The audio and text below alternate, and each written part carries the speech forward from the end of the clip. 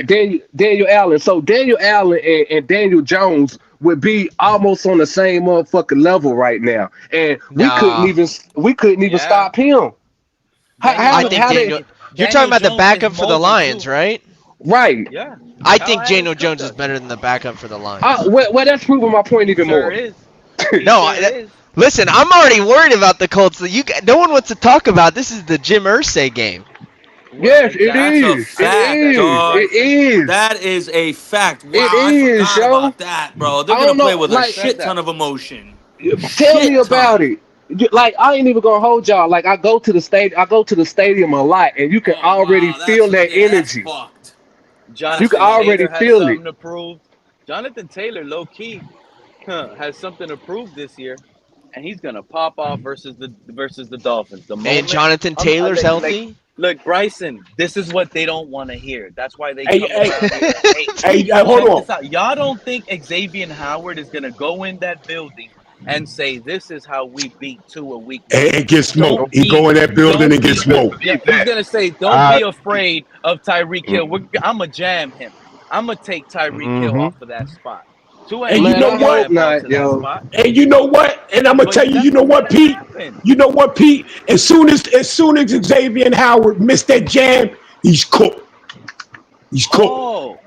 Ain't no making it up. Ain't no makeup. Ain't no more makeup with Xavier Howard, bro. He ain't making up no more distances, bro. He ain't doing that no more, bro. So forget that. Did you forget about the issues last year? If you have two safeties back there, Tua ain't going through it. So he You ain't gonna can't take- exploit that. He ain't gonna Right. exploit that whole jam release that Tyreek Hill just did. Hold Even on, though bro. Tyreek Hold Hill up. beat the jam, it's cover 2, bro. It's cover 2. Tyreek Hill was running a slant. He's still gonna get 8 and up right there. It's a hospital ball coming to the middle.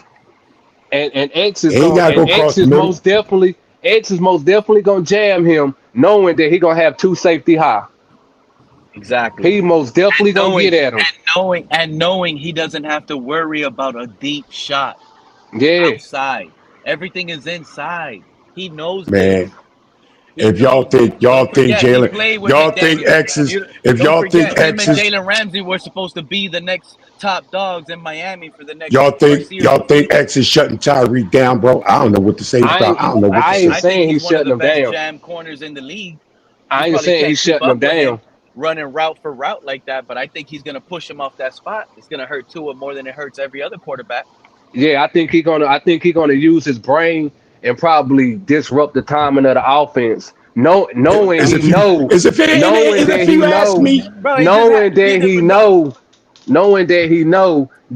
this offense is a rhythm-based offense. Thank you. He's seen it. He knows the routes with Tyreek. He's went against Tyreek in practice. If you ask me, I think X. I think X when it's going to be time for for when they blitz and they're gonna have to be 1-on-1. I see X playing off of Tyreek, bro. Simple as that. He ain't gonna have too high all the time, bro. He's going to be locked with Tyreek 1-on-1, and he's gonna give Tyreek room, bro. Trust me. No, I don't trust you. No, I don't trust you. I think X is. Yeah, I'm not trusting that either. Okay. I'm not trusting it. Y'all act like nah. If we're gonna be honest, nah. Hold on. If you're gonna be honest, if you're gonna be honest, bro. If you're gonna be honest, Pete, you do it like this. If you're gonna be honest, bro. If you're gonna be honest, bro. Now,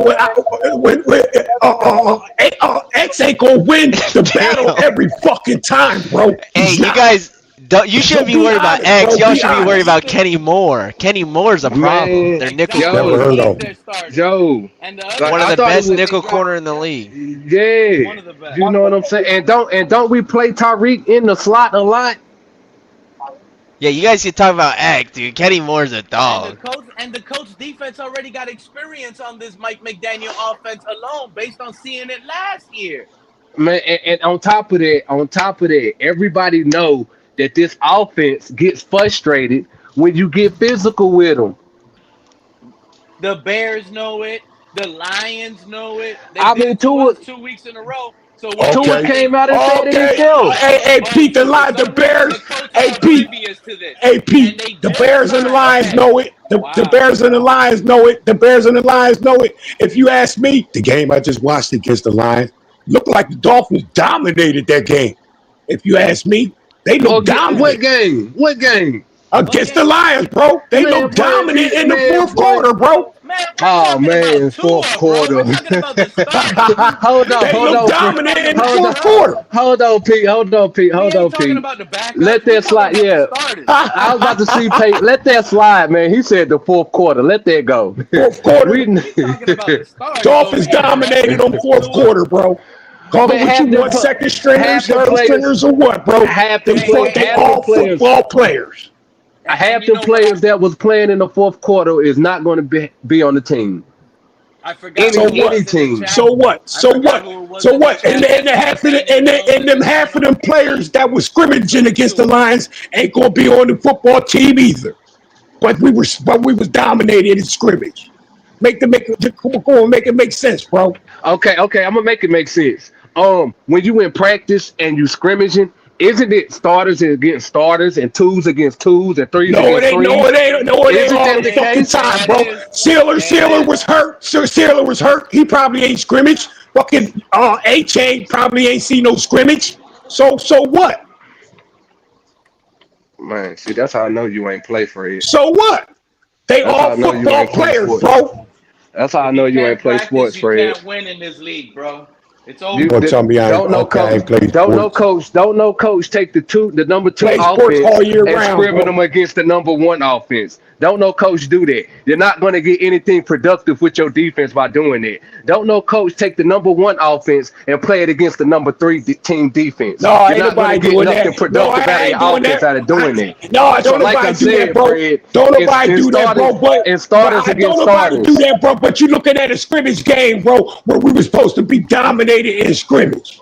But ain't no fucking starters or nothing playing. No.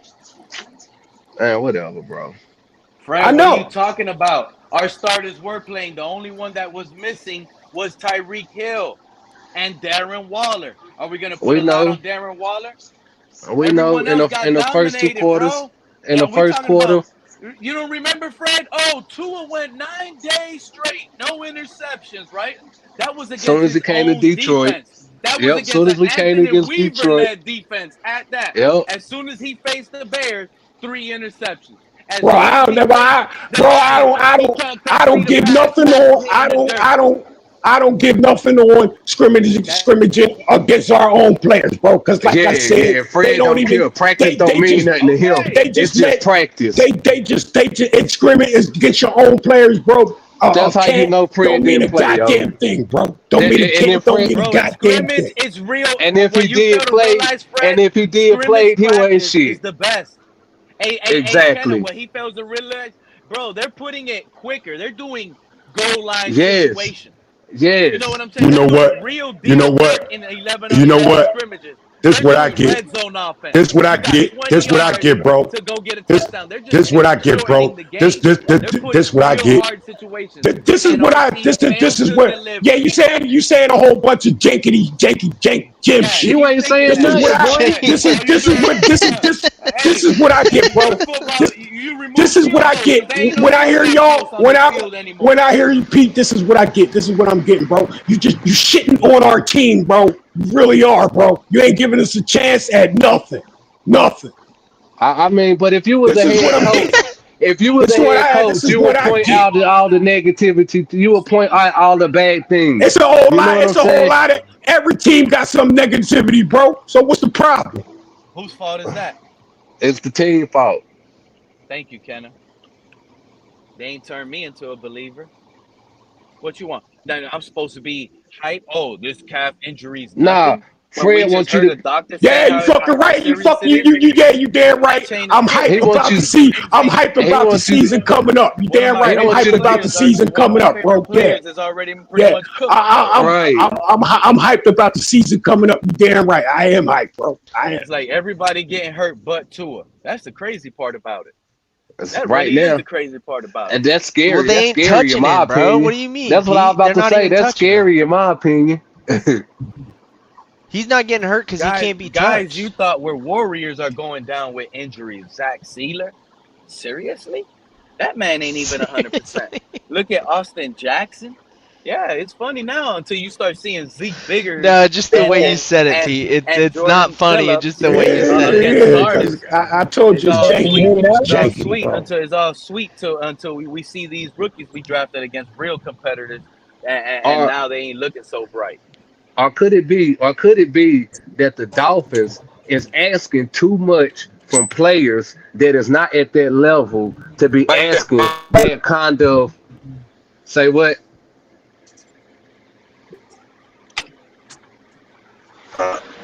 Cap went in and out. He broke up. Oh, but yeah, cause I mean, think about it. Everybody else is breaking down around Tua. What is that saying? This team is pushing everybody else to be the best that they could be, and we starting to break down. Yep. That's not looking good for Tua. I even knew that it's not. And you know what? I'm glad you said that, Kenna, because now it brings this topic in my head, to be honest with you. Should Tua play the first half versus the Jaguars with his backups, all his backups? I think Tua should play the first half with Ollie Gordon, Malik Washington, Taj Washington, get a little bit of Jalen Waddle, but you already got that. Yeah, to get some continuity with him. Yeah. Play. Prepare now. I don't want him. I don't trust him. He won't get hurt. It's coming. Right. I don't trust him. Don't sit here and say, oh, Tua now has to learn the offense with the backup guys, and we don't have time to lose games right now. But see, that's how you know this team right. That's how you know Tua is not that dude, because I'm thinking about what we talking about right now. Joe Burrow even just said that yesterday, bro.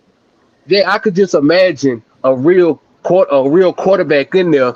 Now bring the second team in. Let me get some reps with them too.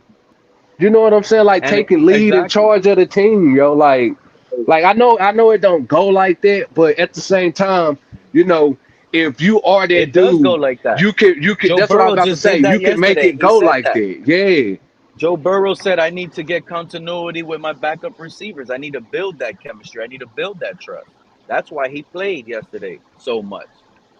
Facts. Like that's stand up shit. Yeah, that's stand up shit. Like we don't only shit that we see Tua do that we can say is stand up is fucking interview shit about saying something, not about doing something. And I said this early in the offseason too, Kenna, with the people up here on the panel.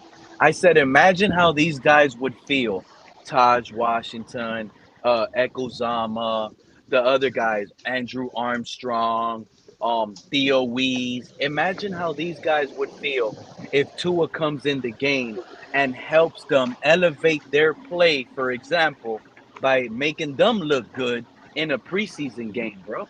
Oh man, they'll be livid. They don't want to deal with backups. They want to look good if they, you know what I'm saying? And Tua will help them look good, but Tua ain't doing that. Those guys would love nothing more but to play with the starting quarterback in a preseason game so they can show their talent to the best ability with no lack of quarterback play. Because a lot of these guys in preseason, you know, they be open. They're wide open on their play, and they don't get the ball thrown because that quarterback was trash. So what they got on film is their route. They got their route. You right there. And they got their route, and they could tell the other people, I was open. This is the quarterback that didn't throw it. That's all. So y'all just heard Pete call Wilson and Ewers trash. No, we said Tua trash. Most backups are trash. The Dolphins signed another corner. That's another flip flop right there, bro.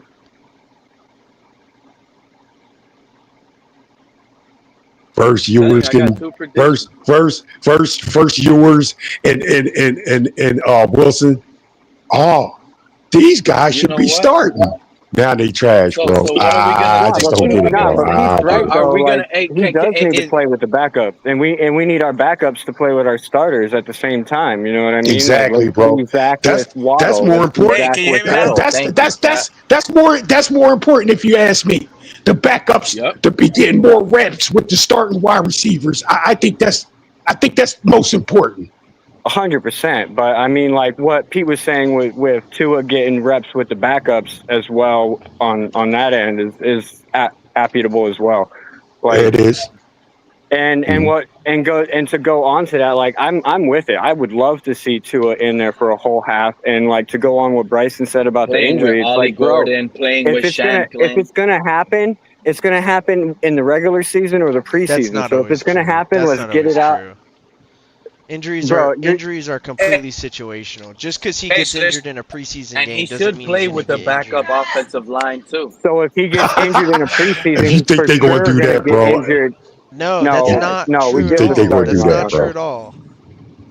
Just because he got hurt in a preseason game does not mean he would have gotten hurt. That's not how that works. Hey, let me say this. I think if Tua was a decent quarterback, bro, if he was any kind of decent quarterback, he could play with a backup offensive line. You know, a little. I ain't gonna say he's gonna look, you know what I'm saying, like tremendous. But if he was any kind of quarterback, bro, he should be able to play with a backup offensive line. Yeah, Well, the reality either way, is that he Fred, can't, though. I don't care who's behind center. We need a fucking better offensive line. That's just the facts. Hey, man. Hey. Like I say, bro. You win this game in the trenches. Everyone wonders why we're so understand soft. that. It's because we lose in the trenches every fucking year. I understand that, bro. But like I said, like we look at the Detroit Lions. Some would say the best offensive line in the NFL. Bro, they've lost. They've lost. And you want to know why they lost? Do you want to know why they lost? Yeah, they had because they was outplayed, bro. Because they was outplayed. They had Simple as that. 18. They had like 18 players on IR from just their defense.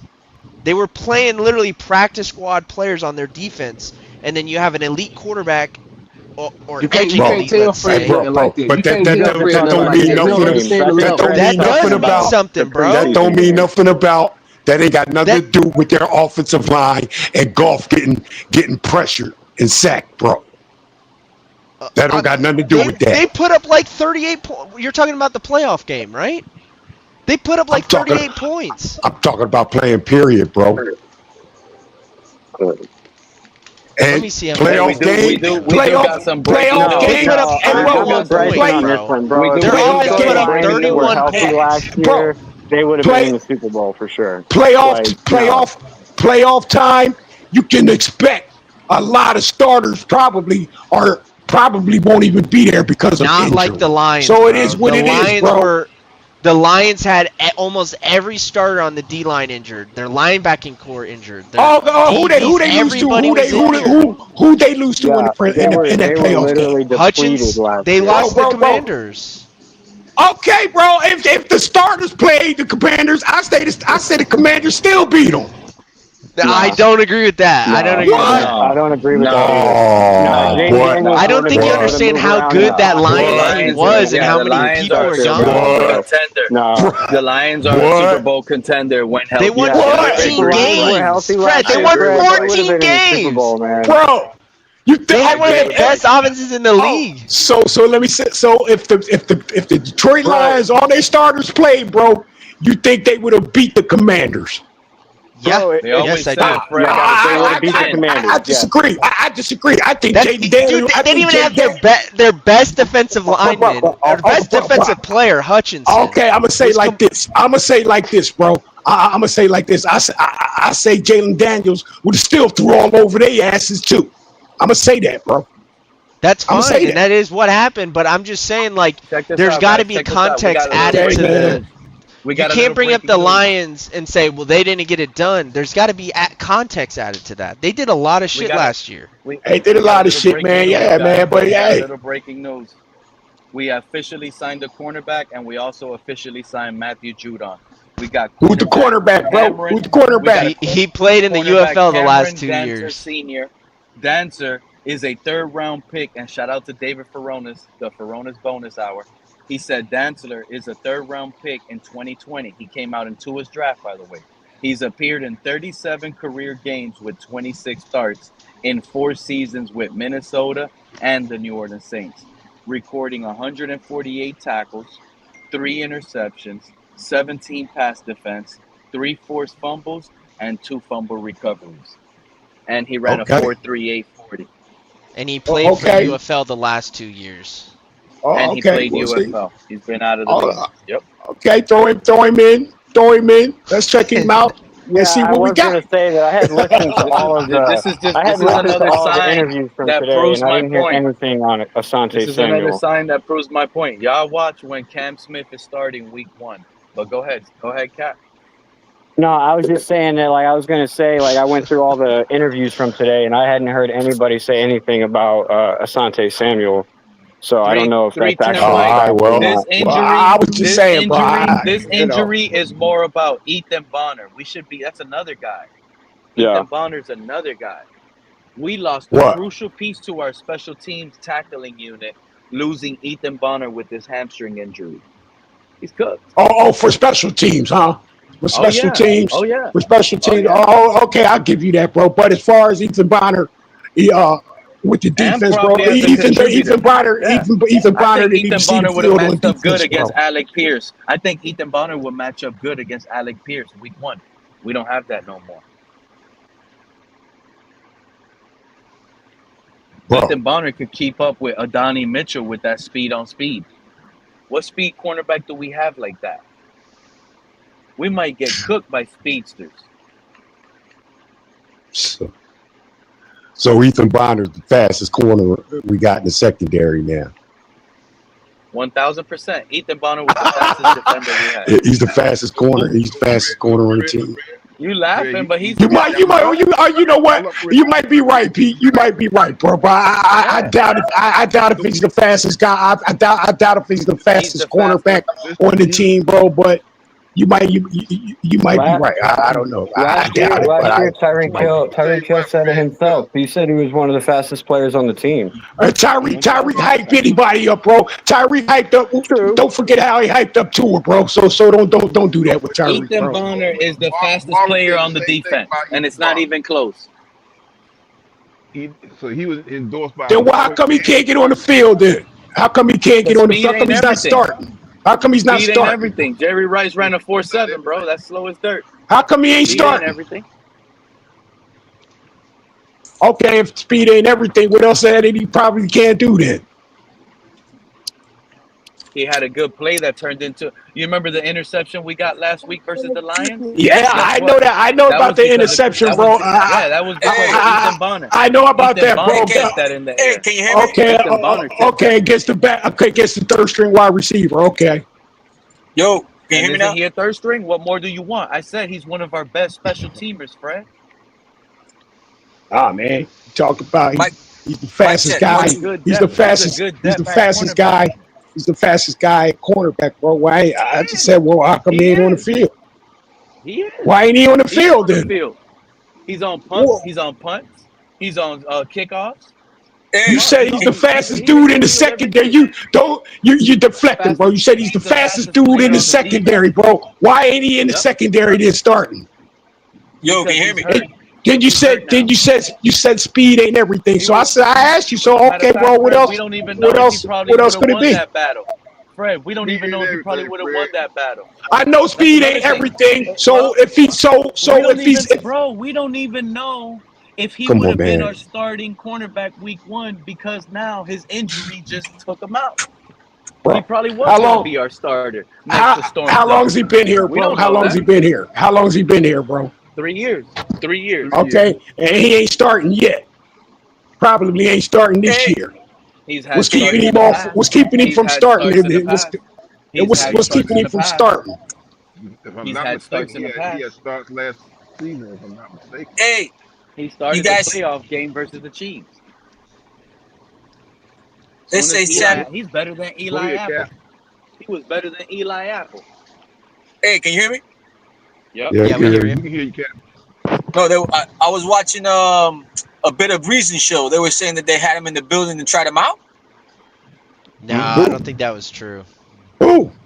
Oh no! Didn't I tell y'all earlier? I told y'all earlier that was Cap. Barry Jackson tweeted out, bro. No, I'm saying he just had a show. That's his thumbnail. It says that they tried him out. Yeah, I don't know, man. All the beat reporters I went through denying all that the interviews from today from coaches and players that came out so far, and I haven't heard a single thing about it. And I figure at least you seen the show, right? You seen the title of the show, right? I did see the title of the show, but like, there's a lot of clickbait too. You can't trust everything you see on the internet. You know, I Listen mean, to Barry Jackson, and you TD tell said it me, Cap. himself. He's like Listen. he's made names because it was clickbait. This is just to coming get out of people to click. This is coming out of Barry Jackson. This is what he tweeted out 2 hours ago. Dolphins have kept in touch with Asante Samuel Jr.'s camp as due diligence. As we've reported since mid-May, Samuel Jr. has interest, but there has been no visit by Samuel to the Dolphins headquarters, and he's not there today, and he's not scheduled either for a visit. The agent is declining to say if he has medical clearance after neck injury. That's where it ends. That sounds like if all else fails, go to Miami. Yeah, I'm with that one. You know That's what? exactly what that sounds like. Yeah, because that's what we deal with. We deal with busted up players. We get another corner that goes down by week 3 and insert Asante Samuel. Hey, you know Omar Kelly. Shout out to Omar Kelly. Y'all remember Shout out Dante to Omar. Culpepper? Oh, I love that guy. Whether that was the wrong pick, I'll stand on that hill. I wanted Dante Culpepper over Drew Brees, and I'll never be afraid to admit it. No, I'm not talking about that. Person I'm not around talking me about in that. Miami when I was living there on the block, everyone else wanted Dante Culpepper. Every park you went to in the city, everyone wanted Dante Culpepper. And we ended up giving him, but we got him when he was all banged up. Yeah, I wanted Breeze too. So did y'all hear what Frank Smith said about Darren Waller? No, what'd he say? Basically confirming that you're not going to see him until week 1. They're just he's the type of guy. He comes from the Raiders where he's been plugged into every position, so we don't need to worry about seeing that on the field. We need to worry about focusing on his physicality and his making sure he's ready to actually play. So that means run blocking. That's pretty much what that means. Yeah, needs to run block better. I thought I seen the Giants using Darren Waller, bro, out wide, bro. But we already got I'm not mistaken. He was blocking a lot. Yeah, but in New York, what forced him into retirement was the fact that he was blocking more than he was lined up out wide. No, but here's the thing: we got to run block a tight end in Farrell. He said he's a nasty run block tight end. Julian Hill. But Farrell. That's telling your offense though. I would watch might out not for make the roster. I would watch out for Tanner Connor to slide in there somewhere. I wouldn't be surprised. That's what I'm saying. Telling your That's offense. where I'm at That's with telling your offense. You got to sub in every time you about to run. You got to sub them out. Like that's telling your offense. Ain't that the problem we had with Gesicki here? Not if you keep it like on a consistent flow where it's not so much like you're subbing in to run a type of player, but you're subbing in to keep players fresh. If it's like that, then it makes it wouldn't be as easy to read. But you know what I mean? But that still comes on gonna Mike show your McDaniel. hand. You still gonna show your hand though, bro. But Kenna, what you saying about Gesicki, Kenna? That he was a telltale of the offense. Every time we subbed him in, it was a pass play. I'm totally with you on that. But also, Mike McDaniel didn't know how to use Gesicki. Gesicki wasn't a blocking tight end, bro. He was a catching tight end, and he didn't know how to use him. But Mike McDaniel learned how to use the tight end position last year with Geno Smith, and he was a product of that. So, have a little bit of faith that he will be able to use the position a little bit better. We don't have no running game. I keep telling you guys, forget about all that running these fans say every day. We're going to be a happy team. We're gonna have a running game. Like we're gonna have a decent running game. We're gonna have a better. Because McDaniel said that I'm going to get a running back because he wants to open up a running game. McDaniel said that. Ollie Gordon is most likely going to be our third down in our goal line back. Exactly. That's Bryson saying that. So where's that leave Jalen Wright, bro? So where's that leave Jalen Wright? That may leave Jalen Wright behind. Devon Achane in the slot, you'll see Jalen Wright in the backfield. Yeah. That's poor, bro. Yeah, because Ollie Gordon is going to be specifically red zone. is going to He's be a a third. red He's zone gonna be a guy third and down a back third and down red guy. zone All back. that slot talk Red with zone to A-Chain, third down forget back. That role about was it. meant for All that slot talk with Madison. A-Chain, forget about it. That calf strain It just took was. that It out. was. Yeah. It Yeah. was. That It was role was meant meant for for Madison. That was Madison. meant He for was going to Madison. do it. Yeah. He was going to do it well. And I look at it like this: like take Raheem Mostert's stats from the 2023 season and just cut those in half, and that's what Ollie Gordon's going to do this year. Hey, might eat an A-Chain snaps in the backfield and out of the slot.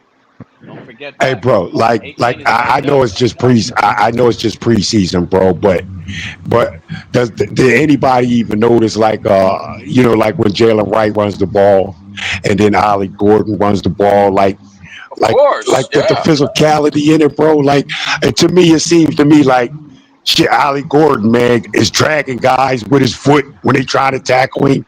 He's moving the pile when they try to tackle him, bro. It's like what Everything's just going. Ollie takes a Everything's step. just going. Everything's just going When forward. Ollie takes a step, bro, that step looks like 3 or 4 steps, bro. It's Yeah, just yeah, you know, he glides.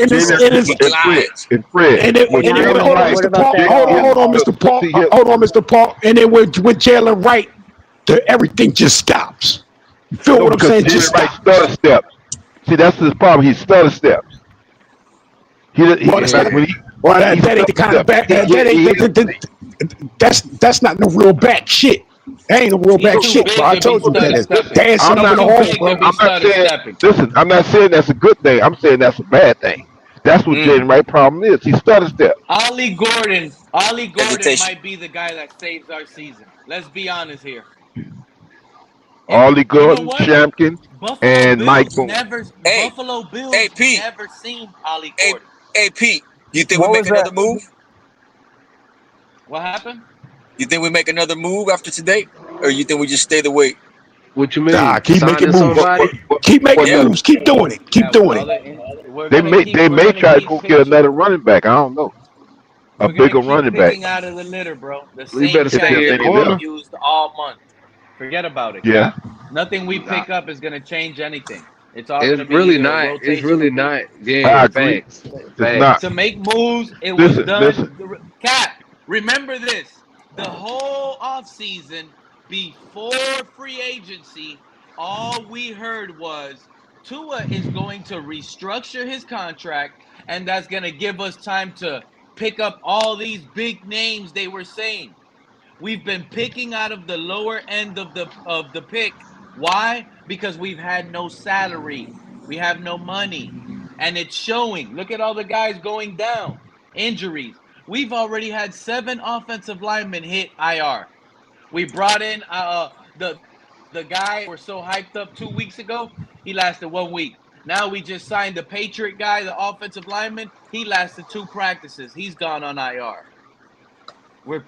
Everybody we get right now at this point, it's just either a camp body or it's someone hoping that they can contribute in small portions. But our team is built. Imagine if you were like in a scenario where you got rid of an Eichenberg and a JP for like that dude from the Bengals. What's his name? Hendrickson. Yeah, bro.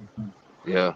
Something crazy like that. That would be like something to save your ass type of deal. You know what I mean? Like if you can. But I'm not letting Greer get how that much will you opportunity. get away with it? Because we're gonna hurt the offense on the other end. Because I mean, we need all the bodies we can get on offense. Eichenberg is, especially he's on the one of our line. better ones right now. Remember, Cap, we traded up for Liam Eichenberg too.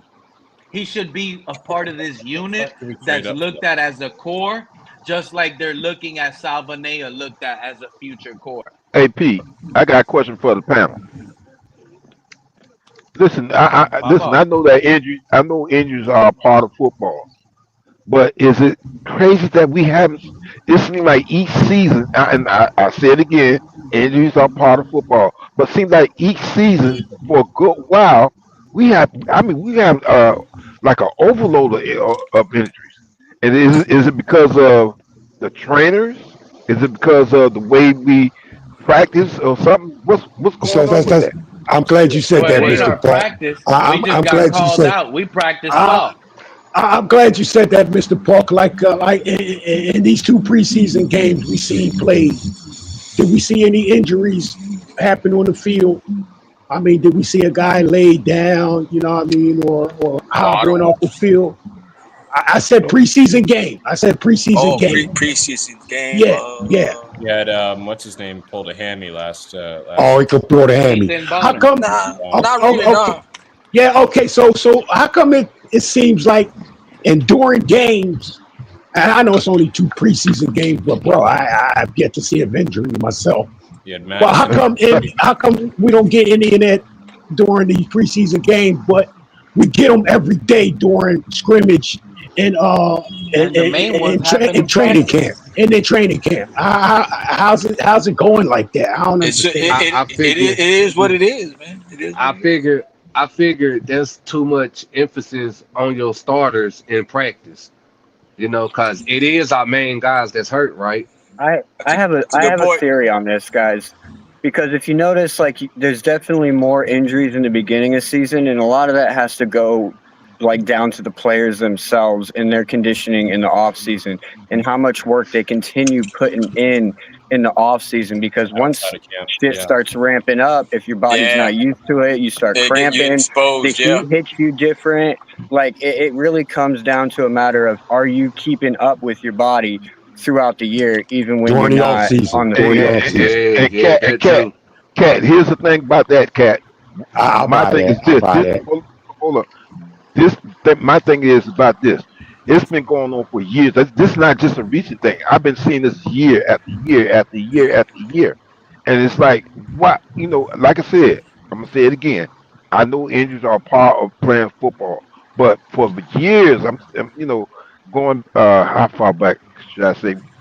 I say even going back to the early 2000s. It was just like it's like an Since overload of Tannehill, injuries. Remember, they were going to give him surgery. Don't get surgery. Then the thing with Culpepper and Breeze, get him a shoulder or knee. It's like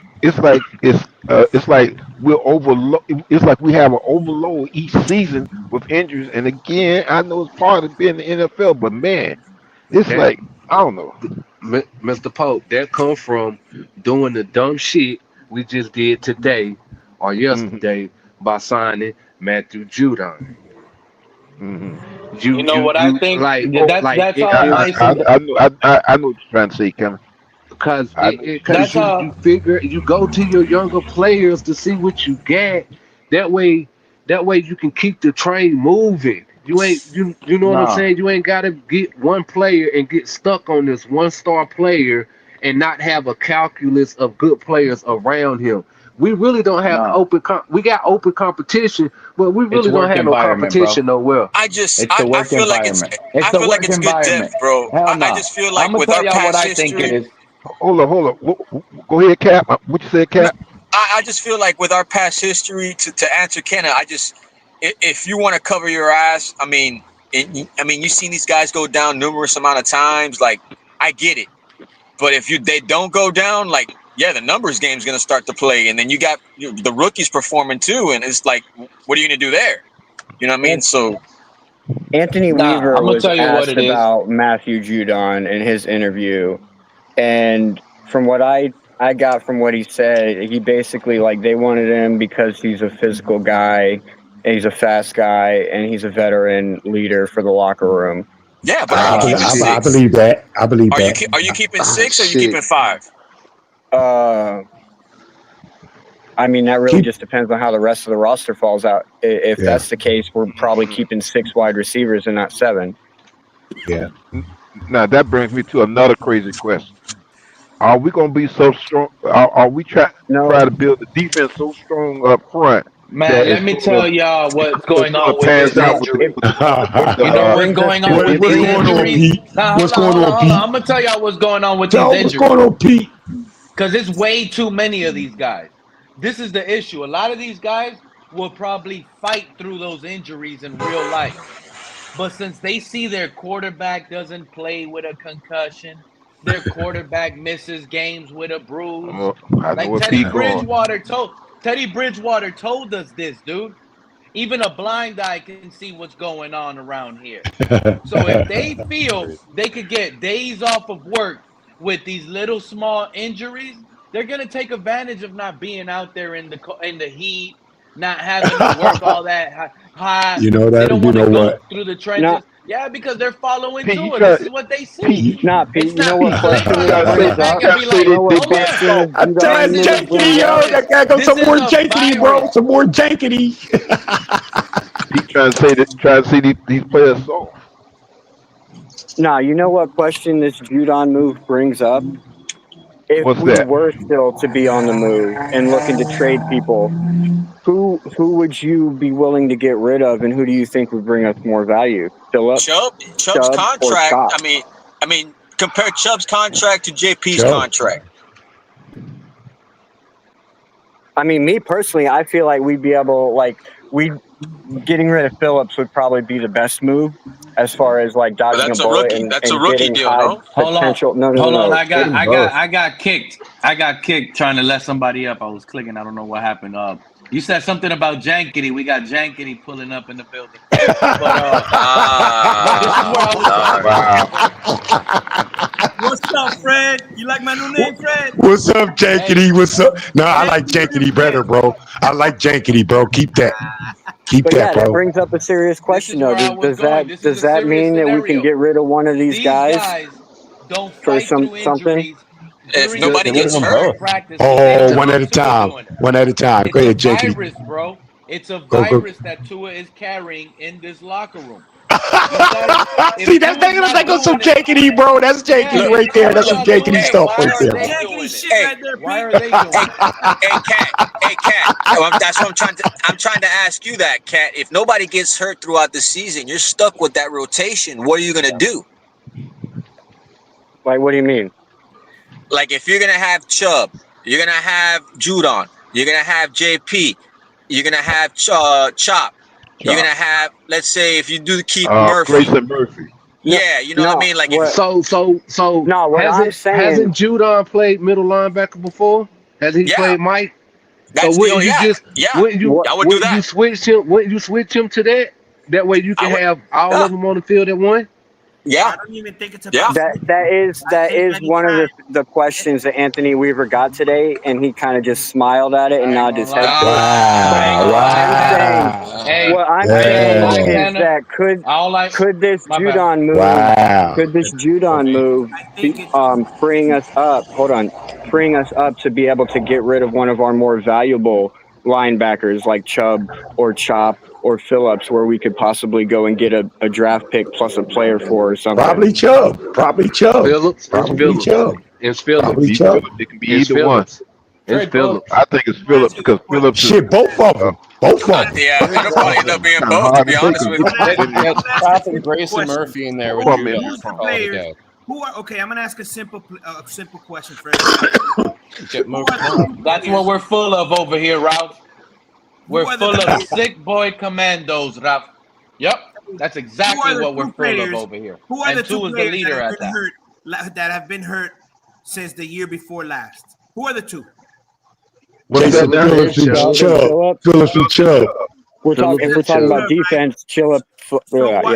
Right. So my question is, what is the problem with bringing in a security blanket in the case that one of them gets hurt? I don't see the problem. I mean, it wasn't Chop supposed to be your security blanket? Isn't that why he was drafted? Yeah, but Kenna. The original question that Cap said was, don't picture them injured. It's already going to injury, and Cap said, all hell. You're down 2 starters. That's a wild. You're down 2 starters. If you were down 1, I'd hear what you're saying. But the fact of the matter is, Chubb didn't play the entire season last year, and Phillips has been hurt 2 years in a row. So Chop could only fill so much. Chop could only fill one spot. Yeah, and if you want my opinion on Chop, I feel like we drafted him so that he could be ready before Chubb is asking for a big contract or before Phillips is asking for a big contract. Yes. If you want my take on it, I think Judon's interview was spot on. They brought him in to show some physicality, bro. And the man can still move, bro. Experienced dude. Just going off of that. Familiar with Weaver and his defense. Just off of that, bro. Just off of that. So we don't know that yet, bro. So You don't which know one that of our yet. linebackers? I Which one know of our that. linebackers is going to see significant play? Then Channing Tindall, Griffin Mason. What's Kenna. To Ashanti, my Cameron Good. Don't forget about Cameron Good, Cameron bro. Good. Yeah. So we got some linebackers that's about to see some action. So who do we? That's 6 deep too. Yeah. So Yeah. who do we come up off of? It Who do ain't we come come up up off off of? of is who about to see some significant playing time as a young linebacker. Oh, man. That's hard to say, man. That's hard to say, man. Somebody's time is going to be diminished, definitely, bro. That would be Chubb. And the question is, whose is it? Whose time is going to be diminished? If you ask me, I say. If you ask me, I think it's Bradley Chubb's time that Put may it be on the diminished a poll, lot. bro. If you Put it on the want poll. my opinion, It's not Bradley my Chubb. opinion on it. I we get? think everybody gets diminished. I think we should be running a healthy rotation of everybody. That way we keep all of our guys as fresh as possible. That's good. And I'm all the gonna way tell through the game. And I'm gonna tell you guys right about that. now what this is why y'all gonna get mad at Anthony Weaver soon. I already called it out. That all these defensive edges sound really good to have, but guess what offenses are gonna do? I can see Jonathan Taylor catching a quick out route, juking whoever they put at outside linebacker, Jalen Phillips to cover, juking whoever they add, Matthew Judon to cover. That's what's going to happen in this Weaver zone. One of these guys are going to have to back up and cover, and they're going to get cooked. Tyler Warren is going to have a huge game against That's all right. Minka will clean it up. You know what? You know what, Pete? Out of them guys you named that would have to keep up with Jonathan Taylor, bro. You know who I have more confidence in doing it, bro? Them guys you just named. You know who I have more confidence in doing that with Jonathan Taylor, bro? I hope you say Willie Gay. No, you didn't. No, it's Judon. I trust him. What? I trust him more. I trust. Listen. Hear me out, bro. I trust Judon. I trust Judon more. I trust Judon more covering Jonathan Taylor, or I trust him more than fucking Chubb, and I trust him more than fucking Phillips. Yes, I do. Willie Gay more than I trust Chop. I think Okay, Willie Gay. Okay, Willie Gay. Who we got at the wheel back? At the wheel spot. Who we got at the wheel back? Because I know Brooks is at the mic. Phillips is on the outside. Got Dawson. So Dawson is at the wheel. I love the accent. It sounds like you're saying wheel. I know, right? But you know what I mean. So wouldn't we move? Couldn't we move Judon there? Middle linebacker. You want Maybe that's what they get ready to do. 60-pound. It definitely expands what we can do. Nah, I don't want Judon at 32 years old in the middle, bro. I don't want that. That's a lot of Why wear and not? tear. I mean, 32 years old, man. But if you got him on the outside, you actually we just already as got much. a depth chart. Yeah, you actually just as much. There you go. Put up that dip chart there. Here it is. Matthew Judon is already fourth on the depth chart. He's not going to stay there. He's climbing up, and he's going to climb up really fast. Where that said, I can't see that. I think fourth. He's labeled as a defensive end. So he on the outside. Yeah. You asking more. You asking more of him. That's him for now. They don't know. I feel like, because I feel like you asking more of him on the outside than the inside. So But Kenner, Judon's outside, bro. That's what his career is based off, bro. As outside linebacker. Has he had some stints at middle? Probably. But his base is outside linebacker, bro. I figured Judon has experience, bro, and is still strong enough, bro. Probably not can move as much as he used to, but I think he can just give you enough, bro. Somebody do it I think he gives you enough more than Chubb and enough and more than Phillips. If that's the case, then Phillips need to go because that means as old as Judon is, he's still more athletic than Phillips. Exactly. We could Exactly. keep. We could keep. Well, Probably still more active. Probably still more athletic than Chubb.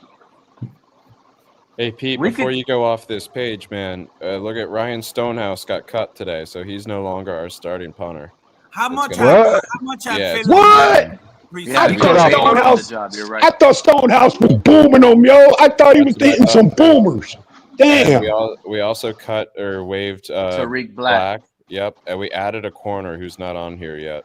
Oh, Tariq Black, that wide receiver, that number 86. I thought he was going to be going myself. Yeah. Here's the issue I was having when you guys were comparing coverage between Phillips and Matthew Judon when they're both in different positions. Both horrible. One is labeled as a defensive end, and one is labeled as a strong side linebacker. Behind Phillips, we're going to ask Quentin Bell to cover or blitz, and then it's Cameron Good. You guys are just like guessing who's a better coverage guy, but it doesn't look like that's who's going to be covered. Yep, we cut Black and Stonehouse. Jalen Phillips was the guy that came out of his own mouth and said, in this Weaver defense, this season I've asked to be covering more.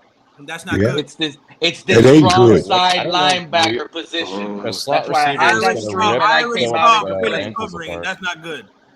Exactly. You know what? That might be why. That might be why Weaver. That might be why Weaver might have advocated for Judon coming, bro. Because he know Jalen Phillips ain't covering nobody, bro. I bet you he knows that. I bet you he knows that Chubb ain't covering nobody, bro.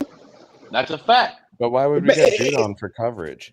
Because, bro, look, man, the man is an experienced dude, bro. He can still move, bro. And believe it or not, I think the man is still strong. The man is strong on the edge, bro. I think he can hold the edge. I think we know we're going to see at least 2 injuries on those in that edge rusher group. So I think it's just depth. Yeah. Absolutely. Yeah. I'm not going to lie. I think it's more about our last 3 these guys not being it. Man. Good grief. Jalen Phillips is injury prone for sure. Yeah, we've lost every year. We lose an edge rusher, and of course we'd like to see Grayson Murphy, step up. But I think Weaver probably still has more confidence in Judon, even over Grayson Murphy, man. Even though Grayson Murphy has shown out in preseason, I think Weaver had more confidence over even Jason Murphy, bro. Hey, can we go back to 2021, 2022 and think about how many times defensive ends have been out hurt this in these years? Forget who the defensive coordinator is. It's the players. Not really. Oh, not even that. I mean, since general manager Chris Greer's been here, that's what he loves to do is go after edge rushers. So look at the amount of edge rushers we've had in and out the past 20 years. Yeah. Ain't nothing wrong with that, man. Keep doing it. Ain't nothing wrong with it. Shit. No, yeah. What they're doing is they're making sure that the strength of the defense, which is our front seven, doesn't get watered down by injury. Yeah. Welcome up, Craig. Melvin Ingram. Hey, guys. That's right. I still think we're getting rid of somebody. Who do you think it is? He's going to be a big contract, small contract, big contract. Who you think it is, Craig? I honestly think it's Phillips. I think he's gone. That's my pick. Jalen Phillips, bro. Jalen Phillips. Because you can't resign him with him having these 2 major injuries. I'm sorry, you can't. Yeah. Well, hold on, Craig. Chubb's had 2 major injuries too, bro. 2. And get both of them. Hold on a second. How many years into his contract is Jalen Phillips? Can they not franchise tag him? I think you're right. I think they could.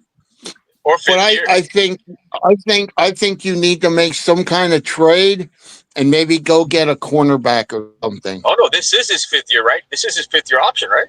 Coming into 5th. Yeah. Okay, so my question is, if that's the case, if you could play him on a 5th year option, then that right there should eliminate the question of is it Phillips or Chubbs?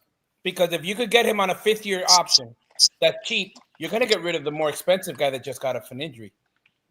That's true. That's They're Chubb. both expensive. Okay. That makes sense. But now Here's my thing. Get rid of them both. Yeah, but here's my theory. Hey, Fred, I'm not jealous here. I'm being honest. No, I know. But here's my theory on that. Then why would you keep them out all year? Keep who out all year? They kept Chubb out all year. Yeah, well, hold on. Number one, the injury was significant enough to keep him out all year. You're right. Okay, yeah. But I'm saying is, then why wouldn't you just have cut him loose then?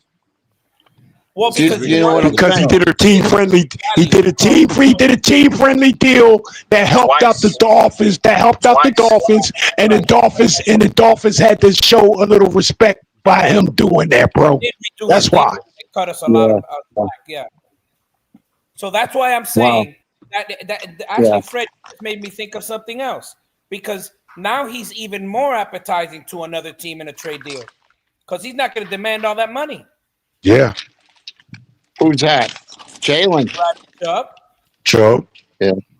Wasn't he got a couple more years left, or is this his last year? This should be his last year, yo. Yeah, I think this is Chubb's last year, bro. It can be done by the trade deadline too.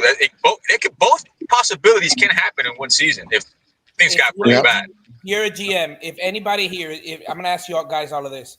If all of you are wearing the general manager hat and you got a team that is a contender, and you know that a pass rusher is one of the things that could get you over the hump, who are you going to go after, Phillips or Chubb? Edge rushers are us, baby. Chubb. That's what I'm saying. Miami has the edge rushers you want. Good deal. I think it would depend on. I think it would depend on where you're at in that progression. Like if you're going for a win now, it would be Chubb. But if you're going for a win next year or the year after, it would be Phillips. Yeah, it'd be Phillips. Yeah, agree. That's what I said. It's just that Phillips's injury history is always going to cause him a problem. Remember, right. But his stats will still be attractive to teams. His stats and possibility and ceiling will still be attractive. And the fact that he's still young. Either or with this addition of this, what's his name? Judson? Like his name? you go and you grab. I mean, you grab somebody. Judon. Okay, thank you. And you got a couple of these other guys. What is it, like Murphy and some of these other guys that are really surprising you? I mean, can you really get rid of them? I mean, you have to almost keep them, no? You gotta keep. Right? You gotta wait till after week 8. After week 8, we'll answer all those questions, in my opinion. Yeah, it's too early, bro. Okay. It's too early, bro. Too early to tell. Yeah, but I still think, knowing that we need a cornerback, I still think we're going to trade one of the two guys. Hey, Cap in the panel, let me ask y'all, do you think, like right now, do you think we need to go after another defensive end pass rusher in next year's draft? Absolutely. Yeah. Thank you. Yeah, for sure. Yeah. Thank you. Yeah, because you got to remember that. We got two that won't be here next year. No, I've learned this new era of football. Yeah, and edge rushers. There's not too many. They're out there that are like, one is not enough. Yeah. You always have to have a lot. Because just remember now, Jalen Phillips and Chubb went down. I mean, almost around the same time. That was devastating. Yes, Cap, let me ask you another question. Say Jalen Phillips plays a whole season, bro. Then what do you do?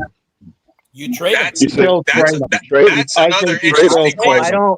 Still trade him, right? Honestly, it depends on his productivity, bro. If he blows it out with the water, I mean, you have to think about it as far as a franchise. Like, man, can we strike now? Because it might not get that good ever again.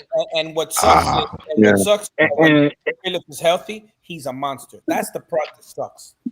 Yeah. If you want me to throw some icing on that cake for you, if he does come out and he's having a good production and he's staying healthy, I feel like he doesn't finish a Dolphin. I feel like we don't make the same mistake we made with Mostert, and we jump on that and get the capital while we can. Yeah. I agree. Facts. I was gonna say that. Facts. Strike while the You know iron's hot. what?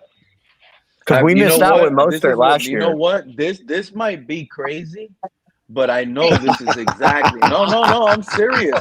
It Okay, might I'm be waiting on it, crazy, Pete. I'm waiting on it, but bro. I'm waiting on it. this Here we is go with the exact. crazy I part. know because I'm thinking like, why did Greer do this? I'm trying to think like, what would this He's move going to make buy? a trade, Pete. I'm telling you, there is a trade in the It's not works. that. It's not that. Nah. Think about this is like having a top flight backup defensive end. Oh, It here we is. go. It is. It You is. know He is. what? I would say that. I would say you was right about that, Pete. Pete, I would say you was right about that. About calling Judon a top flight defensive end, bro. I would believe. I would go with that. I would go with that. Someone earlier said our defensive ends went down 2021, 2022, and they blamed that as an excuse, right, for not winning that playoff or having a better team because all the injuries to the defense. Then we had all the injuries to the offense. 11 starters. Now it's like we've covered ourselves to the most injury-prone spots to have top flight backups at that position. So what do we do with Final Cut though? Are we going to be able to keep everybody we want? Everybody. Nah. We're gonna You let Cameron Good go. Cap. We're loaded at injury-prone positions, and we're gonna take hits at other positions. It's unfortunate, but that's the way I think we're gonna roll. I'm sorry, they've declined it, but I'm still saying we're going to make a trade for some kind of cornerback. And I may be wrong, and if I'm wrong, I'm wrong. No, It might be the one at Kansas City. We just signed the cornerback right now from the UFL. We signed the cornerback today. Who? Cameron. Hold up, I don't know. That means it's Slim Pickens. What's his name? Hold up, I got it. Cameron Dansler, Senior. Yep. How old is he? 4.3. He runs a 4.3. He got drafted in 2020. He's played for the Vikings and the Saints. He had a couple interceptions, a couple forced fumbles. Oh, he's from Florida. He went to. Oh, okay. Well, we'll see what he can do. You guys keep on with this. We need this big time. Like, there's no big time player available. That is over with. I thought Asante Samuel in today. Yeah, Mr. I thought we had Asante. You know what's funny about these guys on the panel? He went to the one in Louisiana. They'll be like, this is what's that's funny the one about he the went panel to? sometimes. Yeah, Like, y'all contradict yourself a bunch. They have a few of those. Y'all St. will Thomas sit here and finals. say, this player is No, injury prone. Joe, it says This player Fort is going to Lauderdale. get hurt. This player is injury prone. Dancer? And under your same Yeah. breath, He went to St. Thomas Aquinas High School in Fort Lauderdale. He's local, Mr. Park. He's local. From what I'm seeing. Hey, what I'm seeing on Who's that? The guy from the UFL. Hey, Craig. The guy from the UFL's local. Yes. Yeah. Hey, Craig, you want to hear the 2023 injury list for the Miami Dolphins?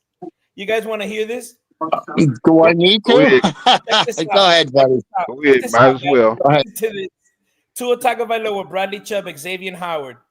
Then we had Deshaun Elliott, Robert Hunt, Raheem Mostert, Tyreek Hill, Liam Eichenberg, Javon Holland, Austin Jackson, and Devon Achane. But that's not a reason for us not to be too good. Yeah. Didn't Connor Williams get hurt that year too? I'm talking Oh about. yeah, that's right. The center. So did. Yeah, he did. Yeah, that was the same year. Well, it'll be interesting. I still think he had a catastrophic injury. I still think we're going to go get a big name backup. Or Samuel was in today. Wait a minute, man. A big name backup corner, bro. What's he going to cost? What's a big name backup corner, bro? What kind of money is he going to cost? Hey, hold up. You know I don't know. It depends what he wants. That's what I'm saying. The Dolphins ain't doing that, bro. They're not going to give nobody no real big contract like that, bro. They better go at the guy that Joe Fish talked about. What's his name? Will Fuller. Is he still available? Oh yeah.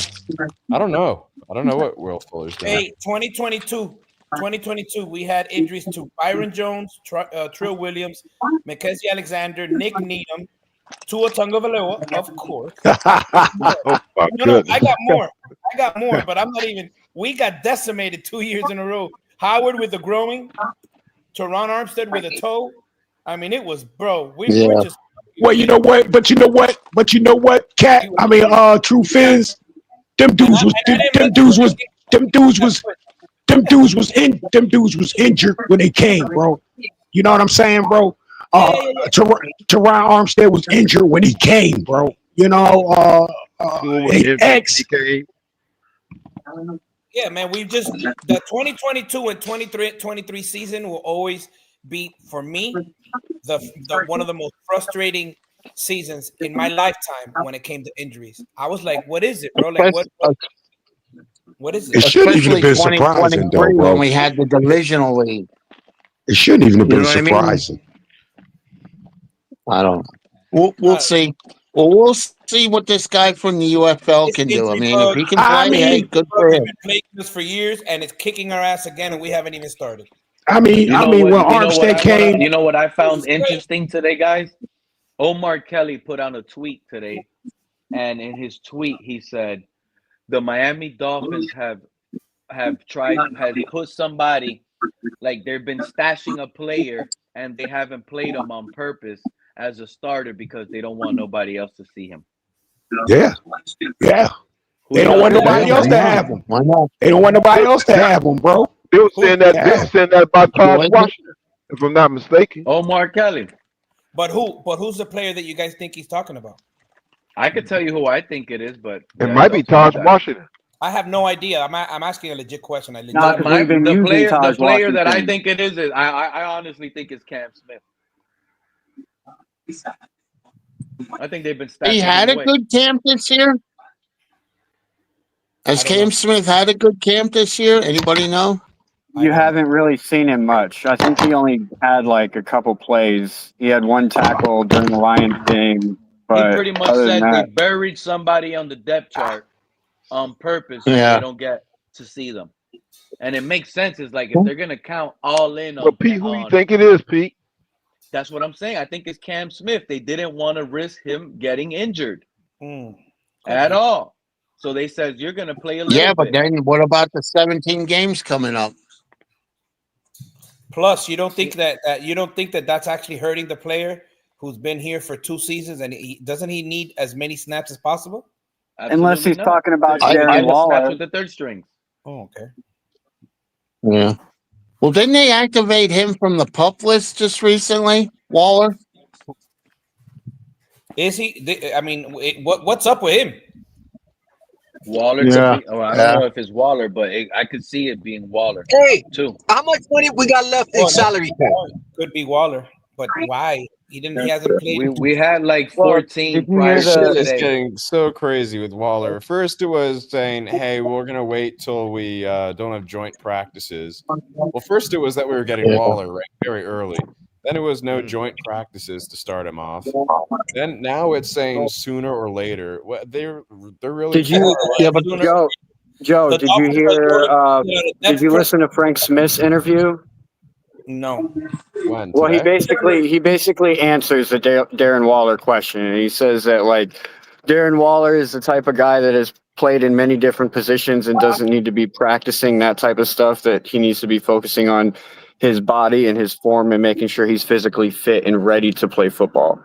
So basically, he said without saying like you're not going to see him till week 1. Yeah, but I have a problem with that. You know why I have a problem with that? We're talking about a man who hasn't played in over a year. We're talking about a man who hasn't been hit, hasn't gotten into football shape, hasn't played the game. In football, you need to start taking the hits to get you back into it. So I hear you. No. I'm just the messenger. Hold on, Cap. Yeah. Didn't we just go through a whole offseason saga between Tua and Tyreek? How Tyreek has to practice more because it's important for this timing offense, having to get in sync. It's not easy. You got to be in tuned and practice every day. Yeah. Tua hasn't got no practice with his so-called number one tight end. No, he hasn't, and that's exactly right. Something's not adding up to me.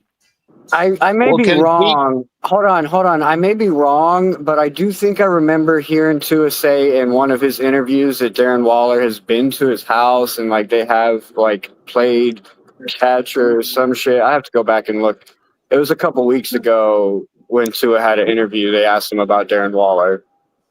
Yeah, but playing catch in the back in the backyard, we all know is the same. No, I totally get you. But like they could still be building some kind of chemistry together, whether it may not be like actual playing chemistry.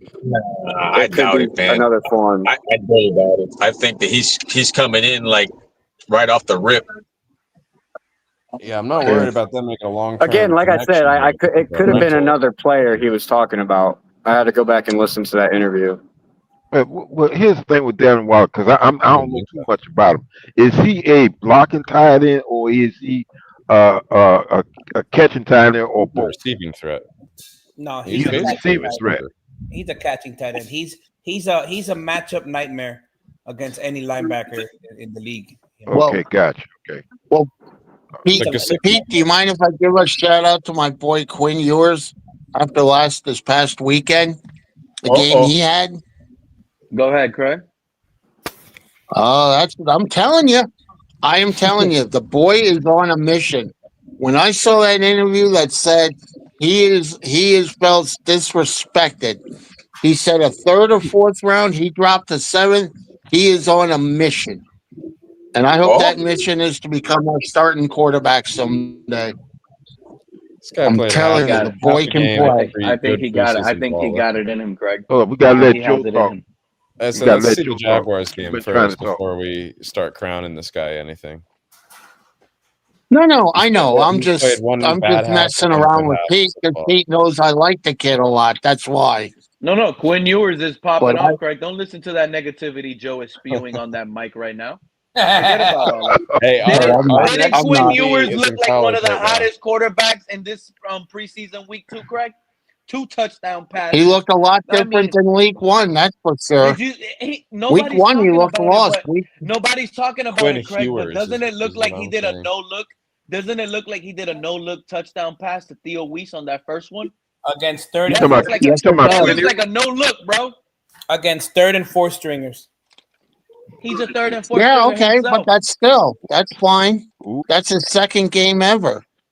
Exactly. That's his second game ever in the NFL. Hey, it's good. He's doing okay. Tua didn't look like that. Not in his rookie year. He's ahead of the curve. Oh Lord. Oh, we'll see. We'll see. That's why I'm high on this season. I get low and I get high. They call it flip-flopping. They call it flip-flopping, Craig. I call it this quarterback has me going crazy. This top flight quarterback has me going crazy. Hey Joe. Could at some point maybe he takes Zach Wilson's position as the number 2? I'm not sure. No, you paid Zach Wilson too much money for that. I'm not. None of them are going to survive the hype might next be year anyway. And then we gotta look where we drafted Quinn Ewers. So he's more. I mean, because where we drafted, he's a development. So I just don't expect him to develop that fast. He's gonna need some time. No. I know. I'm messing around mainly with Pete. That's why. Oh no. Listen, I kind of like him myself, but we just gotta wait and see. I'm not gonna, Yeah. We can't sit here and act like Zach Wilson had a trash game against the Lions. Yeah. He went for 23, 150 Zach Wilson balled out. Zach Wilson balled out. He had a few bad throws, but what quarterback isn't? Yeah. What quarterback isn't? But he missed that wide open guy. Well, right now, Zach Wilson is our most mobile quarterback. Yes. Yeah, he is. Right now. Well, like I said, good about it. Like 4th and 1, if we did, or 4th and inches, or goal line in inches, if we did need to run a sneak, I would actually feel comfortable with Zach executing that. Like I was saying about Zach, he just looked like he fast paced. He looked like he done been through too much trauma. But if he can work out of it mentally, We might have something in it. Oh yeah, that's what I've been Right on saying. that, Ken. I like that. That's With what you said, with Ken. Zach Wilson, it isn't his physical attributes; it's what's between It's the mental. ears. That's what it is with him. That's another thing. So now, does And Eagle It's might the be a part of opposite. Remember earlier I said Tua needs to Eagle. work out with the backups to get more chemistry with them. Now the backup quarterbacks need to work with the starters because they need more chemistry with Tyreek, Jalen Waddle in week 3 preseason versus Jaguars in case Tua does go down. Yeah. But you know what though, Pete? I was watching the game last season when the Miami Dolphins game, and this guy in the up in the booth, he was saying this. If you got 3 quarterbacks on your team, as a coach, you should make sure each one of those quarterbacks get snaps with the first string and what have you. You should make sure just in case of injury. I agree, but they're not going to let people play with Tua's toys. That's the problem. You just mentioned the problem. Or should I say the Achilles heel? Yeah. They don't want to embarrass Tua in that sense. Yeah. You don't want to make them Did you hear what Colin Cowherd said when he said we should trade Tyreek Hill? We should trade Tua for a cornerback. That's what we should do. Trade everyone. We should trade Tua. A hard reset. I'm not a Factory reset. guy, but at this point of, again, what we call the rebuild, I'm trading everybody with the big contract. I'm doing this. I'm starting all over through the draft. And you don't keep Waddle? I nuke it. You keep Waddle? I'm trading Waddle. If I could find a trade partner, I'm trading Waddle. Right? Yeah, I'm a Waddle guy. I like him, but I'm saying, if you're drafting and the way that they're drafting, which is obviously physical, you start this over again. And make sure, like, Tyreek is an all-time player, right? All time. But in hindsight, if we look back at what we gave up for Waddle, for Tyreek, and what we shouldn't have done instead. Yeah, we shouldn't have done it. We should have kept those draft picks. I'm taking a second for Tyreek. I'm taking a second, probably a third for Jalen Waddle. I'm doing all that.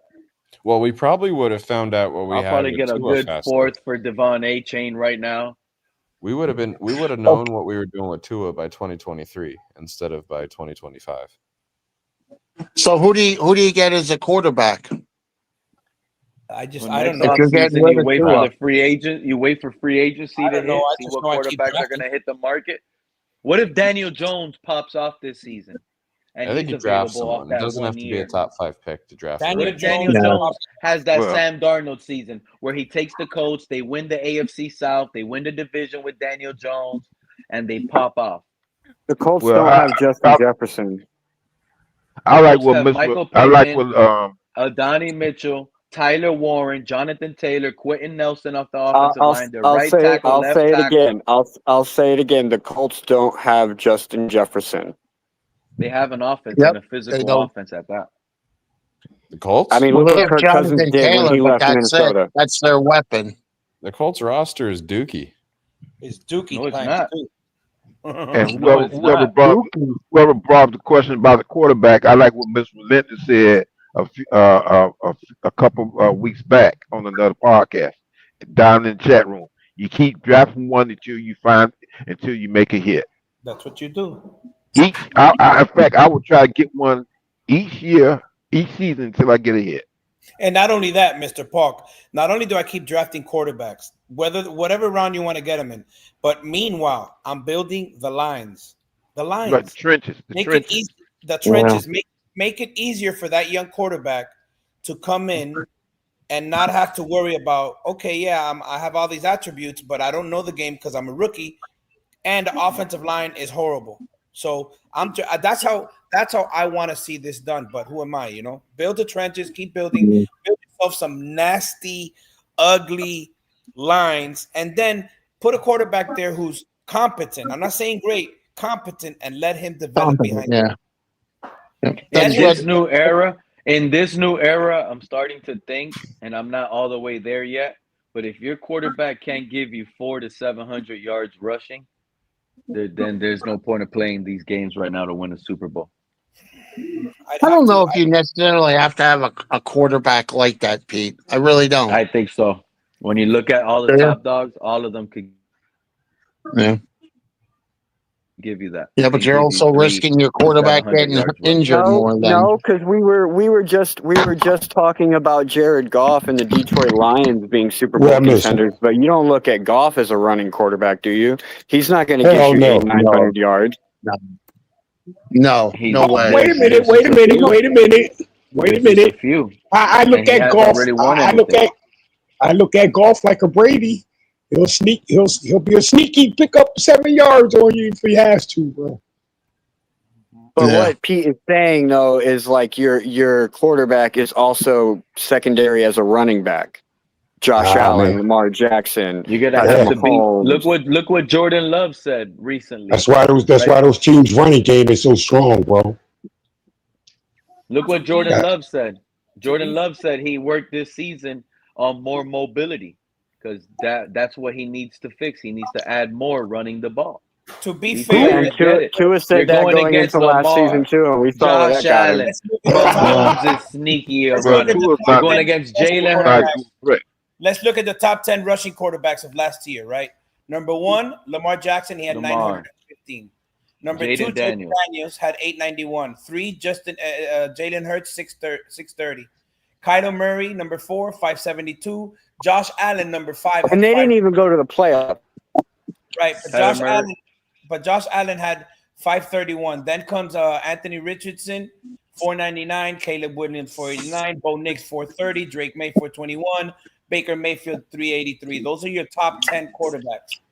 So if you Lamar Jackson, 915 is out of the world, and Daniels too. And their potential playoff teams too, bro. Right, Super Bowl. Look at the great Patrick Mahomes. He only had 307 yards. Justin Herbert behind him, 306. Joe Burrow had 201 yards. Yeah, but those last two quarterbacks didn't make it to the playoffs. But doesn't Quinn Hughes kind of fit? I mean, it's kind of like Mahomes in a way where he's what's the word? He's not really a running quarterback, but no, I can't say that. Who's not? Mahomes is a running quarterback. He just knows when to run it. Mahomes is a running quarterback. Thank you, Pete.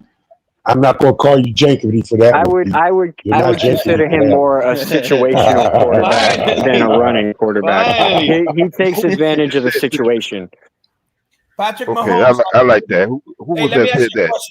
Patrick Mahomes had 307 yards. Yeah. Divide that into 17 games. That's what, 40 yards 24, maybe? 40. How many yards he had?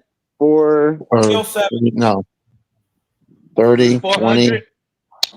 307 yards in 17 games. Oh, 300. That's a lot. That's a lot of yards for a quarterback. 17 per game. 17 to 20 per game. That's 18 yards per game. That's probably 2 or 3 first downs per game on the ground, right? Right. So situation. That's all you need. That's all you need. 4th and 3, 3rd and 4.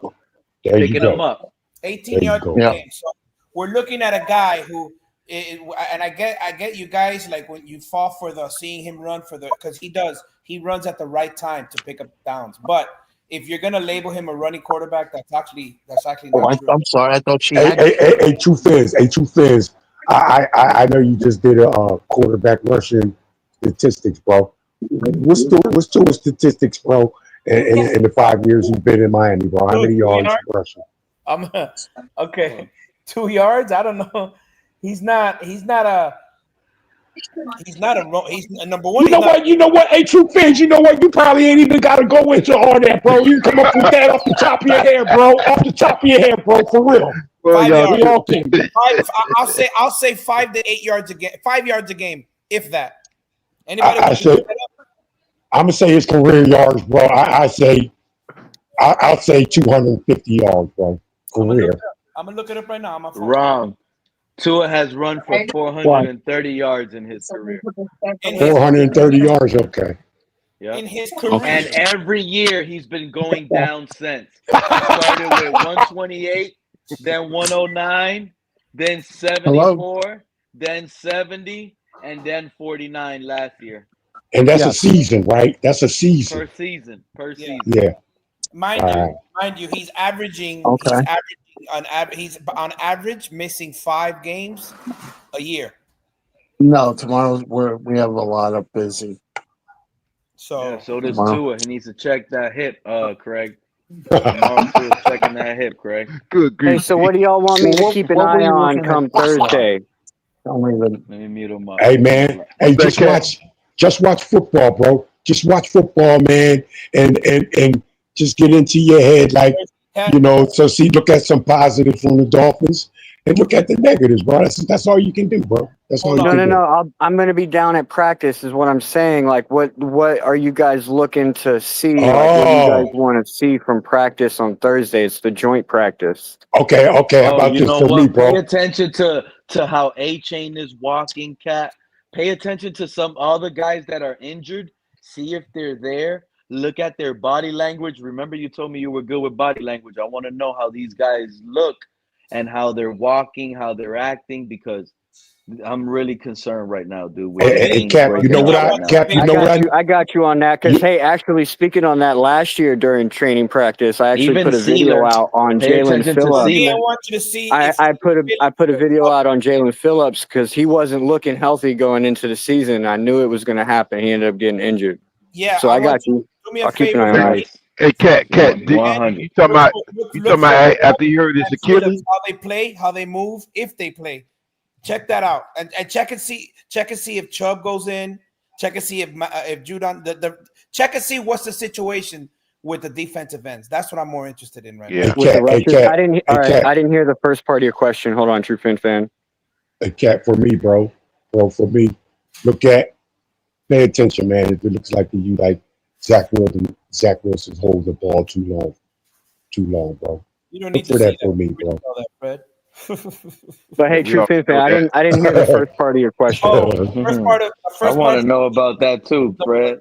The first part is look and see if Bradley Chubb and Jalen Phillips take any snaps, and how do they look? Okay.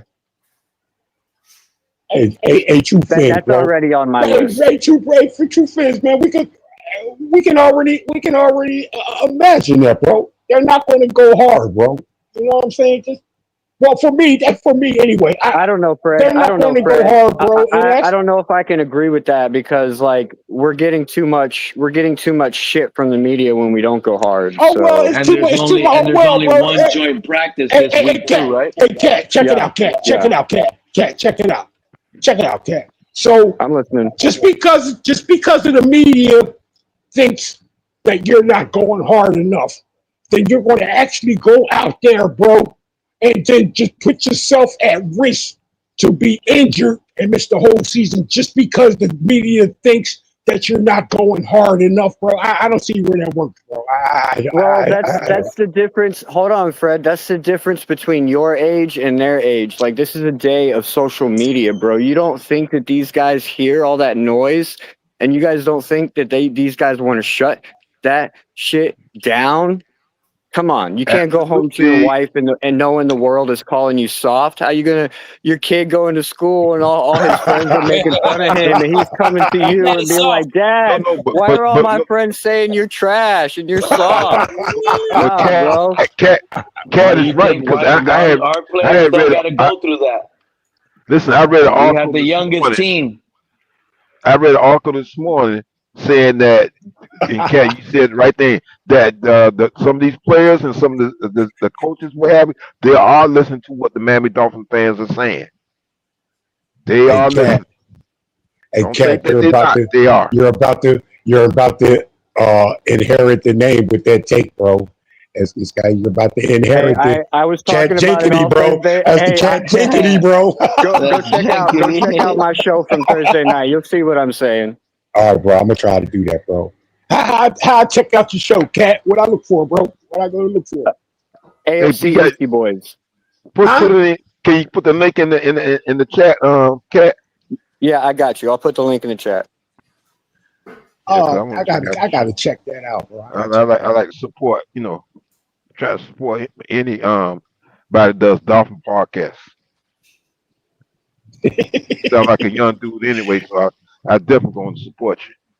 So that go for all y'all, man. That go for all y'all. Y'all come with some of this crazy stuff, man.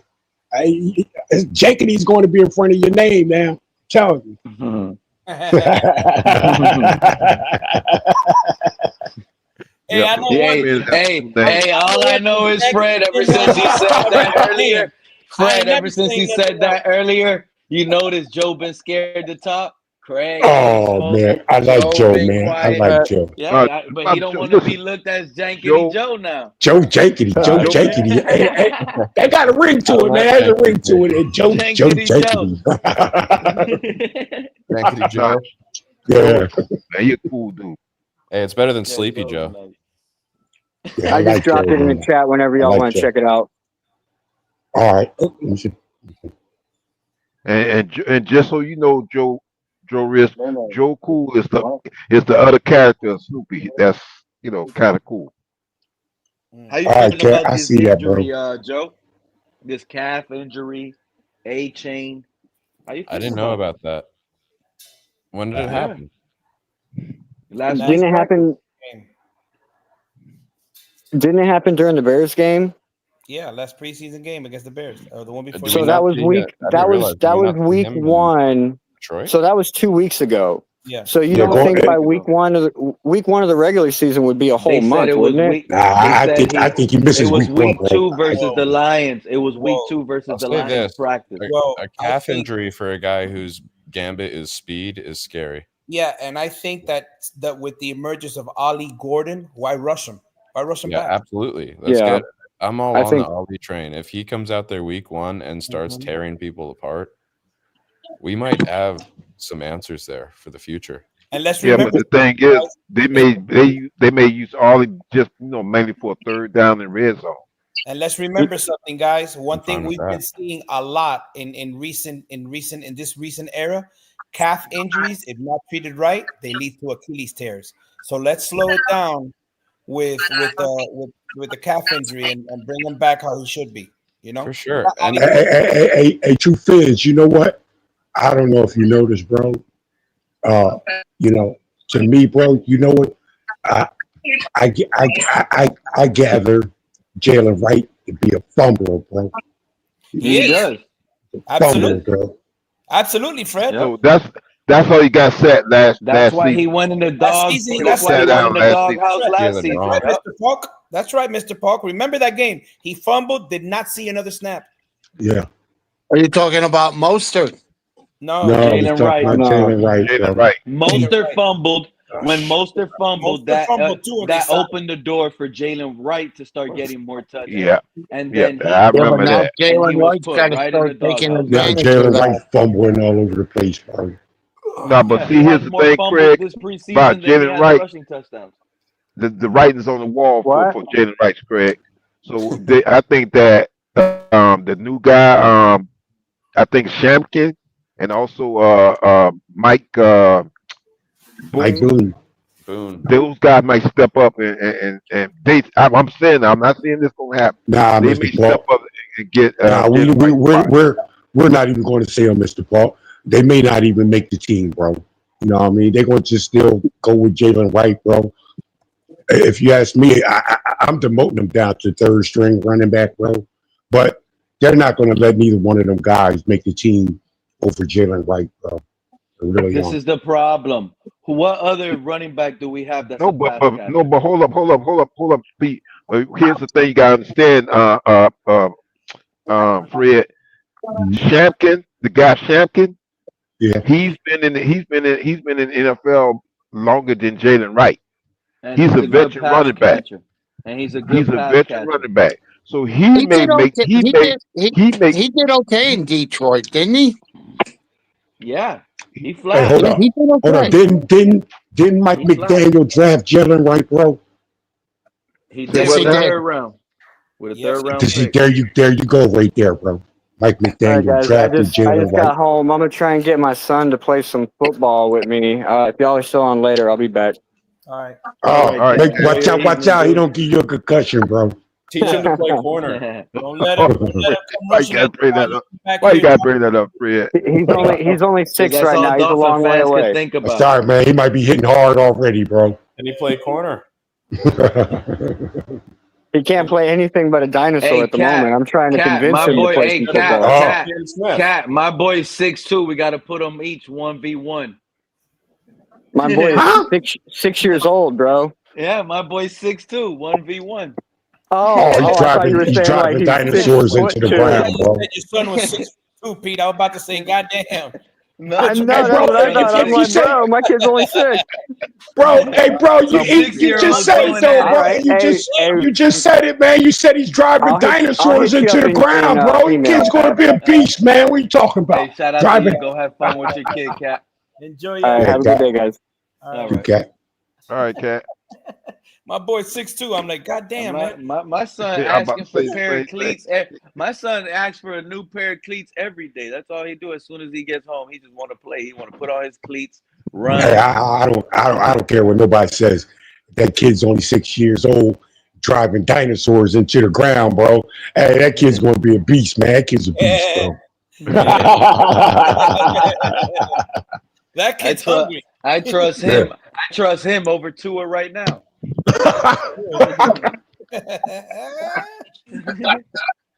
Yeah, my brother's laughing at that. He's here. Hey, what's He's up? laughing I haven't at that. heard you in a minute. It sounds like you're a little bit more upbeat since the last time I heard you. I was concerned. You said you were in the hospital, but how you feel now? Yeah, no, I'm home. I'm home. How you feel now? It sounds like it. That's why I'm happy to hear you like this. But how do you feel now, hearing that the Daniel Jones takes over the starter for the Colts? I'm not worried about it. Be honest.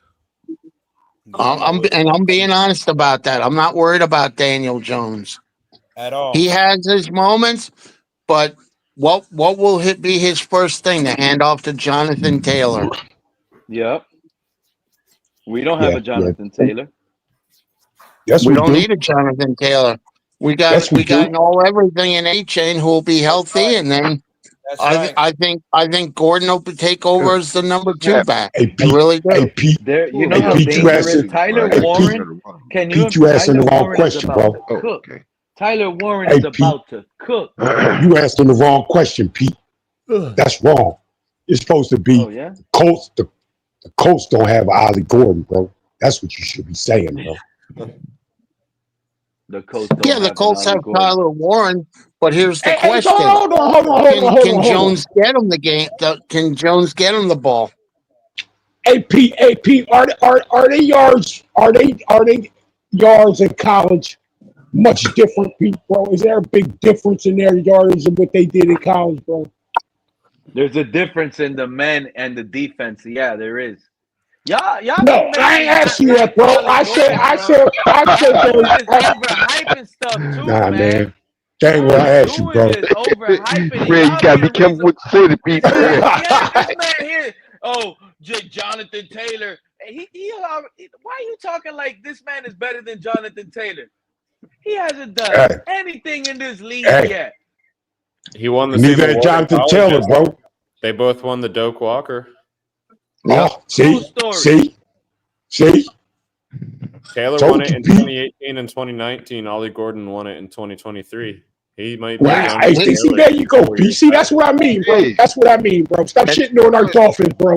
Stop shitting on our Dolphins. All right, I like that joke. Now it's everybody. Doak Walker is a good award. I am on Ollie Gordon, bro. I am on Ollie Gordon. You're right, bro. I really am on Ollie Gordon, bro. I really am, bro. This guy moves a pile, bro. This guy moves a pile. RB1, bro. I'm jolly for Ollie. Picture the future.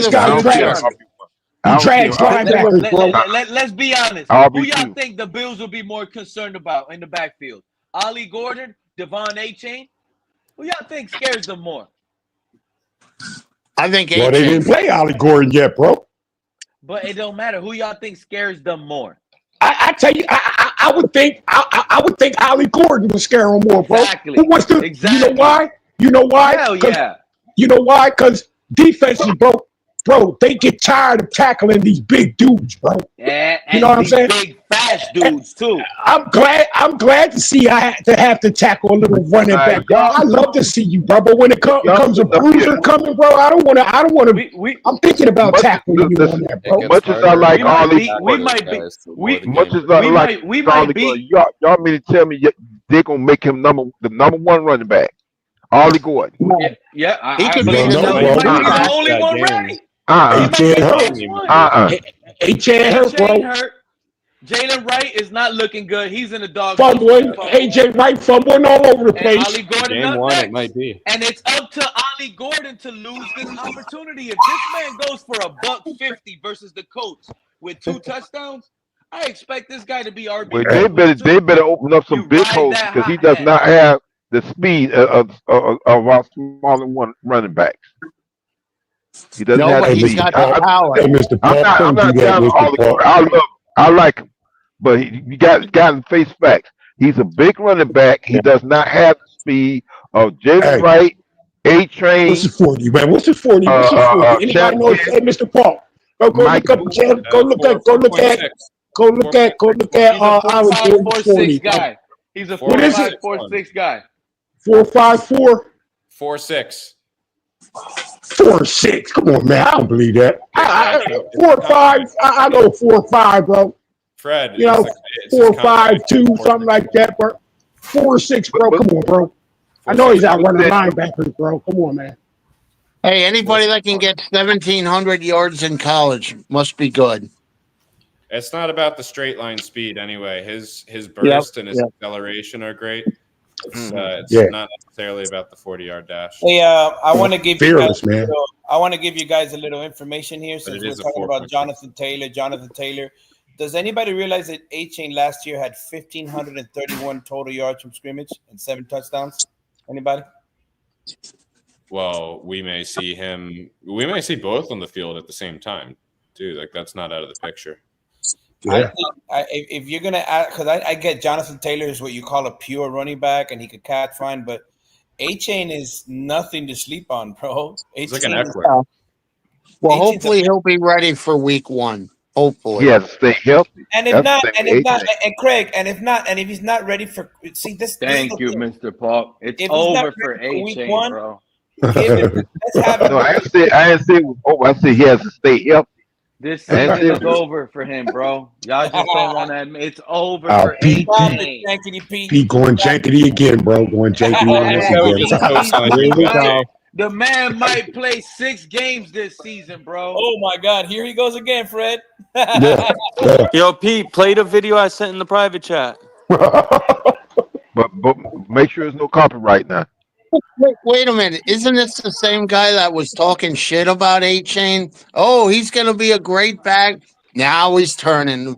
Pete, you flip-flop more than Achane's underwear. That's a good one. That's a good one. I love Craig. But you know what, Craig? You can't get away with that. Are you not aware with new information? That's it. It's over with. It's over. When I was high, did you not hear Jankety Fin up here right now saying, "Look how many scrimmage yards Achane had"? I did all of that already. You didn't. You lying little second. I was already telling y'all that Achane could possibly get 2,000 scrimmage yards. You're a flip-flopper, okay? Man. Come on. I was the one saying, as long as he's healthy, he can get 1,500 rushing with 500 receiving. The man has a bad calf, Craig. It's over. It's not. What are you, a doctor? Are you a doctor? I'm no doctor, but I'm listening to a doctor, and the doctor spoke. Do you want to hear him? You want to hear the doctor? No, I don't want to hear the doctor. I just got done dealing with a doctor last week, so why would I want to hear a doctor? We don't want that doctor getting at the gas station. Well, that's the problem. A lot of y'all don't want to listen to the doctor because y'all scared of the doctor. All you do is scared of the doctor. Dolphins didn't want to listen to the doctor, and look what happened. I'm gonna start calling him King of the Flop. Hey, you know I what? still love you, though. Hey, Pete, I still love you. No, it's all right. Because you know H-Chan need to what, go get it. Craig? Well, I'm Pete, still look gonna what make happened. you hear the Pete, doctor. Pete, Listen to the doctor speak, Craig. Pete, look what happened when they Mr. listen to Park. Dr. Frankenstein. Yeah, Dr. Hey, Frankenstein. Pete. Listen to Dr. Clown. Jesse Hey, Morse, Pete. Craig. Listen to this. Listen to this. All right, guys, Dr. Morris, injury experts. So we've got doctor? an update for Davon Achane. He unfortunately suffered a calf strain in the second preseason game, and that could potentially put his week 1 status. Man, go get a second opinion, bro. Go get a second opinion, H-Chan, bro. Is this a media guy? Craig. Is this AI? Craig, they're trying to talk over the most important part on purpose. They did that on purpose. We don't care Strains about are the unfortunately clickbait. notorious for Listen. slow healing and for re-injury. Just Go get a as second opinion, bro. That's all. You heard that? I wouldn't listen to this guy. Slow healing, fast. He could get re-injured fast. And this happened to Christian McCaffrey, Craig. Keep thinking Yeah, this he is said just a little it happened secret. to Christian McCaffrey. He did say that. Keep sleeping Yeah, on but this. Christian McCaffrey was a lot worse than Devon. Keep sleeping He on was a this. lot worse. Was it Let's put Christian's it this calf? way. I'll worry about it week 1 when it says he's not playing. How about There you that? go, man. All right, there you go, man. There you go. I'm not going to worry about some guy in the media. Oh, wow, he could be hurt and that. Yeah, how many times are these guys? He's not playing today, and then all of a sudden they show up. How freaked out would you be though if Wright's been struggling as he is, Madison went down like he did, and let's say Ollie Gordon was not shining like he is? Would you be worried? Yeah, then I'd be worried. Yeah. Yeah, I'm I think telling That's you. why. Ollie's giving That's us why. that peace of mind. But see, then that's why you brought in these running backs, because maybe one of these running backs could carry the load for a week or two. But It's gonna be. No, but Pete says his career's over. Remember? I said the season is over. Oh. A-Chain's season is over. The season is over. Yeah. Season's Hey, over. Joe. Okay. Hey, Joe. Somebody Just check like it out. He might have a good game here and there, but to his full season to be in a league category in stats or anything, it's not happening, bro. somebody Joe. tape this or whatever you want to say or whatever, because when he's going off and Pete's like, "Oh, he's gonna be back," and that you replay that shit. Craig, you know what's Hey, gonna hey, happen? Joe. You're gonna Hey, get hey, Joe. excited when he has a good game versus the Panthers. In Another week flip 5. flop, Craig. Hey, check Week it out. 5, Yeah, you're gonna yeah, get yeah, excited. yeah. Just for him Check to it out, go Joe. down versus the Just, Chargers. hey, Joe. Hey, Joe. Joe, just pay attention. Just pay attention, Joe. Would you see Ollie Gordon? Hold on, Craig. Hey, Joe, just pay attention to when you see Ollie Gordon dragging guys when he carries the ball, man, this year, bro. Yep. Watch how he drags these Bills players, bro, if he gets to see the field. Dude, That's I'm all. excited. He doesn't I'm dance back excited there. for I Ollie like Gordon. Ollie Gordon is gonna get shut down versus the Colts. No way. Oh, here we He's go. gonna get shut down. Yeah. All right, then Tyreek Hill's going to go off for 200 yards. There you go. Jankety. Craig. Now Jankety. you know what our offense is. Jankety. We have no run game. We don't have a running game. We're not a running team. Yankee ain't coming. Here we go. I disagree. I think we're going to be back to our roots that we were in 2023. Our running game was so strong. It's not gonna work. That's not us. And that's what McDaniel said the offseason. He said that he was going to get a running back because he wants to get the running game back up. That's what he said this offseason. Hey, Pete, I know it's just preseason, right? I know it's just preseason, Pete. And he did it. But, He went and got but Ollie bro, Gordon. but did you see us? Did you see? I know it's just preseason and there's some backups, man. But bro, we outrushed the Lions, bro. You know what I'm saying? Good yardage too, bro. We're good yards. Had something like 97 yards that game rushing. You know, backs was in, backs was out. But bro, our running game looked ample, bro. It really did, bro. It really did. Other than the Jalen Wright fumble, the running game, bro, was looking pretty good, man. So let's just start with that, Pete. So let's just start with that. I mean, that's what I said, Fred. Let's just start with that. Let's not act like he got trapped inside a few times. But doesn't matter. I thought Boone's run Right, was but much Shampkin and Boone did well themselves. Exactly. Shampkin Yeah, did well. We got a They top did a five nice backup. job. But Pete said we got a top five backup, and Zach Wilson's going to lead it to a Super Bowl. So who cares? Come on, man. I don't pay attention to the show. Oh God. Well, it's fun. Nah, I'm It's on it. fun on the I'm on it. I'm on the True Fans. I'm on the show. I pay attention, bro. Sorry, man. Jankety. Yeah. All right, now True Fans like don't what I've seen make from Pete mad when you start yelling now. I know. He's about to start going hysterical. Pete? no. Watch We've this. seen him go 8 carries for 33 yards and a touchdown. Hey, Pete, One put me on reception timeout for right now. 39 yards in the Hey, first Pete, game. put me on said timeout right now. Who was that, Joe? Who did that? Ollie Gordon, his first game was 8 carries, 33 yards and a touchdown on the ground. 5 yards a carry. 5 one yards a reception carry. for 39 yards. Mm-hmm. See, that's not bad for a first productive game. And his And it's preseason. We know it's preseason. Yeah. I know it's preseason. Wait, hold on. Let Joe finish. What you were saying? Okay, go ahead, Joe. I'm sorry. His second game was 10. So he had in his first game he was 8 carries for 33 yards. That's like 4 yards a carry, That's right? 4 yards a carry. Yeah. And a touchdown. 32. And a big reception. His second game was 5 yards a carry on 10 carries, so he had volume.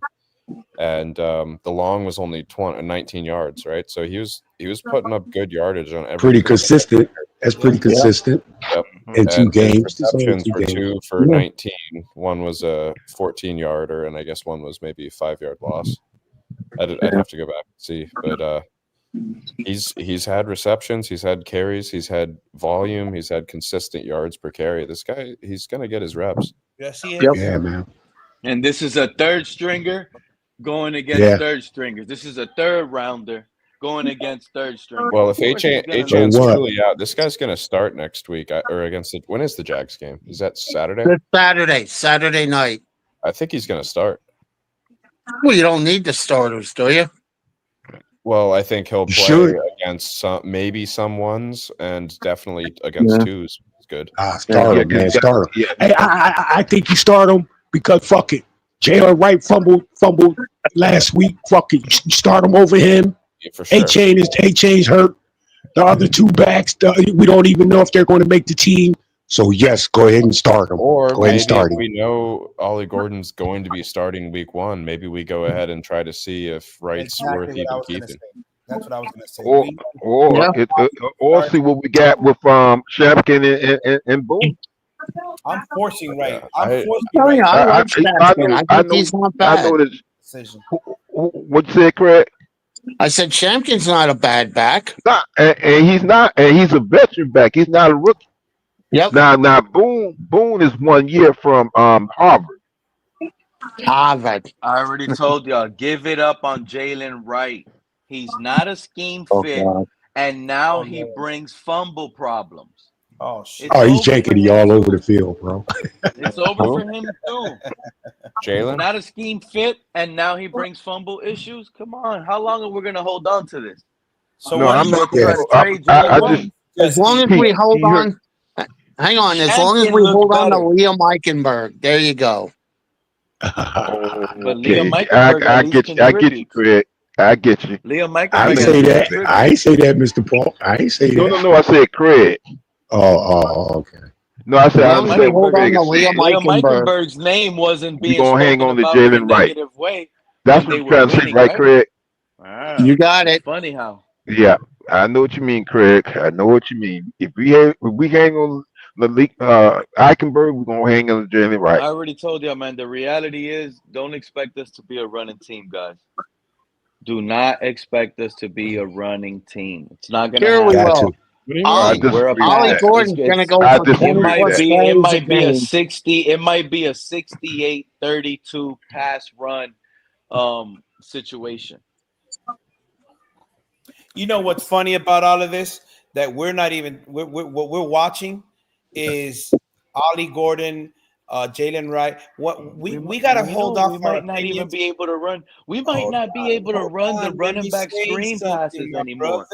Let me Ollie say Gordon What might you not. saying? Ollie Gordon got Let me scrapped and speak, he my got brother. hit on the running back screen. He's not Yeah, I'm good gonna When hear at what you that. fans got when to say. He's too when we big and have slow for that. when we have our starting offense for game one, whoever's in the running back is gonna have it a whole lot easier than they have had it till now because teams got to worry about Tyreek, Waddle, and everybody else.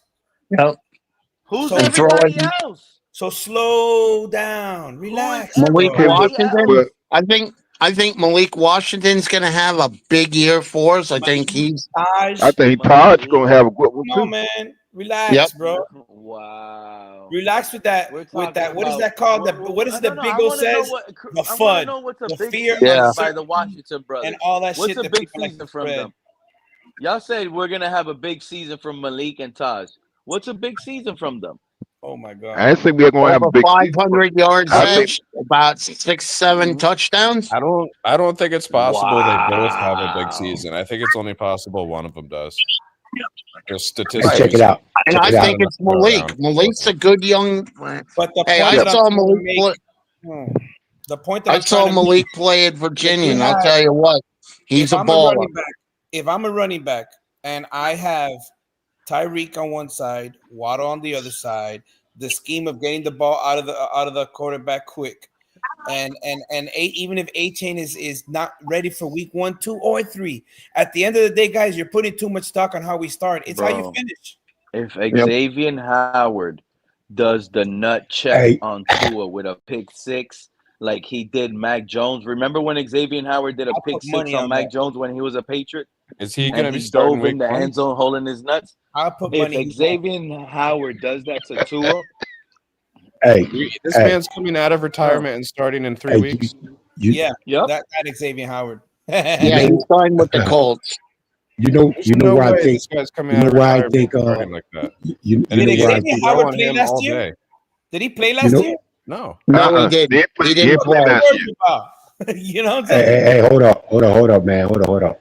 What I Let's think the support him. Dolphins, I think the Dolphins are, you know where I think they're going to excel this year, and I think pretty big is with these new rules on the kickoff game. I think the special teams, man, are going to benefit from it Special teams are kicking ass for sure. They dramatically, started bro. off by getting rid of the wrong punter. Dramatically, bro. But I'm talking about the return game. Who did they You know get what I rid of? mean? Like Stonehouse got cut. Stonehouse. Did he Yeah, I really? agree with you, Fred. I think the return game is He going was to hitting some turn around bombers, our man. favorite guy. Yeah, but Stonehouse was hitting bombers. I swear he was, bro. let's be honest here. Let's be honest here. Gotta let because Joe talk, man. we've all said it. The special teams was the bright spot in game 1. And if it wasn't because we're so focused on how you was played, we'd be still talking. let's not about act. special teams too. You know who's surprising? Theo Wees. I like that dude, Theo Wees. I like that. I like him, and Yeah, he had a nice game. I like Armstrong too. Yeah, I like that Theo Armstrong Wees is guy just too. better. Theo Wees is just better. Nah, Mr. Paul. Armstrong got cooked on a touchdown throw, bro. That should have been broken up, bro. Come on, man. 4th down and 7 for a touchdown, bro. A ball hanging like that, bro. He should have broke that up. That touchdown catch up, bro. For real. He should have. So Broke what up? When I say Armstrong, I'm talking about the wide receiver. Oh, the Armstrong, the wide receiver. I think Armstrong will be cut. I really Armstrong do. made a good sideline catch. That was his only catch. Yeah, practice squad. And even hugged There you up go. on the sideline. Put him on the practice Hugged up squad. on the sideline. He was able to make a move and drag like his tackler for like another 2-3 yards. Armstrong is actually pretty like he stands out. I like him. His body, his agility, the way he moves. He could make a nice. He could make a nice gunner. Yeah, but I still like, besides Hill and Waddle, I like both Washington. I like Theo Wees. No, I'm sorry, but I'm gonna be honest with y'all. I think Theo Wees might be better than both of the Washington brothers. You think? Straight up, Well, yeah. I think Theo Wees might be the 3rd best receiver on this team. What's Probably his already number? better than I'm sorry. Nick I'm Westbrook sticking with Malik. Malik. And then let's not forget the guy. Malik. Let's not forget the 6'2" guy we got from the Titans. Oh yeah, I forgot. I've heard Nick much of him Westbrook. since we got him. Theo Achane. Weiss might be better than him. He didn't Achane. even have a target Maybe. last game. He had one target in the first game against the Bears and one catch for 35. What's his name again? Nick Achane. Westbrook Achane. Akeen. Westbrook Achane. Right, Westbrook Akeem, right. Yeah, I 'cause just haven't looked seen at much of running him. stats, by the way. That's how you know he ain't been doing nothing, Mr. Park. You haven't been hearing his name to even learn his name. In the He's first been real game, quiet. Jake Bailey had a 59-yard punt inside the 20. Stonehouse had a 50-yard punt, not inside the 20. And in the second game, they each had 2 punts. Bailey had 2 punts for 109 yards, one inside the 20, long of 59 yards again. And Stonehouse had 2 for 80 yards, one inside the 20, long of 42. So that's probably what did it for him. I just can't believe that you guys are not mentioning one guy that I've been eyeing on, and his name is Marshall. Yeah, Marshall. Oh, the rookie from Florida. Dude, every highlight we've watched, he's been in the wrong spot. No, but no. He broke up. He had a tackle for a loss, bro. He did have a tackle for a loss. Yeah, when they blitz him, he's a tackling machine. Yep. He's a guy. He's a guy you want playing right around the line of scrimmage too. I think, man. He's a guy. He could be Gator Kohu. Yeah, he's not a good cover guy. I think he's too big to be in coverage, bro. He's too big to be in coverage. I got another guy for you that we haven't talked much about. Eskridge. There you go, Mr. Paul. There's another one. Eskridge, Eskridge, bro. Eskridge is another guy. He fumbled too. Is that D. Eskridge? D. Eskridge. He fumbled, bro. Yeah. And Pete, they go Pete. He don't trust Eskridge, bro. Wow. He fumbled, bro. Hey Pete. But did you see his inside the red zone pass from which call what he had to do to get in the end zone, bro? Did you see it, bro? He gets open, but I give that credit to Mike McDaniel. He knows how to use his speed. Mike McDaniel is putting him in that position. I need my next receivers to be able to catch contested balls, bro. He did catch a contested ball, I thought. No, he didn't. He dropped that. Oh, did he? Yeah. I still like him. I still think he can be a good receiver. Hey, did you see Eskridge's? Did you see his screen, his bubble screen, bro? That's what I'm saying. You excited over a screen on third down that went for a first down. Bro, that was a touchdown. That was a touchdown saving tackle by that dude, bro. Eskridge was going to score on that, bro. If that guy didn't shoestring tackle, he bro. Ain't got it in him. That's what makes a player different. When you're okay. Well, what about the touchdown he had, bro? What about the touchdown catch and run? That where he had to take on the defensive back, bro, and then just scored on that, bro. What about that, bro? What about that? Jet sweep? No, it wasn't. There's not. I don't remember. Like Eskridge ain't it, bro. If y'all happy with him, he ain't it. He ain't. I like Theo Weiss Jr. over D. Eskridge. I really do. You know what? More of an all-around receiver. You know what? As a matter of fact, more of an all-around receiver. Hold on. I didn't see Theo Weiss catch any other pass other than from Quinn Ewers, bro. So Weiss was Quinn Ewers' dude. That's all he was going to look for, bro. That's all he was looking for, bro. So what you saying, bro?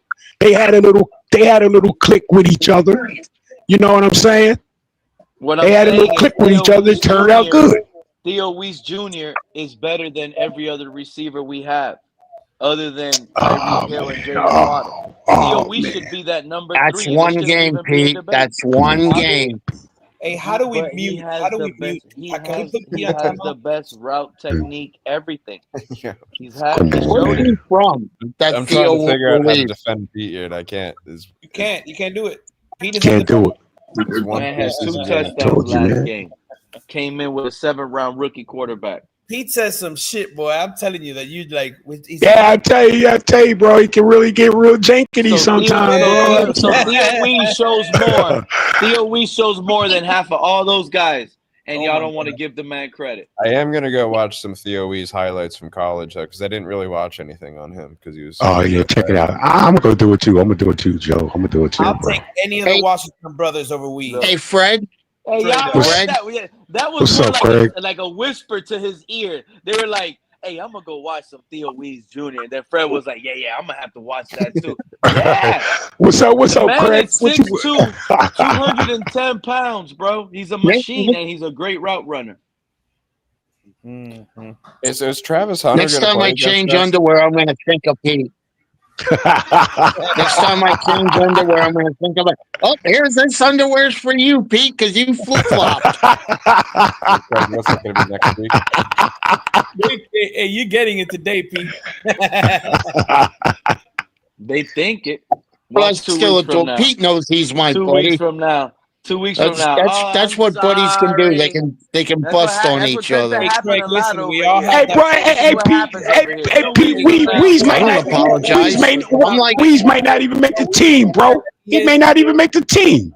I'm tempted to And get you a think ticket I to trust this these game. evaluators on our team to make the right decision? Weeze may not even make the team, bro. He should. Hey, any of you ever had that one friend that you? I'm telling you, Taj Washington is playing his way on this team. Hey, hold on. Malik We may have a Washington side in the first game, the Washington boys. Hey, Craig, hold on. We've all had in our lives that one friend that we all cared about, but we knew he was fucked up in the head. He wasn't right. Why y'all want Malik Washington to make the roster? We already got two. We need a different size maker. We need to balance this receiver roster room differently. Malik Washington ain't gonna change nothing. That's because you know what? I think he's going to have a heck of a year. He's not even quick enough for Tua, bro. How about that? He ain't. He's a problem. Malik Washington is gonna hurt our offense. No, I ain't talking about no damn Malik Washington. I'm talking about Theo Weeze, bro. I'm talking about Weeze Jr., bro. Weeze Jr. ain't even quick enough to get to the spot, bro. That ain't gonna work with Tua. Malik Washington is so easy to jam. He is so easy to jam. We need some big guys that can fight at the line of scrimmage. Theo Weiss is that guy, bro. Is Theo Weiss big? Yes. 6'2". He looks like he's about 220 pounds moving like that. He looks like ESPN says 210. 210? Where did he play at, Pete? Where did he play at? If that's a At big Jankety, he played at Jankety University, bro. That's where he played at, bro. Jankety University. Yeah. He looks kind of.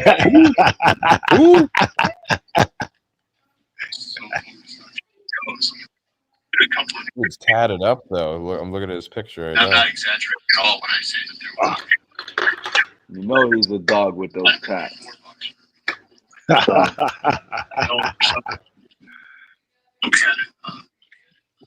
Hold on, it's not even letting me search up. We'll see. We'll see who makes it. Ain't nothing I to look still for, think bro. for cornerback, I still think they're waiting until the 53, and I think they'll snag somebody off of it. I really do. I think they're going to snag somebody off the 53. Forget about it, Craig. It's over with. Oh, here we go. Okay, so next time I change underwear, Pete, these underwear are for you, buddy.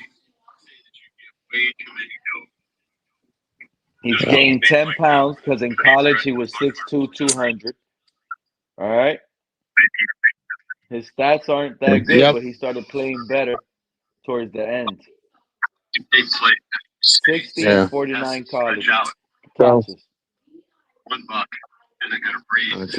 Well, listen, Pete, I got to go. Yeah, take off, Craig. Appreciate you. Okay, I got to go, Pete, so I'll talk to you later. Take care, Craig. Take care, buddy. Yeah, man, I'm out of here too. I gotta go eat some dinner. So you guys have a good evening. I'll keep listening, but I gotta go eat, bro. Thank God Jankety Jim is out of here. Peace out. Have a good evening. Man, Finally, we could get into some real conversations. We Dude, got Fred I'm out the watching this building. guy's highlights, and it's just straight comeback routes. His entire film is comebacks. Hey, let me ask you. I mean, what do you guys think about Well, like, not Camaro long, and Easy E, 10 bro? like 8 to 10 yards, and then just curls. That's good. He knows how to separate. That's good. He's a route runner. That's all they throw to him. What do you guys think about? What do you guys think about that, bro? I don't know, man. Eric Ekuzama? Yeah, and Camaro. What, making and the team? Mohamed Kamara? Mo. I think on the roster. I think their only route is if they gel with special teams. That's their only way to make the team.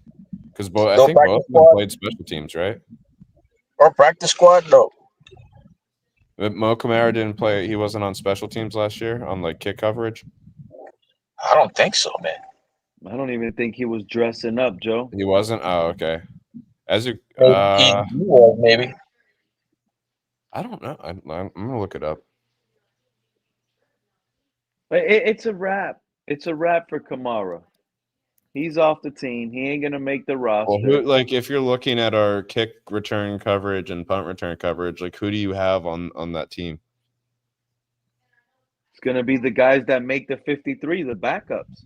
That's what I'm saying. Like, who do those guys end up being? Like Channing Tyndall's better than Kamara is in that position.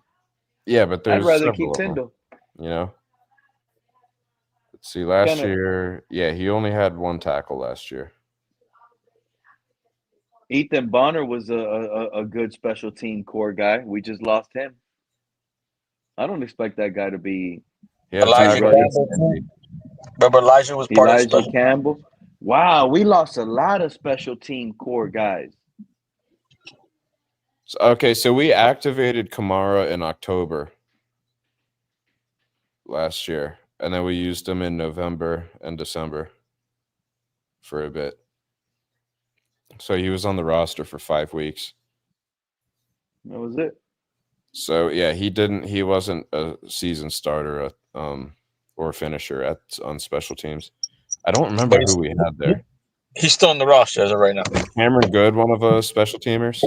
I think so. Yeah, him too. Cameron Good is our special teamer, but he's coming off of injury. That's another guy that might get cut. I think it was Duck.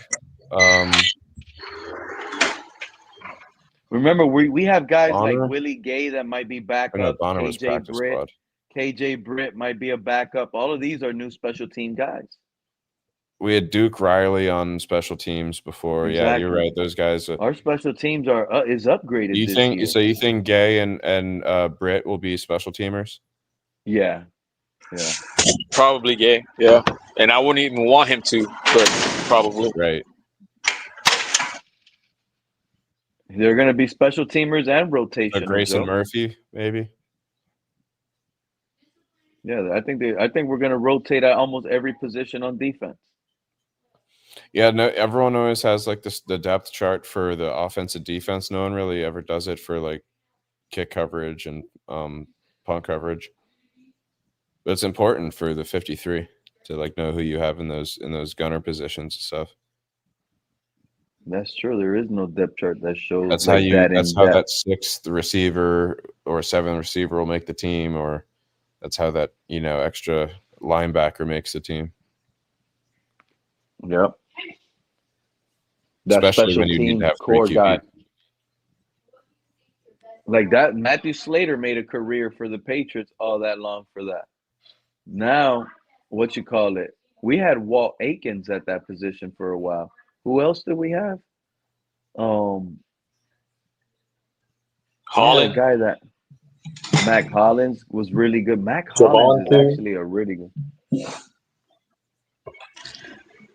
Remember, Javon was returning at one point, I think, or he was on kickoff. Film and see who those people were.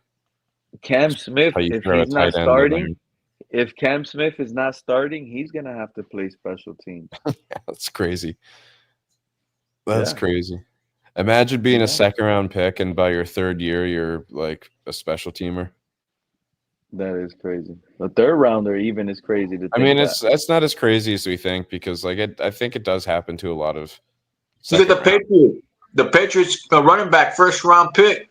He's on special teams, returning kickoffs. Oh, Getting touchdowns. I hope that's comes back to bite them. Damn. That's crazy. I'm glad we have a game with them early. I'm gonna be honest with you guys. Y'all gonna try to hype me up with this Ollie Gordon, but I don't. Yeah. It's over with, bro. I don't think Nah, he's gonna dude. be anything. But this is a hype like every other running back this community does. That's all it is. This is a 4'6" guy with size, no breakaway speed, and I just don't see it. I don't see it. I'm sorry. I'm excited about a lot of our young guys. Theo included in that group, but I would say Theo, yeah. If you look at the young guys and like compare their 2 games that they played, there's only I don't know anyone else that's had 2 very good games, like Ollie has had. Like Ollie Gordon on Saturday versus the Jags, he better get a nasty stiff arm, something. Yeah, I get it. He lowered the shoulder versus the defender versus the Lions, but it was a stalemate, and he clearly looked way bigger. Why didn't he just run that dude over looking that much bigger than that guy? He ain't got it, bro. We need to see more than what he already offered. Y'all just giving it away already. He needs to show more. He needs to have like be nasty with a stiff arm. Show us what you got. He got no moves. Did we see any spin move? That man can't juke. What do you want, So if Jalen Wright going in there week 1? So I don't want to give up on Jalen Wright either, but he's just not a scheme fit. No, I knew he agree. wasn't going to pick it up. But that's a question that everybody was like not really answering when you asked earlier. Like everybody's expecting Ollie to step in, but what if something happens to Ollie? Then what are we going to do? Yeah, that's why I think they might rest him and really give Wright a last to chance. Ollie, it's a wrap, bro. Pass. We're 75-25 at this point. Extension of the run is what we're going to use. Quick pass to the running back. I think I like what Ollie is going to add to our run game. I think it's going to be more of a threat that the defense has to respect when it's short distance. What I don't like about it is there's no expectation of me seeing a 50-yard touchdown run with that guy. I don't think we're going to see that. I think we're going to see 5-6 yards at a time, which is great. Yeah. Keep thinking 5-6 yards at a time. We're going to get a good 7-yard run, Joe. What's his down, comp? we're going to lose 3. What's his comp? Now it's 3rd and 6. What? His player comp?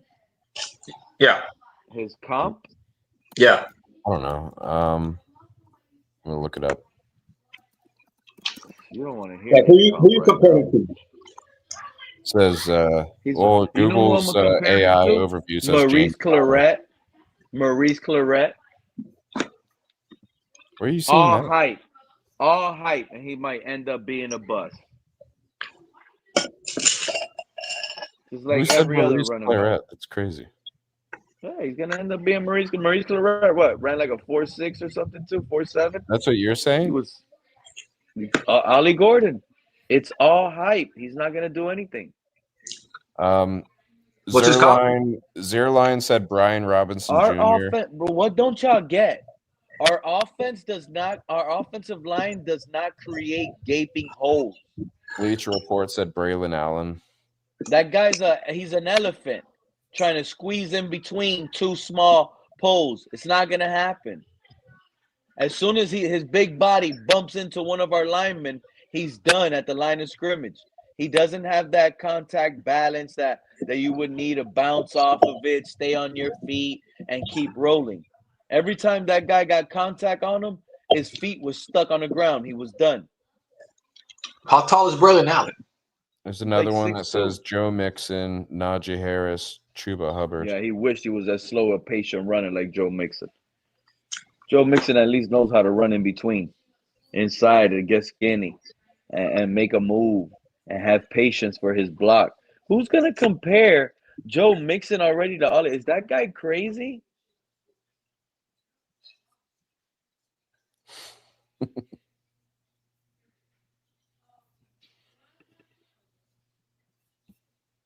Thank you, delusional.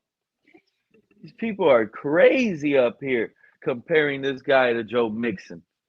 Ollie Gordon hasn't done anything, and that when he one has been on listed the 3 field, of it them. hasn't really been like, go look at other running backs and tell me Ollie Gordon did something special in that preseason game. He's not going to have gaping holes like he needs them to be. And he's not an explosive runner. The hype on Ollie, I'm sorry, I'm not buying it. So how did he I'm win not the buying Doak it. Walker 2 years ago? His size matter in college with little guys. This is the NFL, Joe. And he Okay. regressed. He regressed from one year to the other. Do you know who won that before him? It was Who won Bijan it before him? Robinson. Bijan. Bijan Robinson is a machine, bro. Look Yeah. at both of them together. One is a 4'3", 225-pound monster. Kenneth That Walker can do won it it the all. year before. Najee Harris won it the year before that.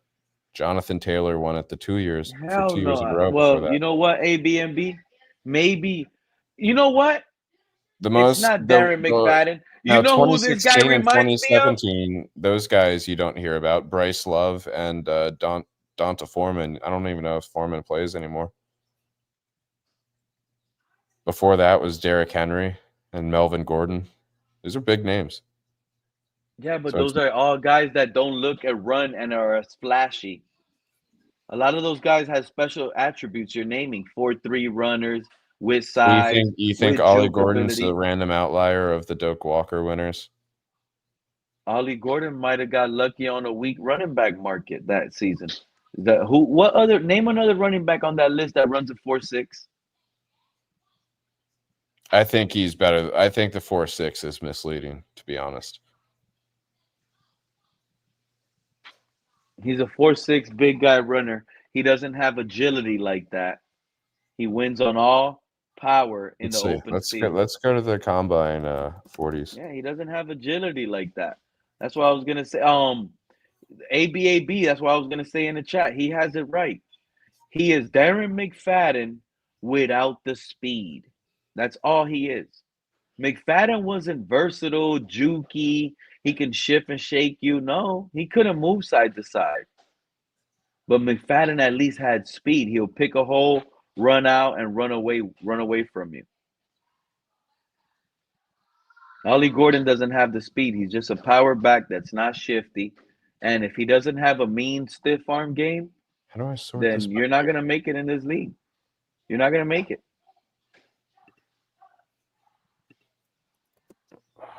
He's going to get beat down. He's probably someone easy to tackle. How many broken tackles that guy had? Because he didn't break tackles in this preseason. It's just free open lanes.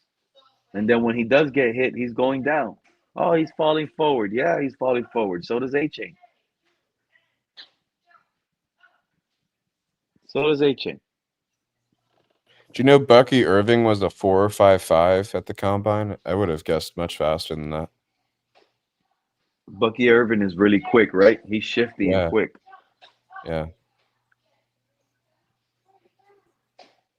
Bucky Some Irving guys is just really don't shifty. test well at that.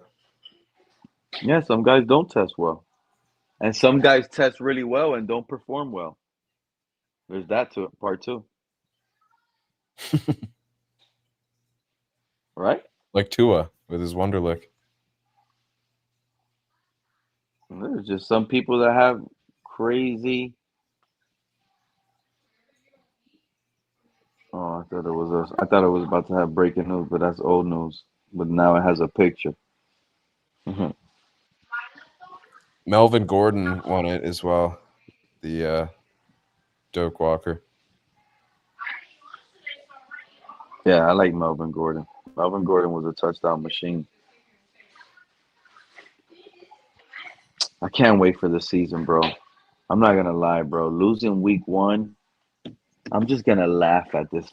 I'm gonna laugh once we lose to Daniel Jones week 1. You don't know what that means, bro. No, I'm not losing Daniel Jones. We're losing week 1 to Daniel Jones, bro. He's gonna work off the play action. Weaver, I can't trust Weaver, dude. I think we're going to take a shameful loss this year. I don't think it's going to be the Colts.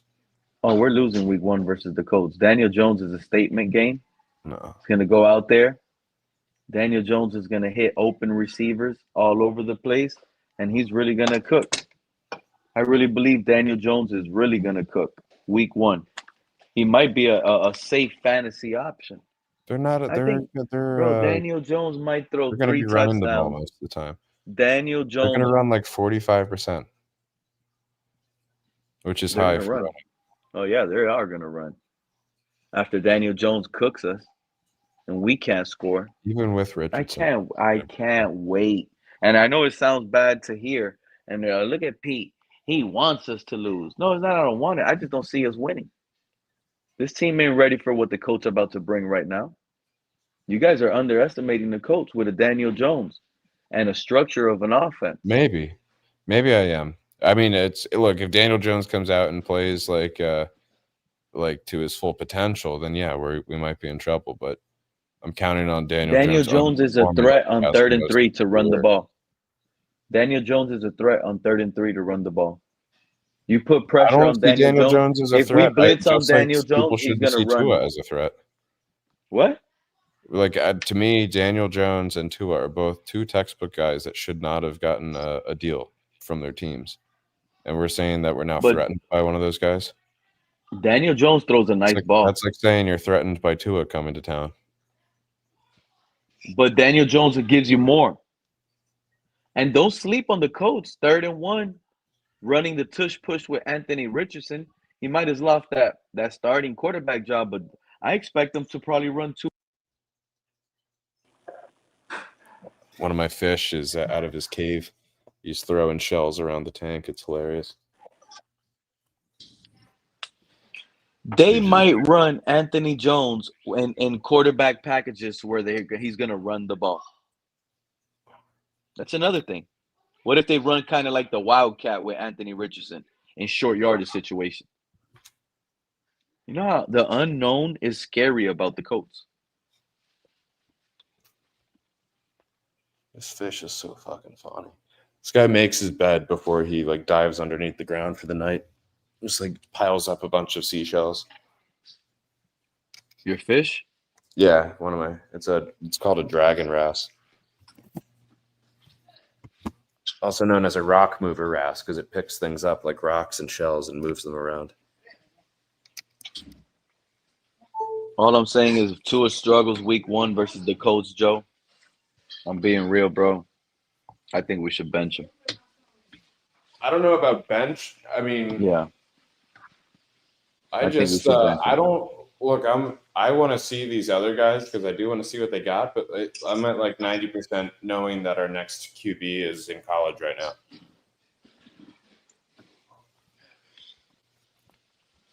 That's where I'm at, and I don't think we need to have a top 5 pick to get one either. I'm gonna be honest. I think we have the quarterback of the future already. If you look, I agree with you that it doesn't have to be a high investment. I just don't think it's yours. I think it's yours. I think it's yours. And I think the next coach or Mike McDaniel might even save his career. I'm higher on Sanders than I am yours. From what I've seen preseason. No. I'm higher on Skyler, actually. Skyler still has it. Is that to see that Skyler is going up to Pittsburgh and doing the same thing in 2 different teams? I know it's just preseason, but still, you gotta look at that and kind of wonder. I think 2 different Quinn Ewers organizations is identical to Skyler. I think he's identical to Skyler with more understanding of this scheme and our offense. Quinn Ewers is really good, bro.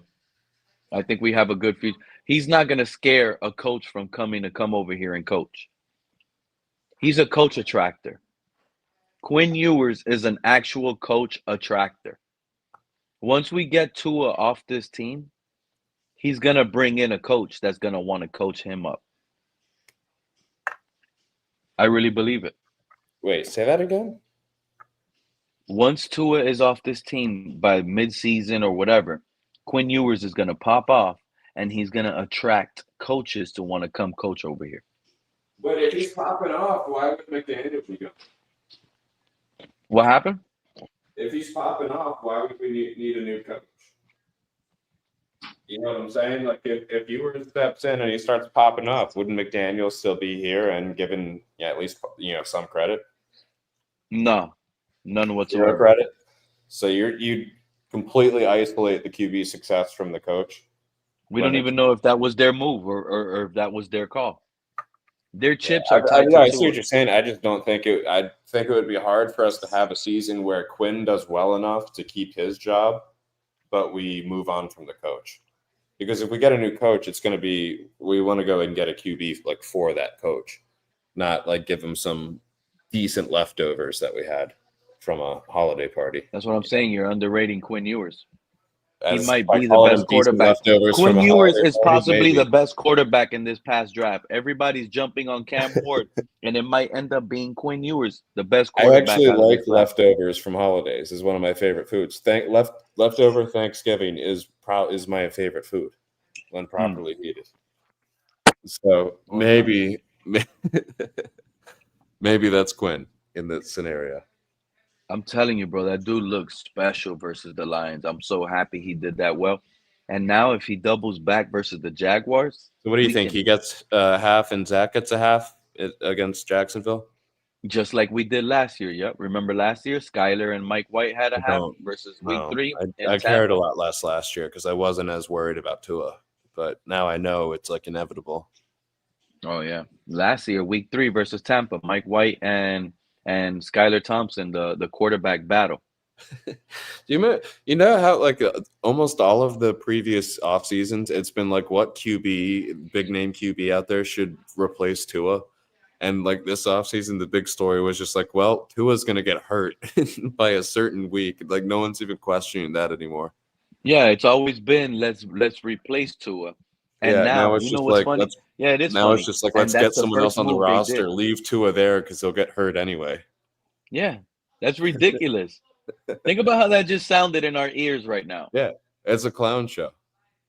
It's ridiculous. And it sucks because that was the first move they did, was address top flight backup quarterback to try to make everybody feel like, hey, we did something about it. Relax now. You think No. Zach was the top flight we could have gone? No, I think there was better top flights available.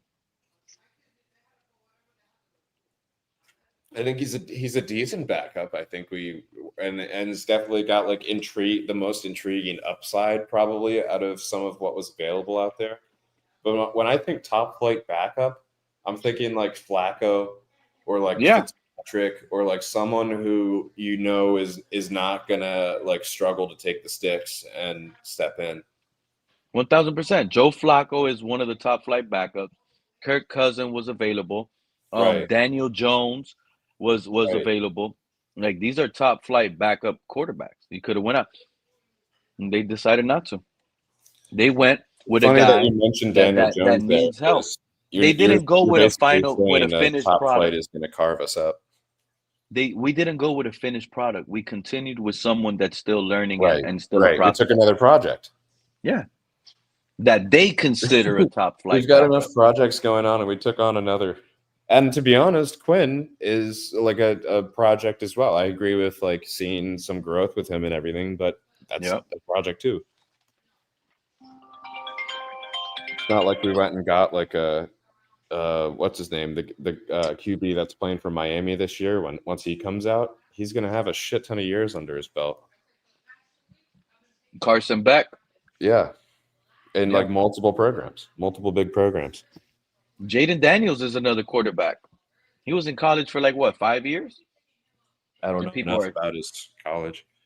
Yeah, he was in college for like 5 years, dude. Had a lot of starts in college. That's the new thing now. A lot of people are thinking, oh no, a lot of these quarterbacks that are actually good, they were in college for a while. You think Skyler's going to earn a spot on the Steelers roster? I think so. Over the QB they drafted, Will Howard? I don't know if it'll be over. They might move Will Howard into like injury reserve. Like practice squad. Is he injured? Or just you're saying like strategic? Yeah, strategically, but he did get injured in practice too. Yeah. But he might be good. He might be playing this last preseason game. Who knows? But yeah, I think the safer option is to go with Aaron Rodgers and Skylar Thompson. It really is. Yeah. I'm pretty excited for the season just to start, man. I like just not so much about the Dolphins, just I love football, so it's finally To all me, coming it's all about the Dolphins, honestly. But it's also with the gambling and I gotta slow down, but that's really what it is. It makes it makes it fun. Do you not right? watch like other games? Like That's what I'm saying. That's what makes watching these other games even more. Like I you see. got Yeah, some, yeah. like that has changed everything. Now, For me, back it's like gambling for NFC games is like that's how I can have interest if it's not if it's AFC and I didn't gamble, I could still have interest because there's like implications with us most of the time. We have to have help to make the playoffs, right? So Yep. I'm always intrigued by AFC games. I get what you're saying. Like that for me, it did it better than fantasy. I like doing parlays on individual performances much more than fantasy football. I enjoy them both. They both have their good and bad. Yeah, I really do. I have way too much favoritism for the Dolphins players every time in fantasy football. I like that's automatically what hate the I've said other it. players. Yeah, I've said it before. It takes a lot of losing for you to get good in fantasy football, and that was one of the worst things I had when I first started doing like gambling fantasy. Joe, every single week I didn't care. I'll be betting $25 on one lineup, another $20 on another lineup, and all my lineups would always have Ryan Tannehill. Oh, I've never done it like that. Where you yeah. do it like a weekly thing. I've always done like season-long fantasy football. No, I don't. Oh, that's another thing, Joe. I don't even play season-long fantasy. I Yeah, only play daily fantasy. FanDuel, DraftKings, that's all I really play. I don't play season-long. I don't create a league and join somebody's league and wait I to get fucked around paid and added in Tua week last 18. year, No, dude. I do Tua was my weekly. QB. I do weekly fantasy. I'm trying to get paid every single week. Yeah, I like doing I'll maybe do on like a Sunday, maybe spend anywhere from like, I don't know, 30 to $60 doing different parlays and see if one of them hits. And like that usually is across enough games to keep it like intriguing enough. Well, I'm gonna tell you right now. Right now on FanDuel, $5 gets you one entry to make a lineup to try to win first place and win $1 million. But if you don't win, they're giving you your money back. So I've been using the Hard Rock app. Yeah, try to download FanDuel, try to get into that $1 million maker because it's $5, and if you don't win, they give you your money back. So it's like a free bet for week one. Hard at Rock least. gives you like boosts, like a percentage boost. Yeah, I did one on I got a 5-game parlay. There's something about those boosts that are just bad luck to me, Joe. Really? Yeah, Dude, I use you know the what it boost. is? I don't win, and they I'll win. point out like the hot bets or whatever, or like common parlays, and it shows you how many people are like betting on them. Oh yeah. Those never to win me either. give me bad vibes. Well, that's what I won on this weekend. I was like, fuck it. Those actually do look like what I would pick. So I just went ahead and did it, and I got those 5. So it kind of it erased my opinion of those. Okay. Yeah. I look at them and I'm like, there's no way I'm gonna put my money on 176 or something from it.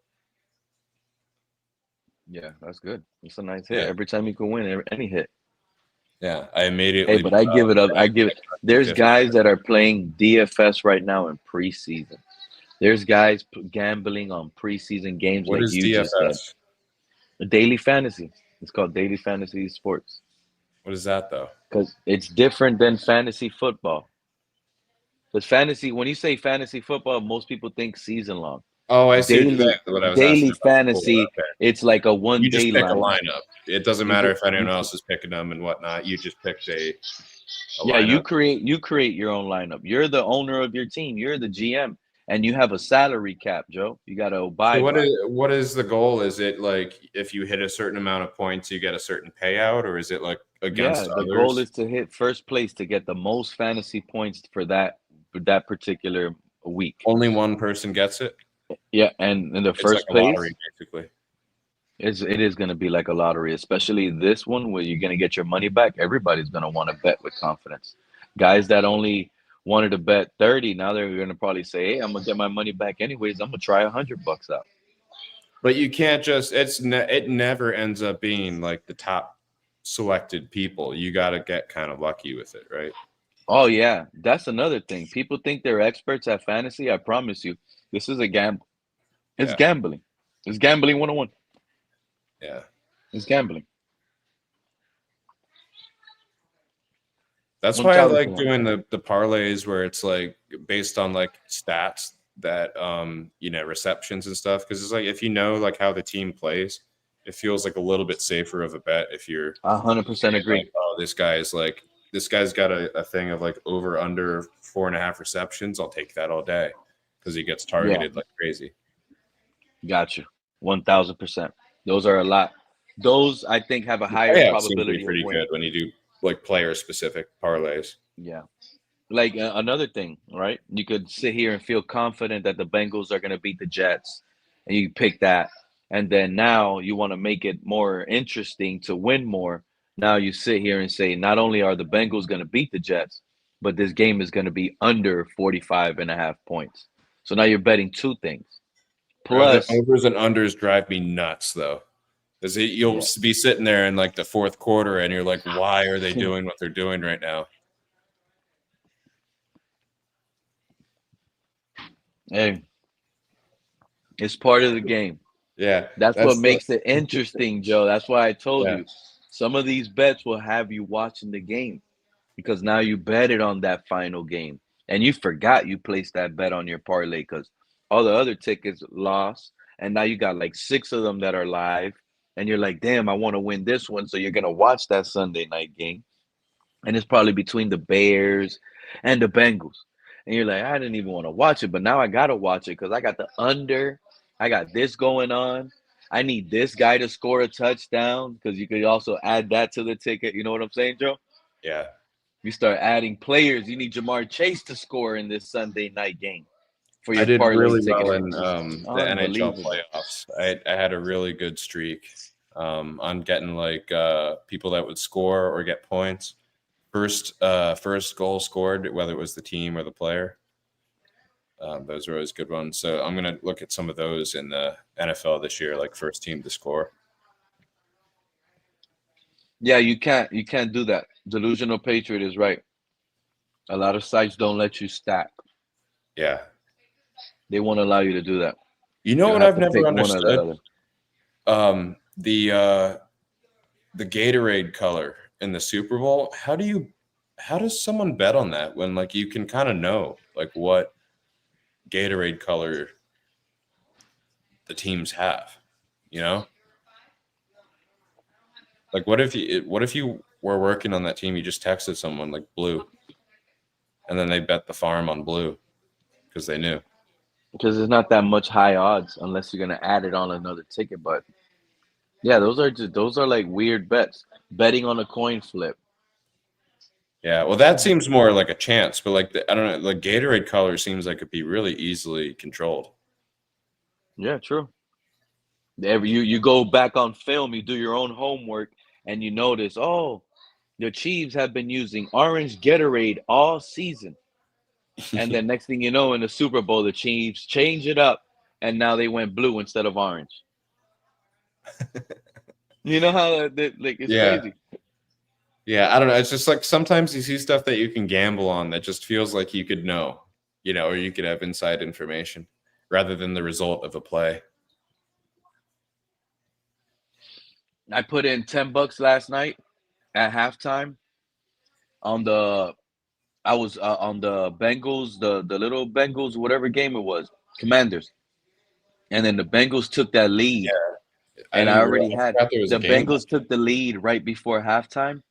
And when I was trying to save my bet, it told me it didn't allow me to because I guess they were rebooting it, trying to put different odds because the Bengals had just scored. Then then it came back. I put the bet. The quarterback threw the pick. They came back, did one play, scored a touchdown on one play.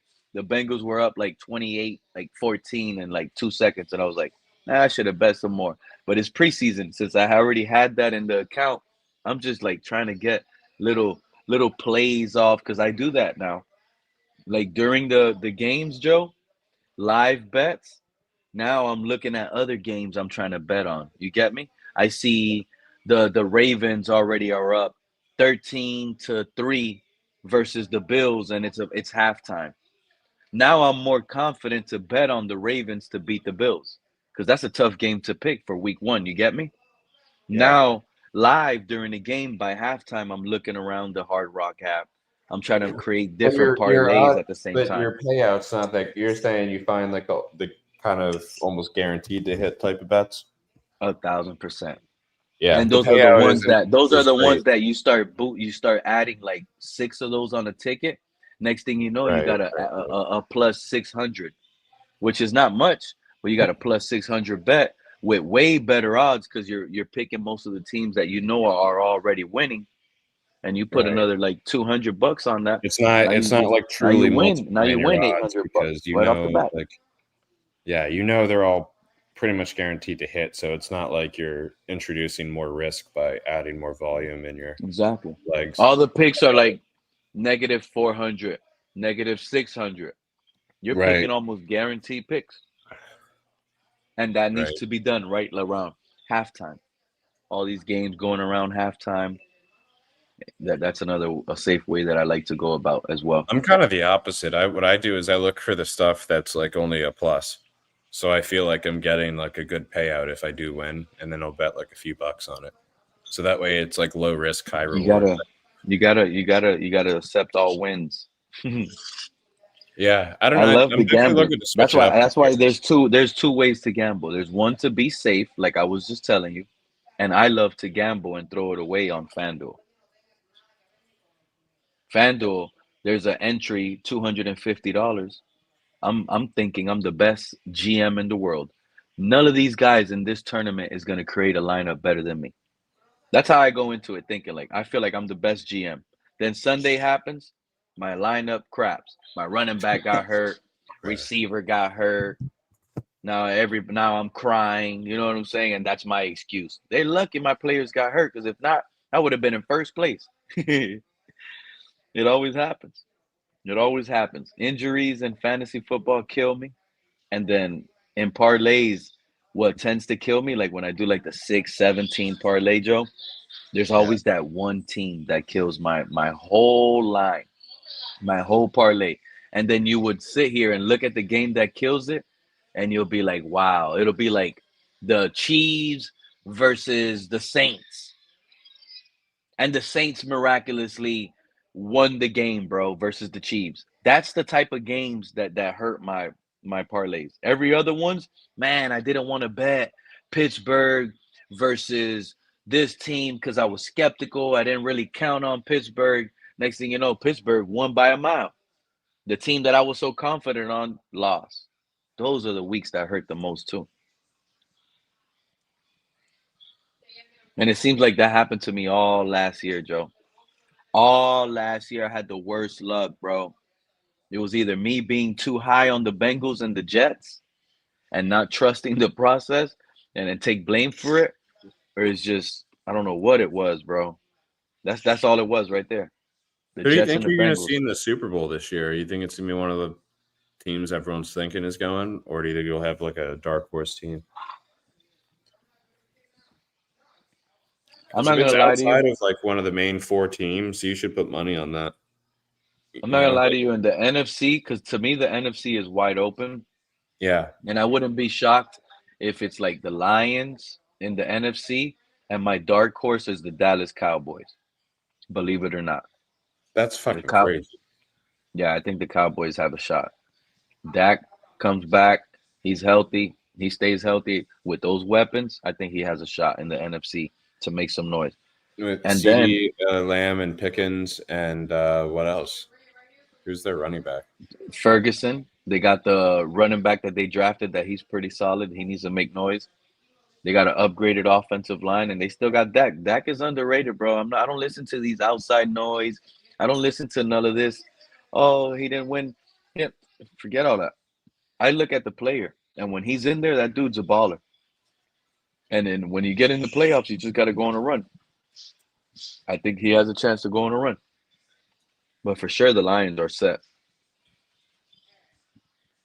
I agree with delusional Patriots fan. Like, I think that's the most likely Super Bowl's Ravens Eagles, but it's also kind of like feels kind of like a boring pick to me. Like, I don't know. That I think it's gonna be like the Ravens and Lions. if it's not the Ravens, or Chiefs or Bills, who do you think it is from the AFC? Ravens, Chiefs, or Bills. Yeah. It's probably going to end up being the next AFC wave is like Chargers, Bengals. You don't think the Texans are winning that division this year, right? D'Amico Ryans, the Texans, CJ Stroud. I mean, you never know. You never know if Jaden Higgins becomes a real threat, along with Nico Collins, CJ Stroud pops, Nick Chubb, and Joe Mixon comes back healthy. They could really make some the noise. Texans end up getting the 1 seed and kind of hosting their way through the playoffs to the AFC Championship. That's crazy. That would be crazy. But I'm not going to leave the Dolphins. I'm not going to leave the Dolphins out of it. I'm not going to leave the Dolphins out of it. If this injury isn't as big as most people like me are saying with Devon Achane, and if this Tyreek Hill injury is not real news, it's also another injury like that's fake that Tyreek Hill is making up because the teams are not trying to risk the best players, then you know what? We could make some noise too. We really could make some noise. We're a part of that next wave, believe it or not, Joe. If you remove those teams, we should be included in that wave. Do you not agree? There'd be a few things that we have to do to make me believe we can make noise. One is absolutely stay healthy, and that's our star players staying healthy. 2 would be getting back to being able to run effectively and letting that open up the pass. And 3 would be the play calling. If McDaniel can actually mix up the play calling better and get away from the bubble games, the bubble bobble offense, as I like to call it. Oh, yeah. Then I think, you do those 3 big things and our team starts clicking like it was in early 23 and could still today. And at that point, like we just need our DBs to get, comfortable back there, right? So people aren't gutting us through the air in shootouts. They're going to throw on us no matter what. But if our offense is clicking enough, it won't be too big of a deal. Yeah, if secondary becomes a strength of this team overnight, surprisingly, like if Cam Smith becomes a shutdown corner, Storm Duck takes that leap, our nickelback is good enough with our elite safeties, and it just confuses the NFL and Weaver makes it happen, forget about it. I feel like our team does best when we have the least expectations. As a fan, it's always felt like that. Yeah. So maybe and that's always been a thing since us beating Tom Brady at least once a year. Oh, we beat the Patriots last year. Ruined from Tom Brady, if you think about it. Yeah, that's all it took. Our division for so long, for most of our fanhoods, we're all kind of ruined. And that's all it would take for us to beat the Patriots late in the season. Oh, we beat the Patriots. Next year we're gonna be better, and that's our division. You notice that anytime someone talks about the Patriots dynasty, we always have to throw in there. We're like, well, Tom kind of disliked coming down here, and really it was only half the time that he visited that we pulled out the win. It wasn't even that great. But that was our... And us beating them didn't really mean anything to them. No. It meant more to us than it meant to them. They still went out and still won divisions, titles. All 3 of our teams, the Bills, the Jets, and the Dolphins, were all just traumatized. And so the Bills are going to have, maybe 5-6 years in a row where they've won the division, and then they're going to disappear into the basement again, and nobody's going to care because it's shadowed completely by the Patriots' 20-year run before it. Yep. I agree with that. The Patriots did What 5 up, years in a row KP? multiple Shout out to times. KP pulling up. Yo, what's going on, Pete, man? Sorry I missed the whole show. Hey, what's up, Joe? Yeah, man. I guess I have to make a confession here. As a long time, as a perceived hater of Tua and all things Fins. Listen, I can't help but get excited, man.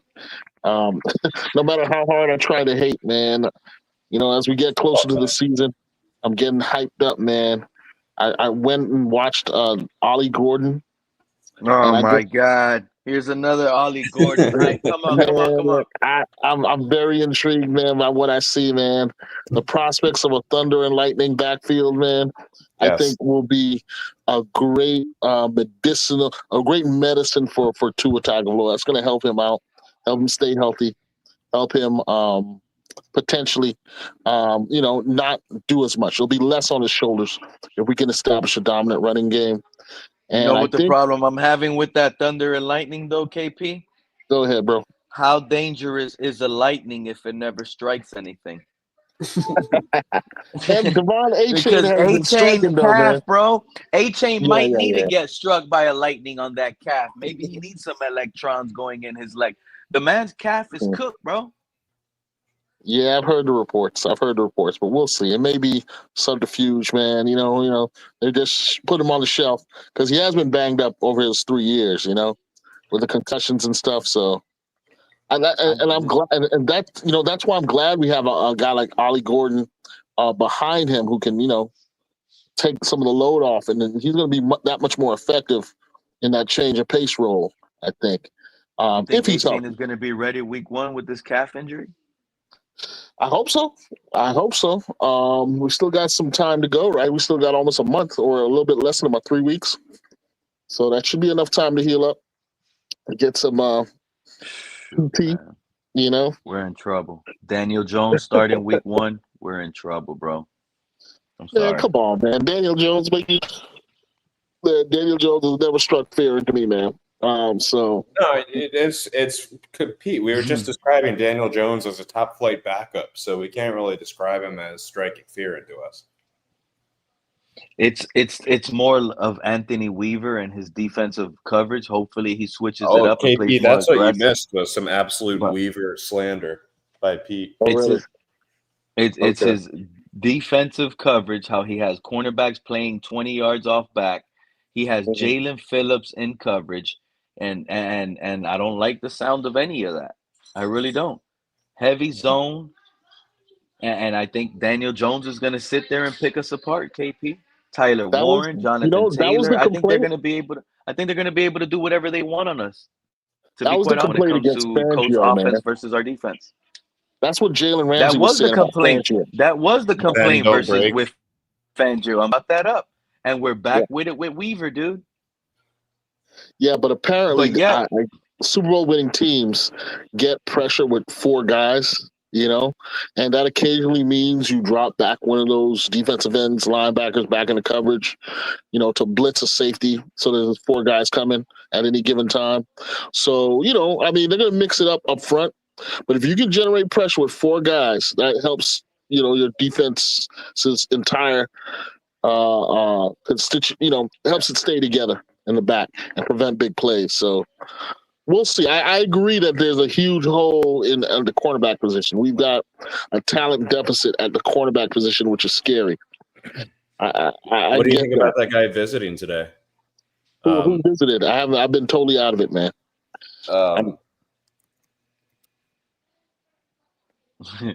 Joe Rich, are you talking about Asante Samuel Jr.? Yeah, sorry, Asante Samuel. Oh, Samuel came in? Okay, all right, well. No, those reports got called out already. Barry Jackson reported that there was no visit today with Asante Samuel. No. Somebody else came in earlier and said, why the hell does Reason have on the title that Asante Samuel visited here because it's fake news? Barry Jackson already killed that. I thought Barry Jackson was the one reporting it. Say that again? I thought Barry Jackson was the one reporting it. No, Barry Jackson reported it. He said, I said this months ago. That's what he said months Oh ago no, in no, I'm May. seeing it. I'm In seeing it. May, look at Barry Jackson's tweets. He calls it out. I'm There was seeing no visit by quarterbacks, San. Super Bowl champ dad sounds off on rumored Dolphins visit. So is that Asante Samuel was tweeting out that it?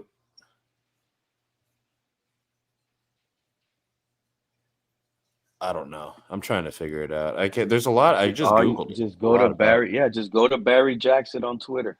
He'll tell you the whole spig on it. He said it. Nobody was scheduled to visit, and that the Asante Samuel Jr.'s agent is declining information on his injury. Oh, look at this.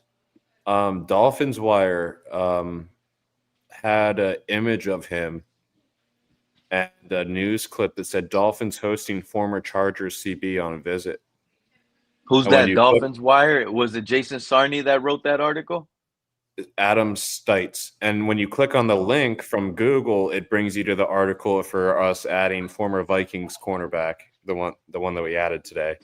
Okay, we did add a camp body. We added Dantzler. That's interesting. So they had posted about it, but removed it or changed the title in the article. Exactly. Now you know why they removed it, because Barry Jackson, he put a foot on it. He stumped on it. Like these people try to run away with this fall. You know what Barry Jackson did? These other people were about to run. This has all happened while we've been on your show. They were about to run with a lie. They wanted to create a lie. Asante Samuels is in the building, and Barry Jackson says, "You know all these false information's going around.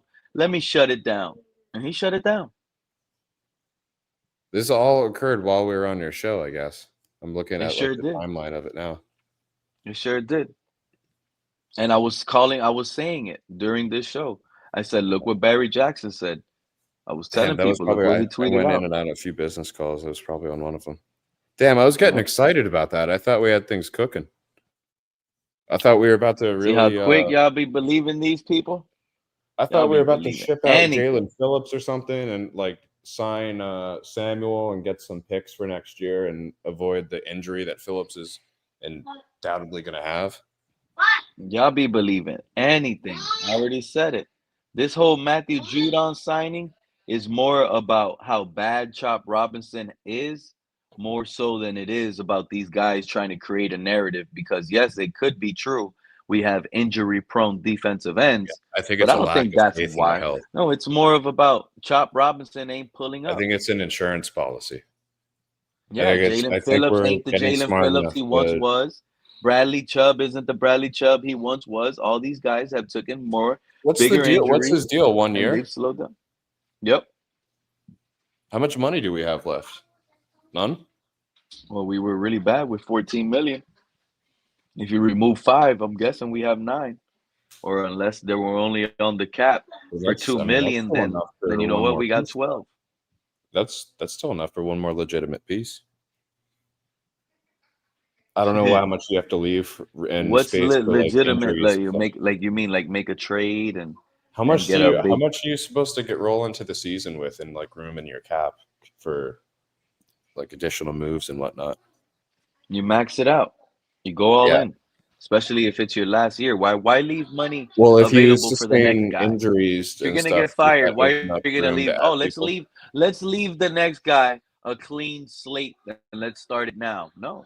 No, I'm saying like how does it work with go out and try to get anything how does it work with late season ads when you have injuries and stuff and you need to go add someone? Like how does that all work? Well, yeah, it really doesn't affect the cap because it's the top 51 that get hit with the cap. After that, it's just contracts. You know, you got to do minimum signings and stuff like that. Right. Okay, but if we had wanted to make like a big splash trade or something, we'd still have to have like cap considerations. Well, that's different because if you're making a big splash trade, you're trading. Yep. Yeah. So I don't know. I mean, you could trade in the middle of the season, week 8, Joe, and the guy you just traded, you could give him a big contract right then and there. If you don't need to roll into the season with any kind of buffer, then $9 million is plenty to add a good caliber player. I'm honestly, if I'm Stephen Ross, I'm letting the season play out. I'm letting him go out. This is what you got. Surprise me. If you're winning, I'll give you back your car. Like a test. Like as someone that's doing testing good. McDaniel and Greer. Well, Yeah, we know it's look, not Greer. you know, because some of us early when we first We got know the Greer's schedule, safe. Joe, we were excited. We were like, "Oh, this is an easy schedule, this and that." Now, as time is going by, people like myself are changing No, the I still tune think on it. I still think we have a favorable schedule. I still Yeah. think we're facing inevitable doom late in the season, like we always do. That's Listen, what that's Stephen Ross is probably saying. Well, I'm that's why the allowing you first guys to game go is so 2-2. important. We Yeah. got to beat the Colts. If we don't beat the Colts, We're doomed. negative energy is going to build up. It's a spiral out of control. Yeah, I hate to put so much on the first game only, but I think it's essential that we leave out of there 1-0. Yeah. KP, I already predicted it, bro. Week 4, Monday night. You heard it here on this channel first. The title is going to be Zach Wilson Revenge versus the Jets. That early, Tua's huh? not going to be. Yeah. Week 4, Monday night is, and I'm going to tell you why, KP. We're going to lose the week 1 versus the Colts on the road. Let's not forget that. This offense, week 1, all these new offensive guys on the offensive line with the road noise. Jim Irsay died. They're playing for his soul. Like, there's going to be a lot at play, and this offense doesn't have enough to make up for all those penalties. Week 2, Mike Vrabel knows how to shut Tua down too. Week 3, short week. After losing a Mike Vrabel, you're on a primetime game versus the Bills. You're going to lose that too. You're 0-3, dude. I don't see you playing Monday night versus the Jets. I think they bench him. I'm sorry. That's the only thing. Pete, I love how you're cutting to the chase and not even calling them the Patriots. You're just calling them Vrabel. Because that's what everyone's on about the Patriots this year. It's just Vrabel. It's big. Hey, I was on the Vrabel train early, though. Only people I wanted that him should here. be concerned about Vrabel are these 2-and-ears. That's it. Because Vrabel knows how to shut down Tua. He don't know how to. He will struggle more against Zach Wilson and Quinn Ewers than he will against Tua. That's crazy, though, bro. That's crazy, Pete. Why do you say that? Why do you say that? Because he's beating them with back. He knows how to disrupt the timing and hit this offense. I know some of it's trolling, but like I don't think Zach Wilson's even close to the level of a starting quarterback in the NFL. Zach Wilson will give Mike Vrabel more problems. It'll be harder. It's harder to defend Zach. That's the truth, Bryson. You might not agree with me. He has to have games. I don't think that's the truth. Has Wilson beat Vrabel before with his other teams? Well, with the Jets. I don't know. Maybe. It's a good question. I mean, I will agree with you that Vrabel has Tua's number. That's complete fact at this point. I don't know. I would say we have a better shot at winning with Zach Wilson or Quinn Ewers than Tua against Vrabel. I don't know if I would agree with that. Brent, I don't know. I don't see it. I'm not buying all into the hype like everyone else is. I think they're still a growing team. It's going to take a while, especially week 2 in the season. He's still going to be adjusting to that team. Players still going to be adjusting to him. Yeah, week 2's our best shot. And I've said that before too. You know, Joe, I'm big on the not big on the Patriots, but I think they're going to be better than what people are expecting the first year of Vrabel. I'm a big Vrabel fan. I'm obviously not going to be a fan of his when we're playing him, but I've always thought he's a great coach, and the reasons he got fired at Tennessee weren't because he was bad at coaching. But if we lose to them week 2, I'll come up here and eat crow, but I'm openly hating on Vrabel. Yeah, that's it. That's as all you it should, is. man. I wish I could hate on the guy, to be honest. I think he's a really good football I'm coach. glad you said that. Because deep down inside, it's easy to stop this offense, and Vrabel's going to do it. And you can't win without putting up points. Look, That's I the think reality. they are going to hurt us week 18. I think they might even ruin our season week 18. I think that's like a strong possibility, but I don't think it'll happen week 2. I think it's crazy that we're going week 2 and then week 18 with them. And the foil to Vrabel is going to be that running game. If we can run the ball, Vrabel's defense falls apart. Yeah, I'm not We're overly not running concerned with anything. the Patriots roster yet. But the thing is, if you go 1-1, right, in the Colts Patriots game, you pick, right? You pick your win, you pick your loss, that's fine. I don't think that's good. I think you have to start the season 2-0. What do you mean? Like, you're going to go to the Buffalo Oh yeah, That's I agree. I most think likely an 1-1 L. is still going to be we're going to end up 1-2 at that point, right? So Yeah, we need to at least come out of that Buffalo loss with still having a winning record to kind of lean on. I agree.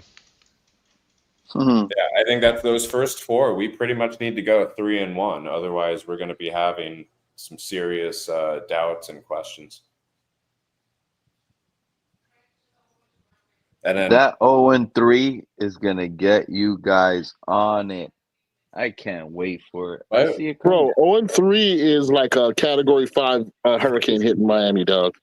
I know. Everybody's gonna go crazy, stealing toilet paper. You know what I'm saying? Yep. Everybody get pitchforks out, everything. But everybody better get cleaned out. Speaking of hurricanes, we may see one of those games get interrupted again, like we did a few years ago. What do you mean? What year that was? They moved the Tampa game. You don't remember that? Oh, because of the hurricane? Yeah. Yeah, you're right. And there is a lot of hurricane talk happening. Season. There's a few storms behind Hurricane Aaron. It's nobody knows. Like, Yeah, week where is 1 it might at be right now? going up the Carolina coast or something. just right east of the Bahamas, heading north. Okay, so it's gonna skip Florida. I haven't really been, I'm Yeah, in Arkansas. Yeah, so it's I gonna don't. skip Florida. But next week there's one that's on a path that was almost like Aaron, but they don't know. And then there's 3 more right behind that. Yeah. So it's like a chain. It's like, there's it's that time of the year, man. It is that time of the year. Hurricane Andrew hit on August 24th, I believe. But they could be something. Yeah. And you know what? Think about it this year. Like, if they have to move and occupy our bye week with a reschedule, that's going to be after the Madrid game, right? No, they would switch the bye weeks around on us, huh? Yeah, and if it's going to be a hurricane, it's going to be one of those first 5 weeks, probably. Yep, they're going to switch the bye weeks. They might switch the week. It would be like the Patriots game. Carolina game because it's in Carolina. It'll be the Patriots game, the week 2 Patriots game if the hurricane is hitting Miami. The season opener, week 2, they shift that one all the way to week 12 or 13. It's the Jets week 4, right? The Jets are week 4 Monday night. We play that one at home too. If that's there's a hurricane, the one that would likely be the biggest hurricane talk. Can you imagine if that got moved to the week after Washington and Madrid?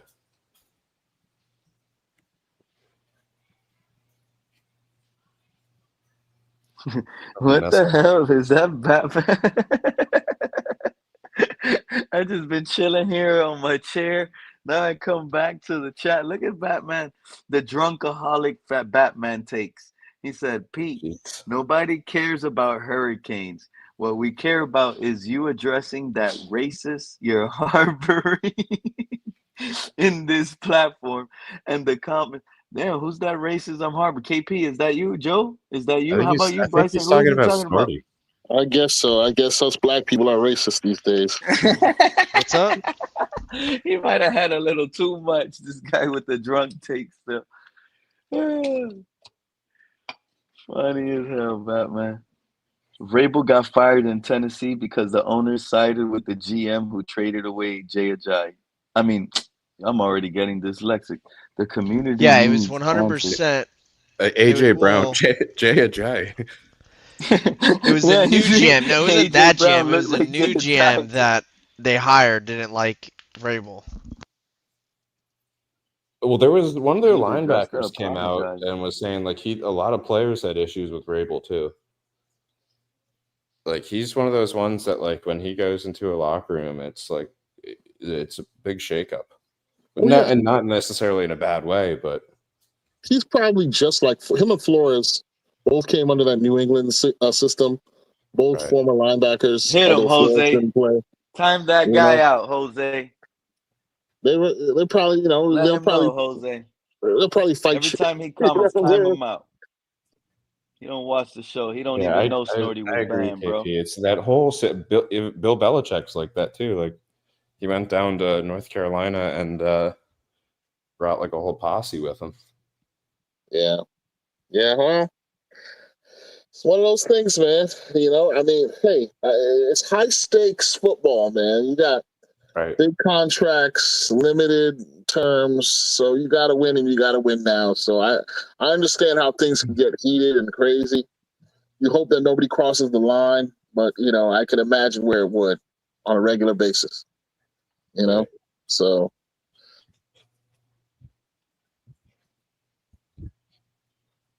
Well, and I mean, he's seen high success as a player, so he's already like hit, you know, all the people Vrabel's coaching, he's already been where they're trying to get to. So there's definitely going to be like an ego element to it, whether the players are ready for that or not. Yeah, and if you're old enough to remember how Vrabel was as a player, I don't think he was highly drafted, and he had like a niche role, like he was in that linebacker / defensive end role, you know, where he was asked to do one or two things. And they used to use him multiple ways, even on offense, blocking tight end. Oh, okay. Then I don't remember he's that. the only one that like Vrabel goes was to like really, the NFL really as an versatile. athlete. No, But here's the thing, though. Here's what I don't like. like about the Patriots, and they probably did some weird move, and they're just trying to sell hope. That's all it is. Let's be honest. Mike Vrabel might not be it, bro. Do you Because think the Patriots were like in this rebuild. Jerome Mayo drafts Drake May. The organization seems to be behind Drake May, and they love it. But yet the same coach that was part of that Drake May draft got fired, who was almost similar to like Mike Vrabel. They already knew they wanted drafted Vrabel. Jerome Mayo. Matter of fact, I think the Patriots drafted Jerome Mayo in the first. Mike Vrabel wasn't no first round draft pick. Wasn't Jerome Mayo a first rounder? I don't know if he was first, but I know he was pretty high up. And in a year where the Patriots had no expectations, they fired Jerome Mayo. Yeah, like, he came out of Tennessee last year. Yeah, 10th overall. Oh, he was 10th overall? Yeah. Wow. 2008. Yeah, I've got it now. Jeez. Yeah. What? And they did fired he play, that guy over Jared 1 Mayo? year with no expectations. What position was he? So where's he at now? Wait, what position did he play though? As bad as that Jerome organization Mayo, he was an made him inside look, linebacker. He was an inside linebacker. And he played his whole career at New England. He started for several years at New England. He wasn't great or anything, but he was good enough to start. You know, yeah, he was good. And now in college, he was considered, one of the greatest linebackers in Tennessee's history. So he kind of underperformed in the NFL. Honestly, he didn't perform up to his draft level. But I guess he's got a good head for the game as he became a head coach. Pretty instantly. He's only 39 years old right now. You don't think that was? Come on, KP. Be honest with us, bro. Some people might be scared to talk about it, but I know you're not one. That was some racist stuff right there, bro. Well, or at least it leans in that conversation. It looks like it. It looks like it, but honestly, I don't know enough about what happened there to say that personally. But it does look like it. That's for sure. It leans towards that way, at least. Yeah. So do you think he would get scooped up as a coordinator, or do you think he's positioning to try and get another head coaching opportunity? Well, I don't know. I don't think he's coaching anywhere now. I just looked it up. I couldn't find anything about it. So that's what kind of makes me wonder: is he like waiting for the opportunity for like another shot?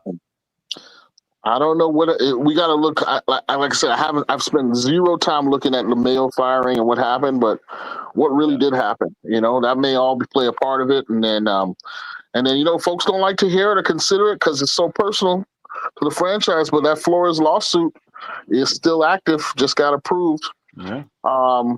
So I wouldn't be surprised if this guy signed on to it based on what happened. Again, I don't know what it's total speculation on what happened. So I think it's crazy. Let's not forget though, KP. Didn't that whole scenario start because of Bill Belichick and Robert Kraft and those snakes in New England when they text Brian Flores? Yeah, he leaked the. They text Brian Flores and they said, "Congratulations, you got the Giants job." or whatever team that was. Yep. And then Belichick's not in the league either, so you got this thing may. Who knows how deep this thing is going to go? Exactly. You know? Look how they're running from the racist stuff, KP. Yeah, Bill Belichick ran off the Patriots. Robert Kraft decided to throw away, like he just tried to throw someone in front of the building as a black head coach. Oh, I'm not racist. I hired a black head coach. No, Bill Belichick quit. He did some racist stuff.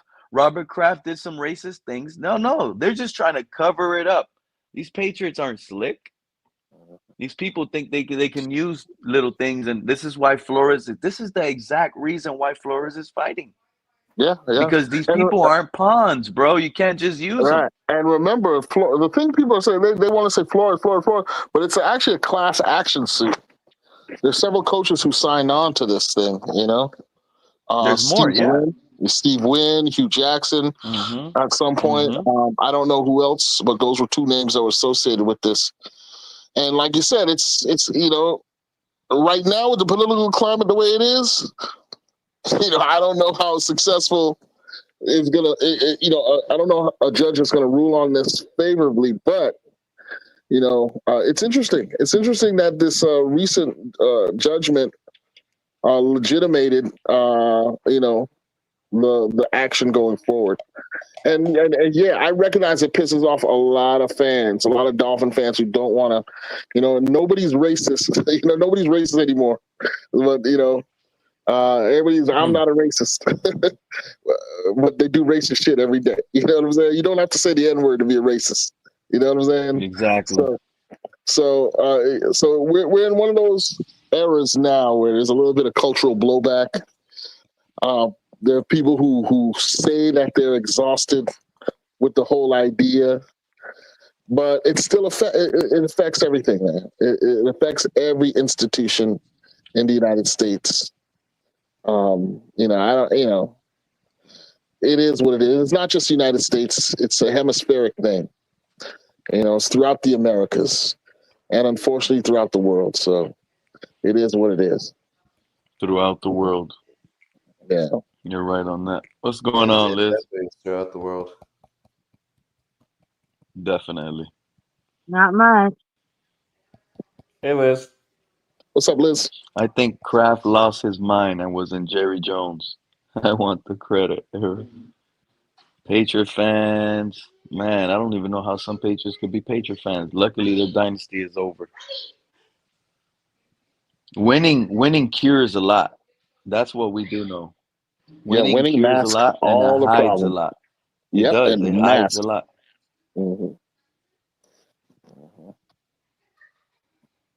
Straight up.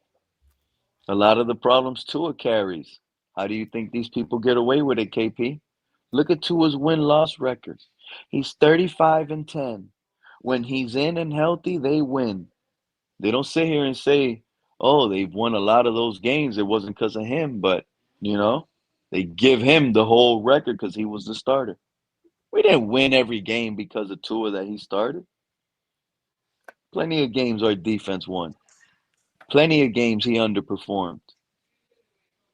He was only hot for 2 years. I saw a graphic the other day that I really enjoyed seeing that I wish Tua had been on there as well, because I know it's not a good stat, but it should be looked at. And it was wins against teams that made the playoffs in the year that they played them. And you know what? Sometimes I hate bringing it back to a conversation.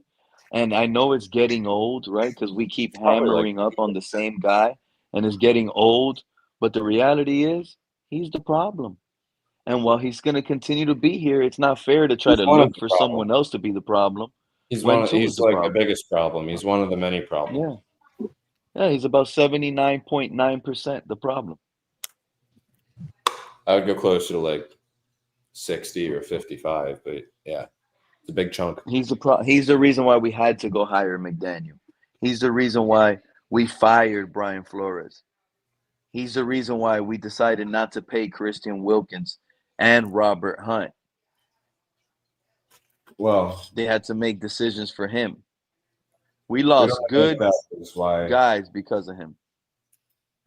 We lost everybody, man. We lost almost everybody else. Because of who? Sorry, I missed who you said. Because of Tua. Because of Tua. Oh. Every we lost single Vic Fangio because of Tua. every single draft. I don't know about that, dude. In the rebuild, I agree with all the rest, but not that. Vic every single Fangio draft pick in the rebuild to Pete. Every single draft pick. Yep. I think Fangio knew he was going to the Eagles. No one else ever buys into my theory, but I think he came here for a paid vacation. No, bro. That guy came here because it was good money, overpaid. I would do it too if I was him. If someone's like, "Hey, I can get you on my squad in a year and a half," I'd be like, "Okay, I'll go work for some chump team like the Raiders or the Dolphins or something, and you know, make some money, and then I'll just jump over there."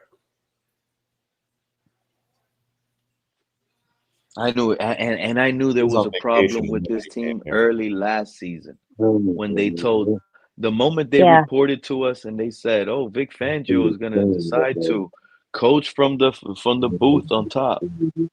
That man has never done that in his career. He's always been a sideline guy.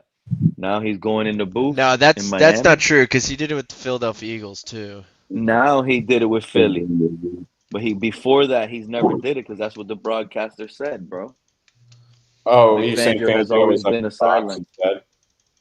He was in the box in Philly. I don't. He didn't want to be by our team. He didn't give a fuck. He didn't. I think like maybe he didn't know it was going to be a paid vacation when he got here, but the moment he walked in the building, he probably left there and he was like, "The fuck." It's like he probably went back to his hotel, or if he had a house by then, went back to that and was like, "Okay, this is what's next." Right. After the first month of watching this team in training camp, right? Some career point or something, some company, some class or whatever that we knew we didn't want to be in or belong in. It's all happening. It was wasted time. You're like, you walk in and it's just an absolute clown show, or you walk in and they're basically speaking a language you don't know. Yep. You go home and just basically start plotting. I think early on he knew he was going to Philly. Or like if you're at a new job and they start telling you, "Oh, this manager Joe Riss, he's real strict. You got to be careful with him. You got to be on your toes around Joe." And then when you finally meet Joe, he's really cool. You don't got to be on your toes. You find all this out on the first week. And you're like, "What? Hold on. I thought me and Joe were going to be like these two big bad managers here. And now I meet him. He's not as big and tough as they said he is. No. This ain't going to work." And it happens like that. Yeah, no, exactly. It's like, and then you find out I'm just hopping around to different countries all the time. He was probably told McDaniel's a guru. He's a mad scientist. Probably saw McDaniel, met him, talked to him. Like, yeah, a mad scientist because he can't get nothing correct. Not a mad scientist because he's creating things that are bright. He just can't get nothing correct, so he's always mad. He's grumpy. Grumpy McDaniel. Yeah, I don't know. I'm ready for a nuke. It's bad. Like there's a lot of the players I like. I love hearing I wish that. it had worked out with Tua. I wish it had worked out with McDaniel. I mentioned before, statistically speaking, Joe, I wish it would have worked out with Adam Gase. But if they ain't got it, they ain't got it. That's the reality. Adam Gase was cool, but everyone knew he didn't have it. Joe Philbin was terrible. We lasted on him a little bit too long.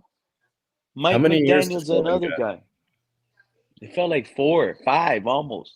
Yeah, he actually got more than some of our other more recent, like Gase and Flores. They each got 3 years, right? Felt like 2 apiece. I don't know. I thought it was 3. I could be wrong, but I'm just saying, like, it didn't feel like it was long with them. No, I know, but we've had 3 with McDaniel, right? We're heading, on our 4th with McDaniel. Right. So Philbin, I guess it was 5. It was 5 years with Philbin. That can't be right. I'm not sure. I might look it up. I think it was 4. think it was 4. Let me see. All right. Yeah, McDaniel, he's going into his 4th. He's had 3 seasons. Flores had 3. Gase I'm had so 3. ready for this to get nuked. I'm with you, Joe. Campbell had he had a full season with us? Who, Dan Campbell? No, he had a few games. No, he was like, he finished off a season. Todd Bowles too. Todd And Bowles, I think, had and 2 Tom games. Oh, I Yep. see. I saw Tom 12 Bowles, and too. 5, but then I looked at it. It's 12 games. He went 5 and 7. That makes more sense. Okay, yeah. Philbin was 4 years. Sperano was also 4 years. Campbell and Bowles were both 1 year. 4 years is what all these coaches get. Yeah, and before the longest It's coach we always a had 4-year before that cycle. was Wanstead at 5 years. Jimmy Johnson only had 4 years. So Why did McDaniel is Wanstead feel approaching- like we had him for 10 years? That's crazy. Because he followed up Jimmy, man. He was like a Jimmy protege. So if McDaniel lasts longer than this year, it means he'll be our longest tenured head coach since Dave Wanstead. He ain't gonna survive, bro. And our second longest tenured in Dolphins history. Let's just nuke this crap, bro. I can't. Week 3, he's That's our fired. issue, I think, in a nutshell. We've never had a coach last more than 5 years, and that was Wanstead at 5 years. Week 3, he's fired, Joe. And it ain't gonna be Weaver that takes the interim head coach either. Well, like I Who said is it? before, the stats are against us. It might be Bobby Slowick. It's 1 in 4 interim coaches get to continue. Bro, the you know it's Weaver. And 1 in Weaver 3 ain't. Weaver might be the reason Sorry, why. no, Joe is McDaniel trying to give us gets a fired. stat. Sorry. That's No, all. no, it's okay. But Bryson, Weaver might be the reason why McDaniel gets fired. No, that was fucked up. Let Joe finish his stat. That was on me. No, it's. I think, Pete, I hear what you're saying, but Bryson, the stat is 1 in 4 interim head coaches continue to keep the reins the following year. Yeah. 1 in 3 coordinators get elevated to head coach their own team that they're on. Wow. Statistically speaking, since 2000 or something like that. And quite frankly, the interim head coaches, aside from Pierce, we haven't really seen happen in like a while. Like it's very every few years there's one. So if Weaver did take over mid-season, statistically speaking, it's unlikely that he would end up as our head coach. He would keep it, yeah. Yeah. Let's just be honest, bro. He said, if he's the reason McDaniel gets fired, that's a good case for him to be an outlier in that stat. If we know that Weaver's the next guy, maybe that's more reason to go ahead and get rid of McDaniel. Jose's got All a I'm good saying, point. we're gonna be losing games. Weaver's gonna be allowing 30+ points. Y'all gonna want him to go ahead and be the head coach? No, I think it depends on how we're doing. McDaniel's it would have to be a fired. very weird circumstance where Bobby Slowick is gonna take over as interim head coach, and he's gonna have to call the plays for a Zach Wilson or Quinn Ewers. They'll fire McDaniel, Frank Smith, and Weaver, and then they'll put Crossman in as the interim head coach until the end of the season. That's what they do. They put in the special teams coordinator. I hope if we fail, like it's likely, I hope Ross has enough balls to completely clean house. Bring in a GM, let that GM hire a coach that we can work with, and build this team up the right way, man. That's the only way. And see, the irony, the agony is that that's what was that's what we thought was happening in 2019, 2018, and then they just threw that shit in the trash. So, but that's what needs to happen. As a failed attempt. Hey, Pete. It was an aborted attempt. It was an abortion. Yeah. An abortion is crazy. Man says 10. Wow. Bro, these teams and these coaches are coming in and doing it in 1 year, Jose. You want McDaniel for 10 years? Quarterbacks don't even last 10 years, bro. And you want coaches to last 10 years? How do they get this pass? I mean, how do they get this pass? No, See, you come underneath in. that, look at the second one. We need to He's got establish a an point. identity and system. We continue Yeah, we should changing not. it. We never allow the chance to Our, work out and the kinks and perfect a system. I'd agree if it means not being a finesse, win by schematics team, because that's basically what we are right now. Mike McDaniel is an axe Madden type of Madden player. Yep, we win all our games on paper. No, it's just he And that axes don't win Madden football what play to games. pick. Madden tells him pick this play. Not in late in the season. Exactly. Our team's got to be so fun to use in Madden. When you Yeah, don't they have to worry axe about Madden. like the injuries, just turn them off. Yeah. Everyone's like 95 speed, 99 speed. Guarantee you, every time those guys on the team, they're playing Madden at home, and then they're playing their franchise, and Tua gets hurt. I guarantee you, they're like, oh damn! They call, hey, I was playing Madden right now, Tyreek. You'll never guess who got hurt in my franchise. Tyreek Yeah. goes, Tua. They're like, yeah, Tua just got hurt. They talking behind his back, saying Tua gets hurt, even in Madden, bro. Even in Madden, they can't even trust Tua to stay healthy. That's funny. He's got like a pretty low injury score if you go and look at his ratings. Yeah, he should. Yeah.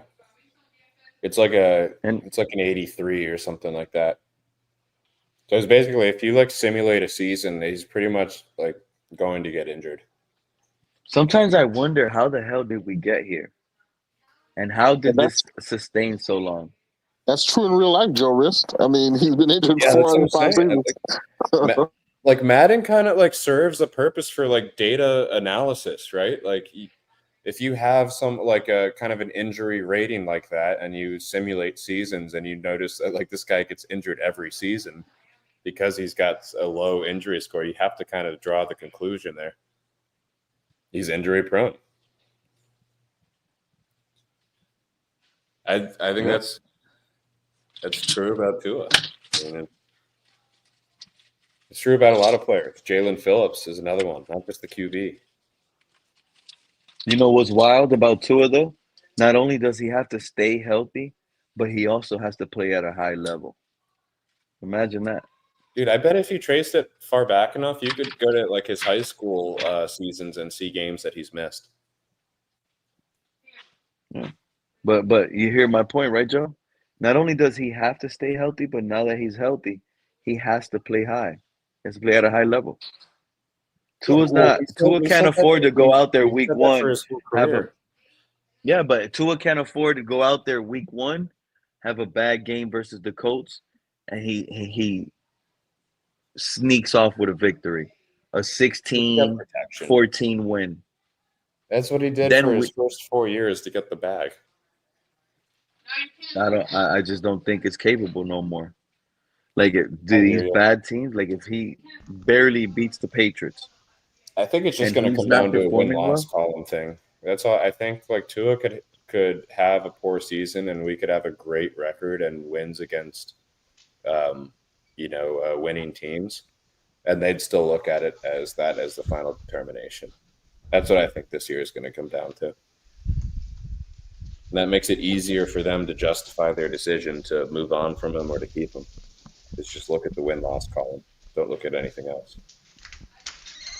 They should have been doing from the start. Cheating in Madden. He boosts up Tua's ratings. I'll do that. Put Tua speed 100, throw power 100, throw accuracy 100. I thought that said Jermaine for a second. I was like, that makes sense.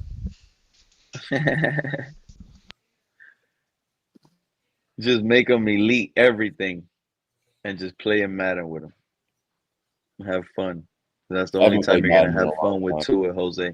And another thing, Jose, enjoy this year, Because this year is going to be the last year Tua's on the Dolphins, buddy. You're not So we even got going to to be able talk to about pick him that. up in free agency next year. People keep saying that because I really want to find out what they're going to do with Tua. So that's meaning everyone's gone, right? We got a new coach and GM. Yeah, I'm gonna come back later. All right, KP. Because have you seen the dead cap he's going to give us if he's cut after this season? You think the Broncos are mad with Sean Payton and Bo Nix with that dead cap? I do not think they're mad, Russell but Wilson? see, this is the Get problem over that it. everybody brings up, right? Everybody brings up the Broncos What do you mean? and this $100 million dead cap, right? We would be more than the Broncos at $100 million dead cap because Tua's contract alone is $100 million in dead cap. You got to think about Tyreek's contract. You got to think about Bradley Chubb's contract because he's probably gone. You got to think about, whatever other players that are gone after this year, and the dead cap that comes with that is, I'm sure there's still void years on Jalen Ramsey's contract that we got to pay next season. I consider it a trade with the QB that you're bringing in on a rookie contract at a much lower amount.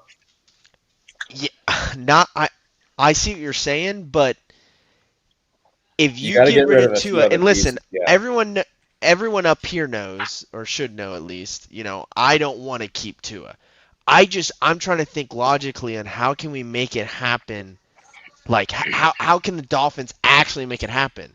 Because I can't hope for something that's not even possible. Like, I just don't see. Quinn Ewers popped. He's getting paid $1 million per year. I just don't see them throwing away $99 million. Well, if we I'll tell you what, if he gets another hit, they will. They will. Well, I mean, if he gets concussed, I think he's going to retire. I genuinely believe that. What happens then if he retires? If he retires, I think we're void of the contract. If he retires, we're not due the rest of his contract. Can we just pay him like half his contract to retire now? I think no matter what happens, if he gets injured in any way, he's done. So if he well, no, not necessarily. If he sprains an ankle or something. I mean, well, yeah. I mean, major what? Yeah, major, I don't see. I'm just trying to prepare myself because I don't see this guy leaving after this year unless you fire McDaniel, you bring in a new head coach that doesn't want him. That's exactly what you'll have to do. McDaniel's tied to Tua. Pete, you know how crazy the streams will go if we trade Tua mid-season? McDaniel is tied to Tua. Okay, no matter what. He said it in 40,000 back actually has an issue. And the Rams all of a sudden are looking for a QB. And the Dolphins have a shit record. But Tua seems to be having an actual decent season. We just can't get it done in the win column. What if we traded Tua to the Rams, for example, if Stafford goes down? I would do it. Yeah, I would do it. I would do that. I do not see them doing anything with Tua while Mike McDaniel's the head coach. Like, I just do not. No, that would be such a. Mike McDaniel's the reason Tua got paid in the first place. But Tua's playing stat boy, and he wants that 70 completion percentage. He don't care that we're not scoring. He's tap padding, and it builds him enough credit to get traded.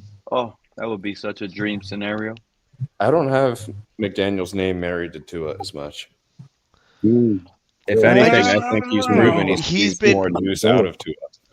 Joe, my thing with that is ever since he's been here, he's been banging the he did not like that, bro.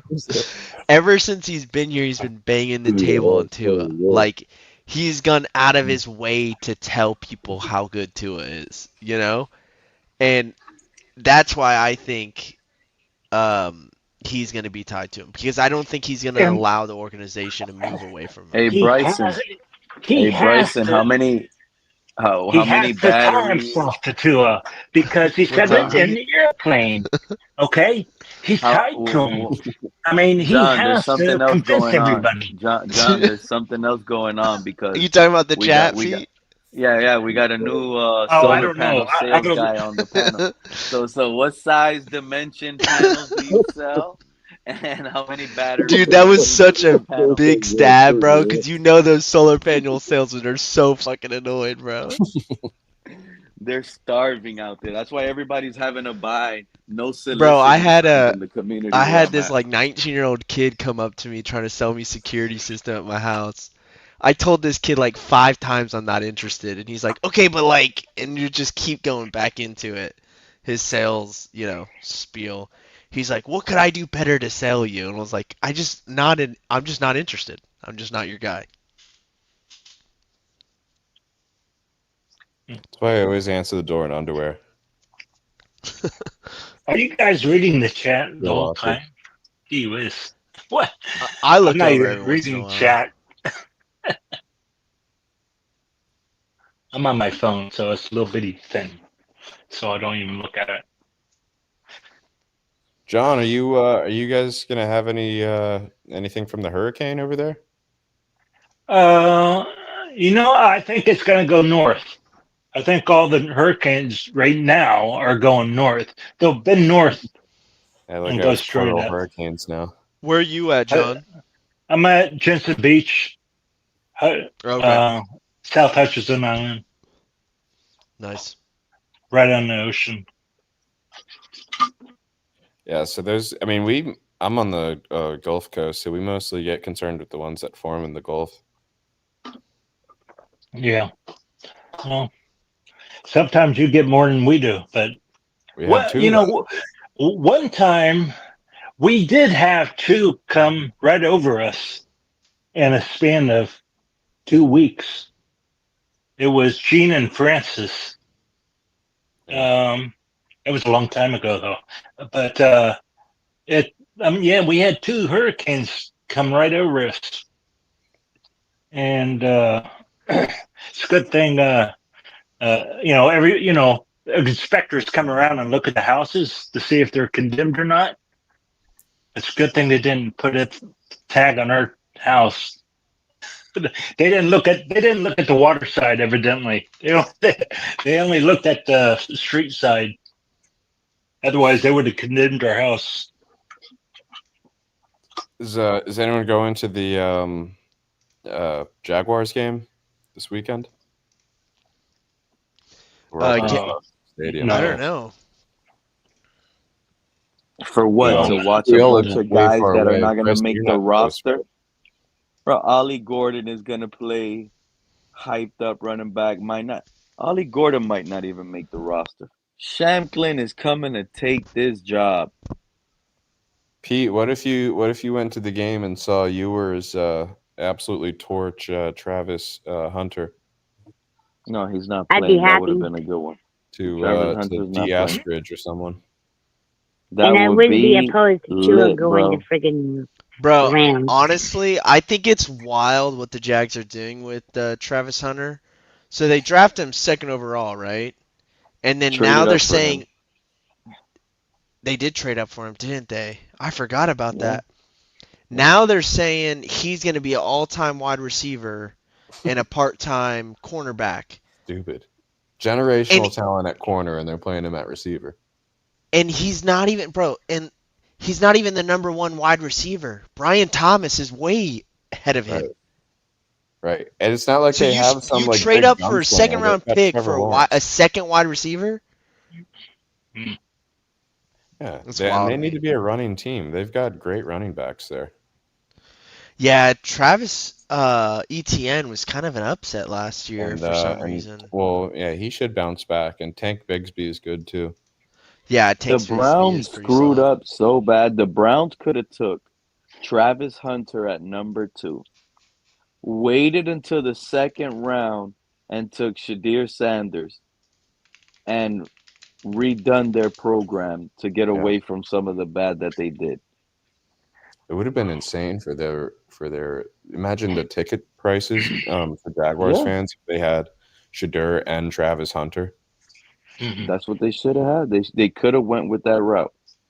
And instead of bringing in Duval, they bring in Duval.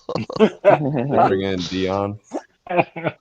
Sounds like a Volvo. That's exactly how he said it too. Duval. Bro, I've seen that clip too many times just because of how funny it is. You know, it's gonna like if they have any type of success this year, you're gonna be hearing that nonstop. He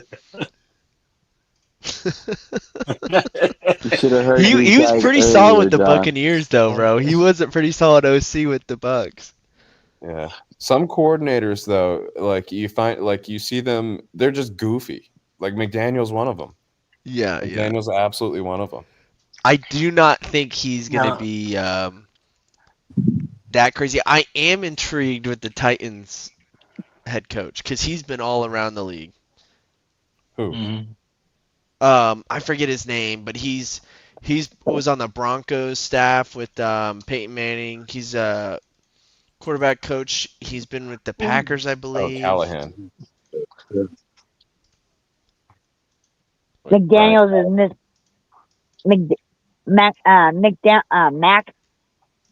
McDaniels.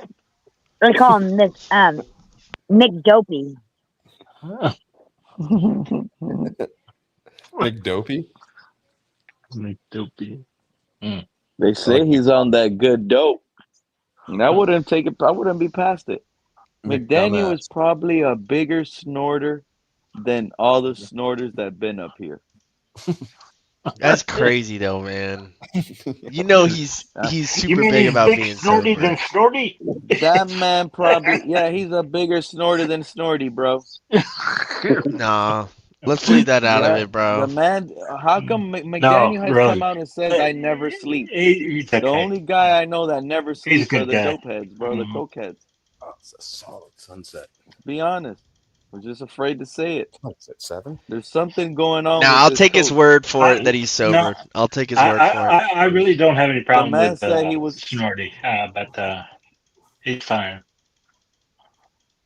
You know, he lives so in. you would be okay, John. You would be okay with McDaniel snorting?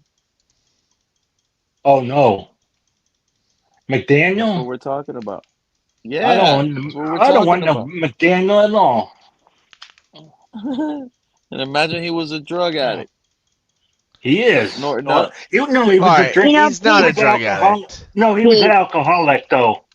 He was an alcoholic. Yeah, he's no longer. And a lot of people that drink, they snort. Same with Waller. Oh, I don't know about that. I don't know. I wouldn't know that. That's true, John. A lot of alcoholics like to snort because that's what sobers them up. That's what gets them to be able to walk when they're drunk. They snort. Like coffee.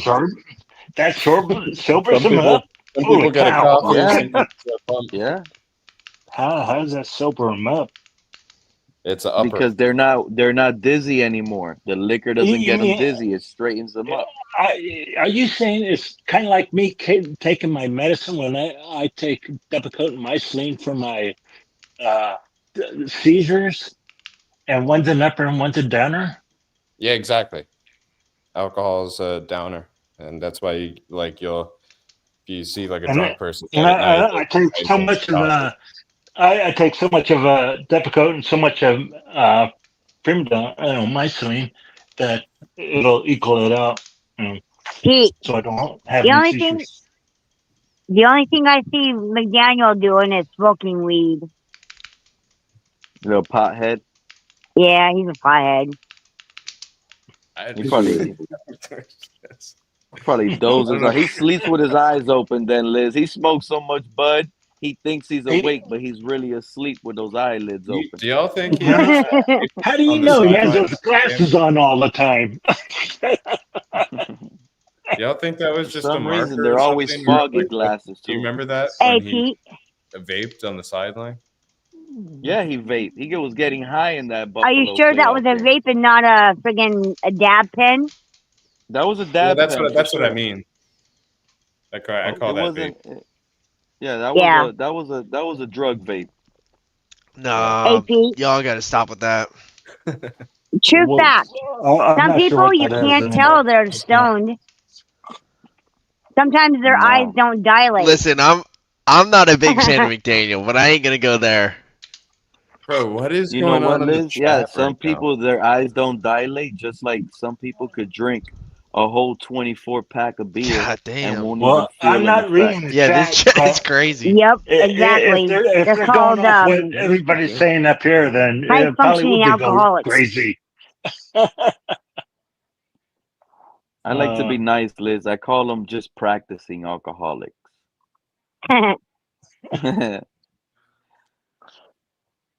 Oh. So do y'all So think how we'll you have any feel about the drama? news that came out today, John? Oh, I didn't hear. I haven't heard anything. What you mean? You I haven't haven't heard been. about the I've been. injury to the calf strain to Achane? Matthew No. Judon Is signs with the that come team. out today though, Pete, or has that No, been I out? haven't heard anything. No, that's I've been. Oh yeah, I've that's had been to go. out for the I've last had a couple days. doctor's appointment, and I've been out the whole time. Give John a news break. Yeah, the Yeah. Colts are starting Daniel Jones, week 1 versus us. Matthew Judon signs with us, and Yeah. Achane is just got a bad calf strain. And he was our number 1 running back. Yeah. He was. He now, was. Now we don't know if he's even going to play a Now handful of games. that means we're down 2 running backs. Yep. Well, 3 if you consider Wright's devolving abilities in the backfield, because we expected him to be making a step up and he's taking a step down. Yeah. So was it just Gordon left? Yeah, we've got those 2 new guys we added. I don't even know who they are. I swear I don't. Mike Boone. John, you know what's funny about that, John? Get ready, get used to that, because that's how it's going to be all year. All year. Yeah, you're not wrong. Players. Yeah. We're going to be like, who the fuck is this guy? Yep. All year. Yeah. Left and right. That's going to be our tight end room. We're going to one of those guys like Hill or Pharaoh Brown will take an injury, and then we're going to start just rotating random people like Myrick and just guys off. There's going to be a guy with a triple X on him, guy with a 0 on him, double Julian 0. Hill's going to go down, Joe. They're going to say, oh, now Darren Waller's coming off PUP. They're going to They're going to sign a different tight end. Then the Pharaoh Brown is going to go down. They're going to be like, oh, now they're forced to take Darren Waller off PUP. Now they're going to sign another tight end. Darren Waller is never getting off PUP. Yeah. Then we're going to add some lineman that's like friends with Teron Armstead or something. Just because. Yeah, I think this is just OBJ, Will Fuller 2.0.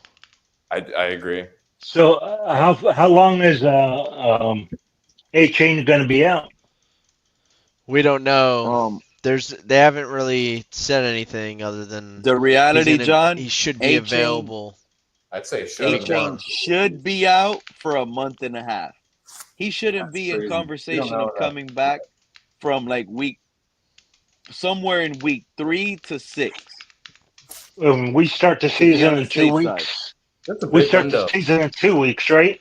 So that's maybe a month into the season. I think 3 weeks, because it's one last weekend of preseason games this weekend, 2.5, and then there's like a bye week, so to say, like the end of August. Before it's not a bye week, but you know what I mean. Cut your roster. Yeah, you cut your roster, and then the first weekend of September is when we play games. When they say he's likely to miss 1 week, do they mean 1 week of the regular season or like? Yeah, that's what I'm trying to figure out. I heard that he's gonna be ready for week 1. That's what I heard from. I feel like they're shutting him down for the preseason. Yeah, that's what I think it is, but who knows? We have no idea. If they think they're ready for them, if they think they're going to go for game 1, then they won't probably do much with them. They may, use them a little bit, but not the whole game. It matters what degree the calf strain is. Like, if it's just a mild calf strain, it's 1 to 3 weeks is what, Let's be honest. Saying. I just thought about it. It's not going to be too hard to come off the streets and run routes for Tua. You only have 2 routes. A slant. All you're running is a slant and a hitch for Tua. Any receiver we get, all Tua's going to ask you to do is run a slant. Is that why you're saying good to all the hitch routes for Theo Wees? Yeah. Perfect for our slant, offense. bubble screen, and a hitch. That's all you're going to run for Tua. Yeah, there's no double moves. There's nothing. There's nothing complicated to learn or anything. Corner So routes. why are we? You know what? That just hit me. I'm not even worried about Darren Waller anymore. Darren Waller could come in week 1 and run a slant in his sleep. That's pretty funny. No, I don't know. I mean, if that's the case, how is he not ready to go? He is ready. That's what I'm saying, Joe. That's all we need. need. It's not like he Has has he a been on the field complicated job. He texted. No, he hasn't been on the field. To me, it sounds like we reached out to him and we're like, "Hey, you want to come out of retirement?" And he's like, okay." And then we announced that he's tight end 1, and we're like, "Hey, just come back at any point." That's what it feels like to me right now. Like this guy had a whole year off, and then if he was apparently ready to go with the team, why did it still take a month and a half to even introduce him to the offense? Do you know something that I've heard that Omar said? He said that X, when he was retired, he wanted to stay in Miami. If Miami Dolphins offered him a job, he would have taken it. Now he's with the Colts. Yeah, I don't. Right now. I mean, I don't. Hopefully, he I doesn't don't want start against X us, though, but- man. He hasn't played in the league for 2 he's better years. than what we have.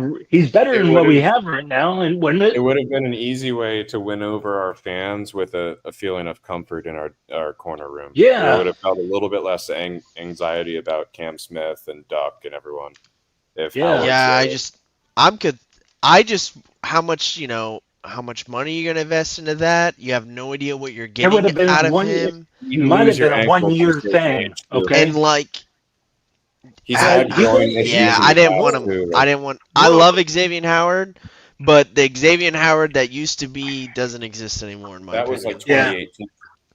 I just, Well, I don't want to bring in blame? another. Who do we That's what we blame want to when bring Frank? every year. We want to bring in this vet that we think it's the same thing with Darren Waller. Like he's not the same That's guy. what I'm saying. Bryson, No, who do we we blame if blew Darren it, Waller man. doesn't work out? We could have had Noah Fant as our starting tight end. We blew it. I don't Who know. do we Whoever you want to blame blame, I if guess. Darren Waller doesn't work out. He has a family here in Miami. Well, in Miami, and he wanted to stay in Miami. Oh, Howard. John, if Darren Waller doesn't work out, he doesn't play, and when he does, it doesn't look good. Who do we blame for that? He blamed Whoever you want to blame, man.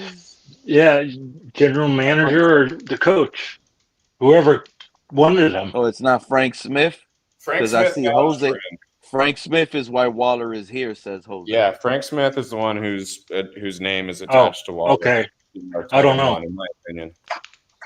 I mean, McDaniel definitely had the ability to overrule him along with Greer and to go out So and if get Frank a real tight Smith end has one. all this power that Jose claims, if I think McDaniel that's gets what I think fired, happened.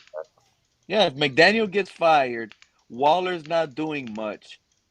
They're gonna make Frank Smith the interim head coach, and they're gonna trust him to make. I think Frank goes if McDaniel goes. I think both of them are considered like the offensive team. Scapegoats. Just call it a scapegoat. Well, they're. I mean, they're part of- well, to be honest, I would throw. What's his name in there? Bevel The in there head too. coach is the scapegoat, bro. I would throw Bevel in that group as well. Bevel's been working with Tua for Irony what, in 5 that, years John. now, and we haven't seen proper development out of Tua. So I would throw. I can Bevel see out Greer too. throwing them under the bus. Okay, so they're going to be the they're going to be the ones that'll go. Did you see Cat for Life's comment there? Robert No. Hunt is on the Armstead show. That should be a good clip or two. Rob Hunt is on Armstead show. I'm glad Armstead started doing content, even though he's like very much a puppet for the Dolphins. It's nice to get like some more Dolphins, player content. Yeah, It is, I so watch even it. if- He is extremely I positive. He guarantee won't in say a that single Rob negative Hunt thing, interview, there's but- going to be like a Dolphin snippet, some insight we didn't know. And it's always good to hear that. You know what I'm saying? Yeah. It is a solid show, though, if you haven't checked it out. Armstead's the man, bro. He blocked me, but it's all good. He's still the man. Good stuff, Armstead. Damn, he really blocked you? Everybody On blocked Twitter. you. I just wish you would say something negative. It's just all positive. That's my only beef with this show. Like, John, you know what bothers me? The man What? blocked me, and I never tweeted him. I never said anything to him. I never mentioned his name. It's always like these guys block me over Tua. It's probably Tua. Look, this is the biggest Tua hater on the internet. It's him. Yeah, Just probably. block him. That's probably You know the what I'm reason saying? why he Look, blocked Tua you. had to tell him to do that. That's probably the reason why he blocked you. It's Yeah, notoriety. Tua told him, bro. I guarantee Tua told him. No, Because how do I you don't go think out of Tua your had to way, tell him. John, to block me? Especially if I Well, never tagged you in nothing. You shouldn't even well, know who I am. Well, it's because he likes Tua. Okay, He's a Tua believer. That's the only why. That's the only reason. Otherwise, I mean, if you didn't talk bad about Tua, he probably wouldn't have blocked you. But that's a fact. I'm not on Twitter, so I don't know. I don't get on it. You're lucky, bro. You're Twitter's lucky. Once you enter there, you get cooked on there. Marquez, what's going on, big dog? Not much. I just was scrolling YouTube randomly and saw y'all was on, so I just came through. Hope y'all doing good. Man, ain't no Dolphin fan doing good mentally right now. No. See, you're looking at it all wrong. You're looking at it all wrong. We're going for a reboot. A-Chain, Marcus. A-Chain hurt his calf. It's over with, bro. This is what look. Unfortunate for A-Chain. I feel sorry for him. I hope all the best for him, and I hope a speedy recovery and all that. But the more weapons Tua loses, the quicker this regime will crumble. We need to look Actually, that's forward. probably the best for him. That's actually the best. He's actually right. That's actually what you want, Pete. You want this thing to crumble and look forward to the tank. See, but that's the problem though too, is they're just gonna make excuses. Oh, well, we didn't have our weapons, we didn't have this, we didn't have that. That's the problem, man. But they don't have gotta to say anything. They'll just do it. I mean, they'll crumble. They gotta realize though, I'm just done with the fucking excuses, man. You gotta shit or get off the pot, bro. You're either gonna win games and win a playoff game, or you're not. You know? Exactly. You know, he just shits his pants. Can I ask you something? If Tua plays and does not win, would they switch quarterbacks? No, no, they're gonna ride him to the end of the season till they get fired. No wins and even no wins, even if you don't win a game. Well, he's gonna win a game. I mean, like he's You not never know. bottom of the. I Bryson, do know. Tua I wins don't games. think Tua's gonna win another game for the Miami Dolphins. We'll get past game 3. No. The reason why I think Tua is bad, right? Because he's not good enough to win you like a big playoff game, but he's not bad enough to lose you everything. And that way you can't replace him. Tua is a good quarterback. Like he's not a great or elite quarterback. That is the problem. Nor is his health consistency. That's the way I would put him as. Yeah. But like to say that he's just a bad quarterback, that's just not. I mean, that's just not fair. How good is he when you disrupt the time? He would actually be an excellent backup quarterback. He's a starting quarterback. If Daniel Jones is starting, he's a starting quarterback. But Daniel Jones has more upside than Tua. Trade him to the Colts. Trade him to the Colts then. I'd love to trade him. I don't think Tua should be the long-term solution. But like, I'm also not gonna lie about he's not a trash quarterback. People keep saying he's trash. He's not. But a lot of people say Tua's that. not trash, then a lot of these quarterbacks aren't trash. Yeah, no, they're in the NFL. I would say he's like I would rank him like 15 to 17, right around there. I got him at Tua's not. I number forgot 18. Marcus. I forgot. Tua isn't trash. He's I garbage. would rank him around 17. I think that's what they do have rank him at, don't they? Yeah, they got him 17th to 18th. Yeah. Yeah, I don't want Tua to be here. I'm not going to say he's trash though. I'm not. I mean, that's middle of the pack. That's not even upper tier. Yeah, I agree. I don't think he's upper pack at all. I don't think he's elite. I don't. Nah, think he's not a tier 1 nor tier 2. He's tier 3. Yeah, I would agree. He's a tier 3. But I mean, you can win. That's the problem. But that's the problem with the tier 3. You can win games with the tier 3 type quarterback. You need a lot of things that are good going on. So when you have a shitty organization like our organization, they're like, oh, maybe we could just build around this guy and win a game, and you can't, win a playoff game. But that's not what happens. It's like building a house with no foundation. Bryson, the problem with you three-tier have to have a quarterback. They only beat on tier 4 quarterbacks, and they can't. You would have to have a quarterback that is so smart that knows the game in his head, and they can read the field without even worrying Tua about doesn't it. have It'd be football like riding a bike, when you go ride a bike and you don't ride it in a while, and you at least you know how to ride a bike. You get on a bike and ride. Let's be honest. It's the fourth quarter, 6 minutes in the game. It's 3rd and 8. And Tua, you think Tua's going to be paying attention to the right tackle not lining up at the correct spot? Tua doesn't know any of that. He lets the pressure fold him. Tua's going to the tight end might be offsides, and he's going to be in a legal procedure on 3rd and 7, not paying attention, now moving us back to 3rd and 12. He just doesn't have, no football awareness. No situational awareness. And He's if just any of our, it's just McDaniels hike. Let's go. and if someone on our offensive line goes down, we don't have a second tier offensive lineman. Okay, everybody else is subpar. Yeah, our offensive line is. I don't think our offensive line is all that great. We'll see what this starting 5 is. I mean, but if you don't have Austin Jackson, it's better than what? Well, I mean, the starting may be okay, but after that, I mean, it's you don't have anything. Yeah. Yeah, that's the problem. It's ass. Like, if you lose one of your starters, which right now, we're out Austin Jackson, Borum, what's his fucking name that's starting at right tackle right now? He got cut by the Bears. Yeah, bro. That should tell you everything. No, the Bears went to fix their offensive line. He got cut by the Bears. The irony. And we were like, oh, yeah, who's this guy? The Bears had one of the worst offensive lines last year. The fact that they trimmed off. He came in, he got the job and fixed it instantly. That's crazy to me.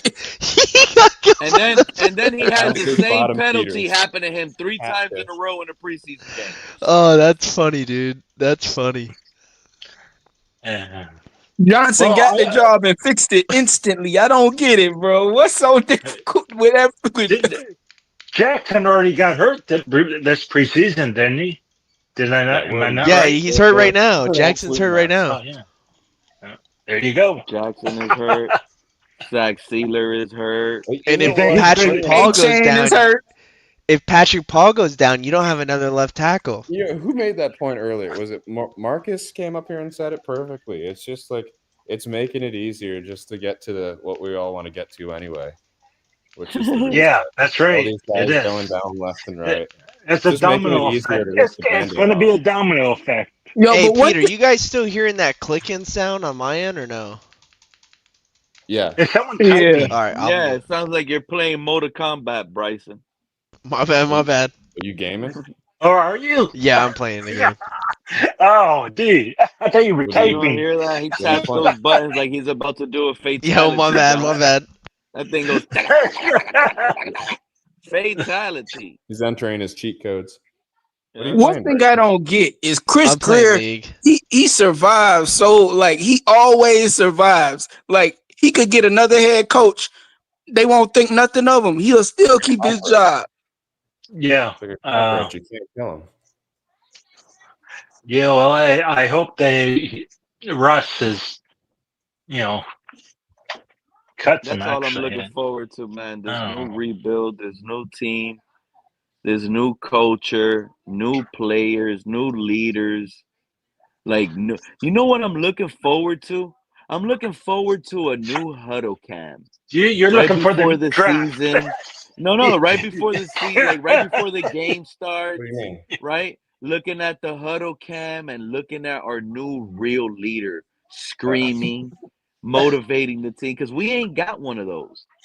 What makes you think? Well, exactly, we don't have one. We're not So gonna once we get a new coach, a new GM, instill a different culture, we're gonna have different players now. That's next year. I'm looking forward to August 19th, 2026. That's going to be like I'm so done with all the players on our team right now. I don't like I want them all gone already. This time next year, we're going to be amped up about Drew Aller or some Nussmeier or someone. And we're going to be like 15 overall. We're going to draft 15 overall because they're going to mess around and try to win games. And that's okay. We can still get our guy there. We're gonna find out how good X is the first week, okay? Because we have to play against him. Marcus, I'm being honest. We're not beating the Colts week 1. We're not beating got the Xavier Patriots Howard. week 2. Xavier Howard said he signed with the Colts primarily because they're playing the Dolphins. Yeah, is that why? Did he say that? Did he really say that? There's no way he's signed with the team. I think Howard and the Dolphins kind of had a clash, he had a clash with somebody in Nipper. So, but I think that's the reason why he doesn't. That's the reason why the Dolphins didn't sign him. So Howard and Minka Fitzpatrick had a problem. Oh, that's why he wouldn't come back here. I don't know. Patrick's back. Yeah. Is that why? Rumors were out that Minka Fitzpatrick bagged Xavier Howard's girl. I gotta get going. No. Yeah, those were the reports. Yeah. And it wasn't like just a side chick. It was Xavier Howard's like main chick. Those were the reports. Damn, are you serious? Mess around with that because then that's why we got rid of Minka back then. You'll get an itch and a burn from that one. The two reports I heard, the 2 reports I heard, it was Xavier Howard got into a physical altercation with somebody offensively. Some will say it's Tua, but we don't know. And the other one was that Minka and Minka and Xavier Howard. Hey, Pete, I gotta go. All right, Liz. Take care, Liz. Liz. Man. Take care. Take it easy, Liz. She says Tua will be injured before the Colts game. Good name, Liz. Before week 1. B. McDonald said he heard the opposite. Xavier Howard was flirting with Minka Fitzpatrick girl. I know it's one of them. But you see what the Giants did simply by drafting Jackson Dart, man. That's what I want for the Dolphins. Yeah. And they didn't have to draft him early. I don't want us to be nothing like the Giants, Marcus. When we draft our quarterback, I don't want us to have a Russell Wilson or a Jameis Winston. No, when we draft our first-round rookie quarterback, I want to throw him into the fire. But that's okay. Russell Wilson is going to be gone by week 6. I can guarantee. Yeah, and they wasted 6 weeks of that rookie's career. No, they did. They could have been learning. No, he needs the coaching, if anything, because he came from a simple system at Ole Miss. So if anything, he needs to sit behind Russ. You know, to start the snap count, all he had to do was clap. Yeah, exactly. And they would give him the ball. He's a perfect example of someone he's in a prime spot right now. That's a great guy to sit behind because Russ is going to go all out with trying to teach this kid, probably too far. Could have said Omaha. Yeah. And then he's definitely getting the reins by next season, if not this season, like late. And he's got the Giants are 2-4. That guy's going there. Their defense is pretty stout. Like if it works out with Dart, they're going to be able to build something nice there. I mean, that defensive line is serious, Joe. The Giants' defensive line is serious. Yeah, Dexter Lawrence. I saw Russell Wilson throw a pass last week that was like more than Daniel Jones' entire career stats. Oh yeah, that 80-yard throw that he had. Yeah, in the preseason game, he launched it. Yeah, looked like I a think rainbow Giants throw. fans have more to look forward to now than they have in the last few years. Last 2 years, I'm talking last few. since 2010. Yeah, maybe a little bit later than that, but yeah. So that was their last Super Bowl, I think. Yeah, but they've been messing around in the playoffs too since then. I mean, Daniel Jones has a playoff win, so there's only so much shit that I could talk about him. I mean, hey, Tua don't even have that. Yeah. Yeah, isn't that crazy? People look at the Daniel Jones contract as a massive mistake, yet he's got a playoff win. But we can't, not everyone's on board with saying Tua's contract. I think it was more a mistake because they picked him over Saquon Barkley. Like Barkley should have got paid, well, they should have done what they needed to keep both. Yeah, that's true. It's just like if you were going to franchise tag one and pay the other, it should have been the other way around, Yeah, there's other things they probably could have done, but they didn't. And to be honest, no one thinks a running back's going to have like a second surge like that. But Daniel Jones, he's crazy. All things considered, they hit lightning in a bottle with Daniel Jones because they only gave him $40 million. Look at what we giving to it. Right. It's a worst case. That's $20 million a year. That's nothing in today's salary cap. We fucked up, and we felt the burn within 2 months of giving him the bag. Not even 2 months. I forget. Like a month, because after that week 2, he was gone. Yep. And when do we play Buffalo? When's the first time we played Buffalo this year? It's like that. What's that? Christmas. Week 3, and that's week 3 or and they're something. like, "You'll shoot your eye out," and he goes and he shoots his eye out. It's exactly what happened to. Don't we play in week 3, Buffalo? Yep, prime time. Why do they always put these games on prime time? That's where Tua. Oh Lord! I told you, Marcus. I don't know why they gave us so many. Tua is a TV magnet. Everybody wants to watch Tua because they want to see him. And we're going to be playing. We're not going to be playing here in Buffalo, are we? We're going to be playing overseas, aren't we? No, we're playing in Buffalo. No, we're playing Buffalo. You're thinking of the Commanders game we're playing in Spain. Oh. And that's taking away one of our home games, right? Or no? They're calling that one of our home games, even though it's not. Damn. That's jacked, bro. We're losing a home game for that shit. Yeah. We travel pretty much every year now. And that's I know. I know we're a big London team, and we're probably gonna get that we're probably going to get another team in South America, or not a team, but a game. Yeah, if they decide to do Colombia, we have the Mexico market. If they decide to go down to Buenos Aires, they'll probably even throw us in Brazil. We might be the team that leaves Florida. We might not have a football team, and Mexico might. And we might turn into the Mexican Dolphins. I don't think we would be moved. I don't think if anything, NFL would expand. The Mexican Dolphins. Do you know the Dolphins were the first team here before any other NFL any other sports here? It was football before anything else. So I don't know if it would be moving. Jags, yeah, exactly. Being the oldest team, Tampa Bay never had it. Thrown out. I'm not sure Tampa Bay was even around. But Tampa's not going anywhere. They got fresh Lombardi. No, I mean, but the Dolphins before we had the Heat and the Marlins or hockey, it was just the Dolphins. Period. And that's all we had. Well, there was one year the Canes didn't. One time the Canes didn't have football. Canes didn't get really too relevant till, I guess the. 80s. And then, yeah. Yeah, I think that's right. Yeah. Early 80s. Yeah, I graduated in 81. Yeah, I was down there. I actually went to the Hurricane games. Damn, John, you seen the glory days then, huh, of the Dolphins? Well, yeah. Well, yeah.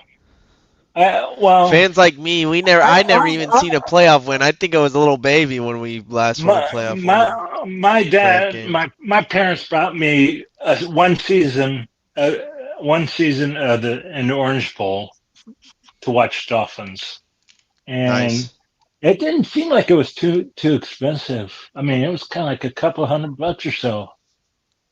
I mean, I guess. Maybe I'm wrong. I don't know. They paid for it, so I wouldn't know. But I mean, I just took a cab to the bus station. Took the bus station to the Orange Bowl. I mean, it was $4. Are you from South Florida? Well, yeah. Well, since I was 5, I grew up in Miami, South Miami. Oh, nice. South Miami High. Oh. And I mean, it took four minutes to go. The whole population boom of Miami.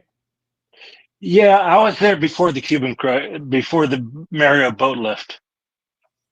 Okay. Yeah. And like it. Joe, I was here before the Mariana boat lift. Okay. No, it was. No, seriously. There was I just like when you say when you're like, okay. Our house did not have air conditioning in it when we moved in. It had heat, but we didn't need the air because there were no high rises on the beach. So we got all that breeze from the ocean. A lot of breeze. And we just opened up the windows and the air went. And we opened up the thing. But then my dad, it was set to put in the air. I mean, but we didn't. I mean, so that's what my dad did. But anyway, but yeah, I saw Dan Marino and Bob Greasy, a little bit of Bob Greasy, and the Orange Bowl. At least he got to see a real winner in Bob Greasy. Well, I saw Dan Marino when he came in, okay, because he was my age, and so when he graduated, he's my age, so I saw him when he was picked for the Dolphins and got in, and he waited until Bob Greasy had to go down. Until Bob Greasy went down, that's when he went in. Don Shula didn't put him in. I don't think you heard Pete throw in that comment. I can't hear him.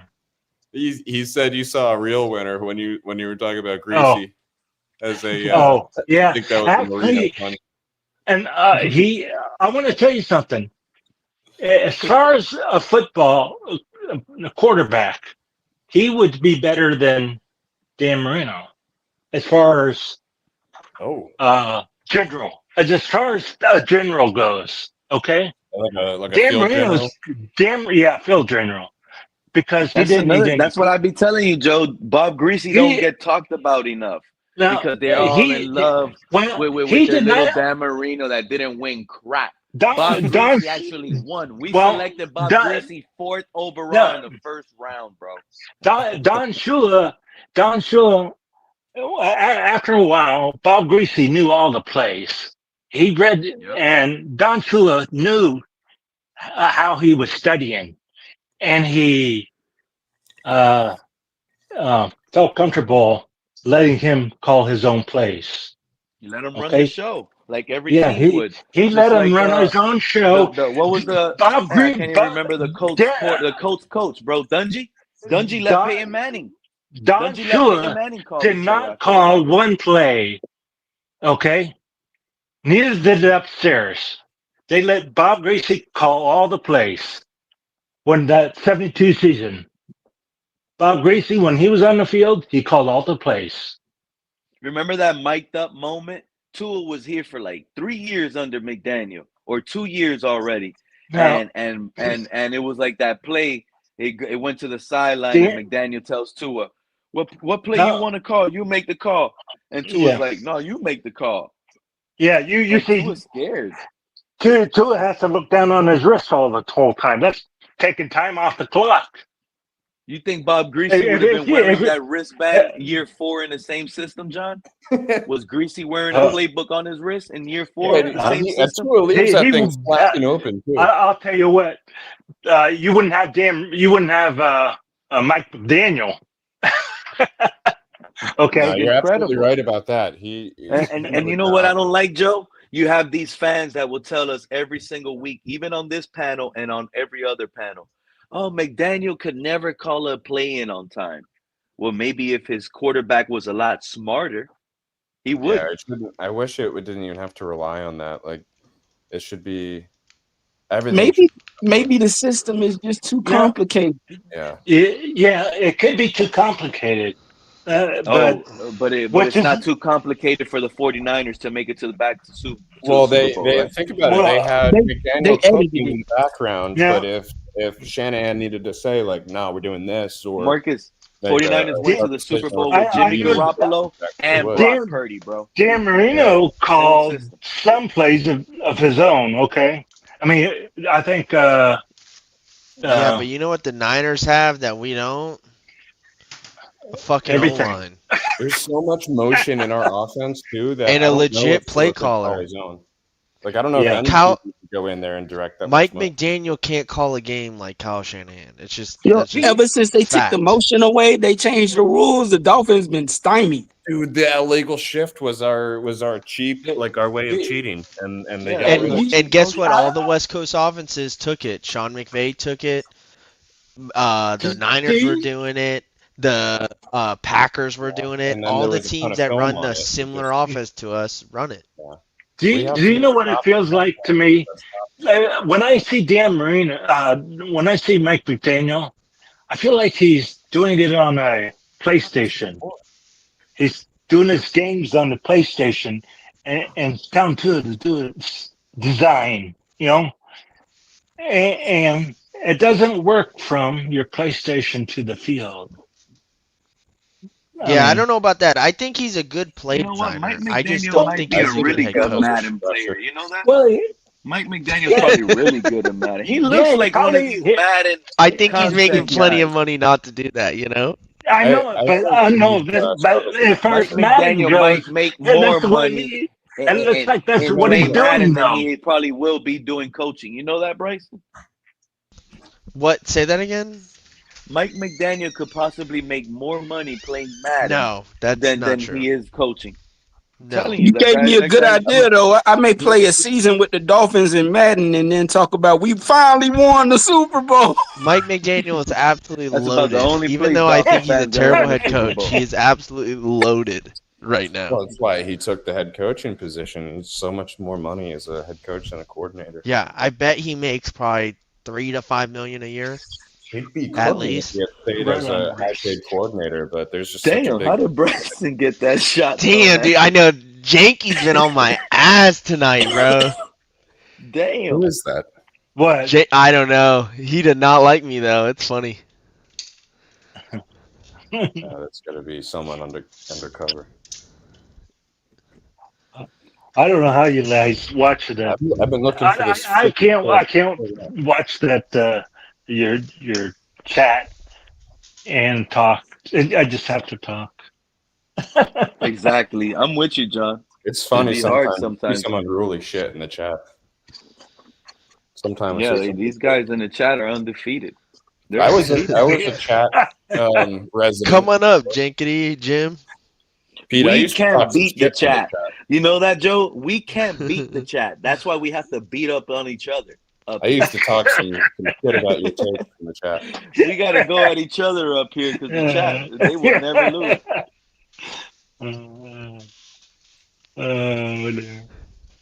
Keep your kids away from Jim. No, but Dan Marino called some plays. The coach would let him call some plays because he was good enough. I just can't stand John, you think Tua has the guts to call? around. John, you remember the fake spike game, right? Oh yeah, against the Jets. You think, yeah, against the Jets. You think Tua has the guts to do that? You know, to put that on his own? He'd drop it. I bet you that was Marino's call, probably. It was.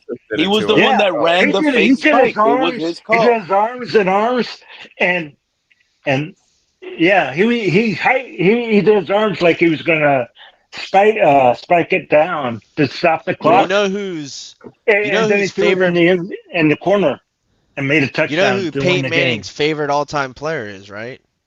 Dan Marino. It's everybody's favorite. Same with Drew Brees. Should be. That's why Archie Manning wants to come to be a Dolphin because of Dan Marino.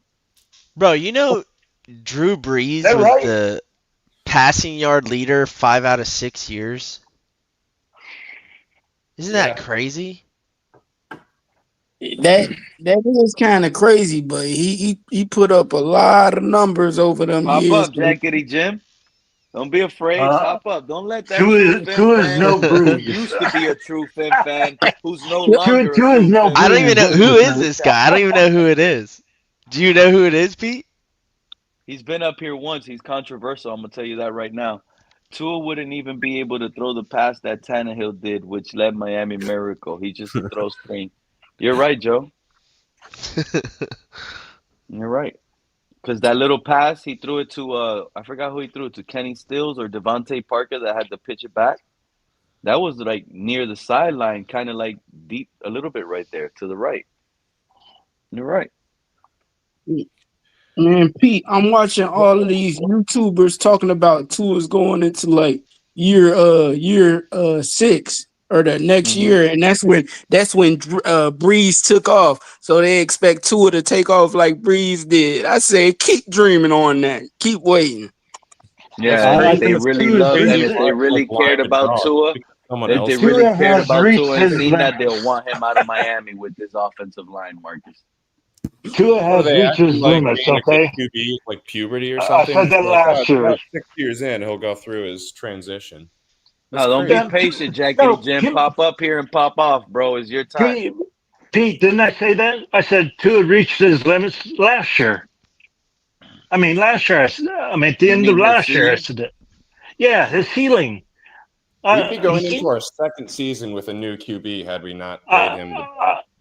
I don't think Tua can go any higher. I mean, his ceiling has already been tapped. He only knows to do so much. And John, bubble screen to the right. Bubble screen to the right. A jet sweep to the left. And a slant. That's all we see. What up, Fred? He knows how to get Fred is back. Is this live? This is live? Oh, what? Say that again? Yeah, no, you're in your dream, Fred. Oh, my right now. Yeah, I know. I just woke up. I was like, wait a minute. What the fuck? You just woke up, Fred? Yeah, I had to. You just came in here now.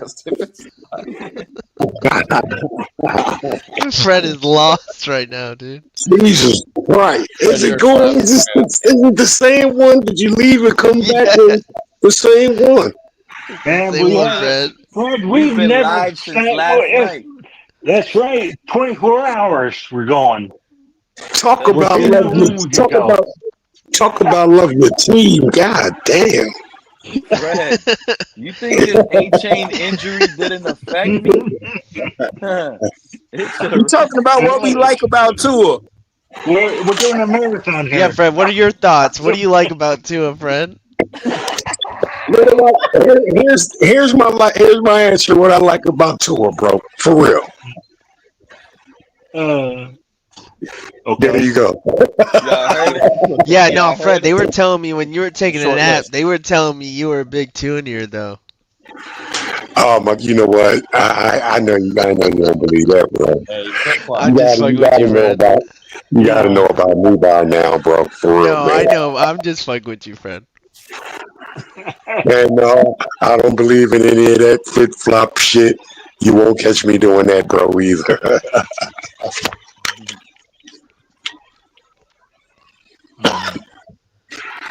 You know what? I ain't got time for this guy, bro. You know what? You know I don't what? You even know know what? why. Like this guy I'm always gonna play with with this, y'all bro. one day, man. I'm gonna This mess guy around with y'all always one with day. this, bro. What's up, True for the I ain't got time for this Jimmy the Man, I Gent, don't man. got time for this Jimmy I the ain't got Gent time asshole. for I'm this about to Jimmy the block him Benny. off my channel. I can't stand this son of a bitch. This man over here coming man overboard, bro. Yeah, yeah. Hey, Did we hey, talk Pete. about that Niner fan though? He was definitely trolling us. Hey, Pete. Are you Oh, gonna wow. tell Jankety Jim to come up, or is he gonna, Jankety Jim, I'm It's telling you, always if he it's comes up, always he's jankety up controversial. here, bro. Yo, no, Hey, Fred, the father Don't of let him Jankety play with your himself. name, He Jankety. was You better talking on stand on the toes. chat, but he gets scared to come up. He's like, nah, I don't want that heat. I don't want that smoke. Oh, one of them dudes. One of them Yeah, dudes. one of them Oh, dudes. wow. He feels more Hey comfortable Fred. at the tips of his fingers. Here we Hey go with Fred. Mike McDaniel Hey again. Fred, let's say Tua's arm got strong. Right? What? Oh, strong. Hey, Pete, hey, did he die and come back or something with that? What the fuck? Did he come back? Did he come back with the 5 stones of Thanos or something? Because that Oh, motherfucker okay, is dead. okay, Pete. So let's say it did get strong. Then what, Let's bro? say Then what? he got a stronger arm this year. It is stronger.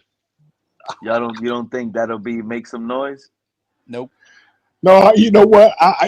He'll still have many problems Wait a minute. because even though the arm is stronger, he still can't run. Still gonna get concussed. Still gonna get Here's hit a probably. good one though. If his arm Tua gets, talk about if his arm thing gets stronger, now he'll release it even quicker, bro. who you think's gonna have a better career in the end, Tua Tagovailoa or Dylan Gabriel? Because Dylan Gabriel's smaller than Tua. I'll say Tua. I got no hope for Dylan Gabriel. Zero. Yeah, I don't think Dylan Gabriel's gonna be a guy. No, Dylan Gabriel, because Tua's going to be out of here. Yeah. No. I don't think Tua's- Dylan Gabriel's gonna be He shit. won't. Have you Tua guys won't anybody last. seen him? Dylan Gabriel will never throw I don't know who passes in a game. I don't know who Gabriel is, but Tua won't last. Dylan Dylan Gabriel's a Gabriel, rookie. John, rookie for the Dylan Browns. Dylan Gabriel is a Gabriel will quarterback never for score Oregon. 70 points in a game. Yeah, Dylan Gabriel's a Well, quarterback does he for have to? Oregon. Does he And have to score 70? He's 5'6", 105 pounds. Hey Pete, How tall? after Wait a minute. Tua's golf we clubs are scored bigger that than Dylan Gabriel's. after we scored that 70 points, bro. After we scored that 70 points, bro, we were averaging about 15 a game. Nah, you know what? Yeah, hey Fred, you know what? Let's talk about that now. I've been seeing the statistics on the Dolphins offense since 2023. We're steadily going down every year. It's been And we figured noticed out. that. We've been trying to tell y'all that. It's all I eye know that. candy. We've noticed it. We've all noticed it. Do you know why? Because Tua goes down and the backups weren't any good.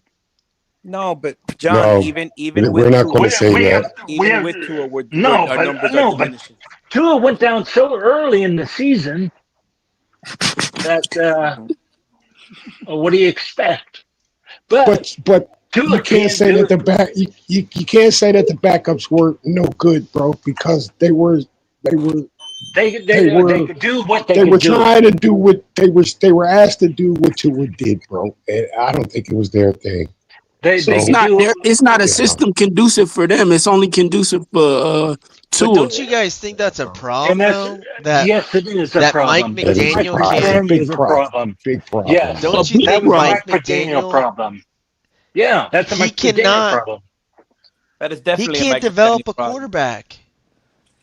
Well, I said, man, make 6 or 7 quarterbacks. And we got came in two to try backup to help. quarterbacks that need development. This is why I kept saying Mike McDaniel's tied to Tua. Okay. Yeah, I've been saying that. Pete When one goes, the other one's going. Yeah, but John, I believe so. But this is the problem that I have with statements like that, because some people like us, we understand what you're saying, but believe it or not, there are fans that are so dumb that they won't realize what you're saying. The reality is, even if the system is designed for Tua, right? That in itself should tell you, number one, you're giving Tua everything you can to make him succeed. He hasn't. And number two, if that's your way of winning, then you already fucked up as a He coach. has no because you don't got backup. He has no backup. Yeah, he has no backup to winning.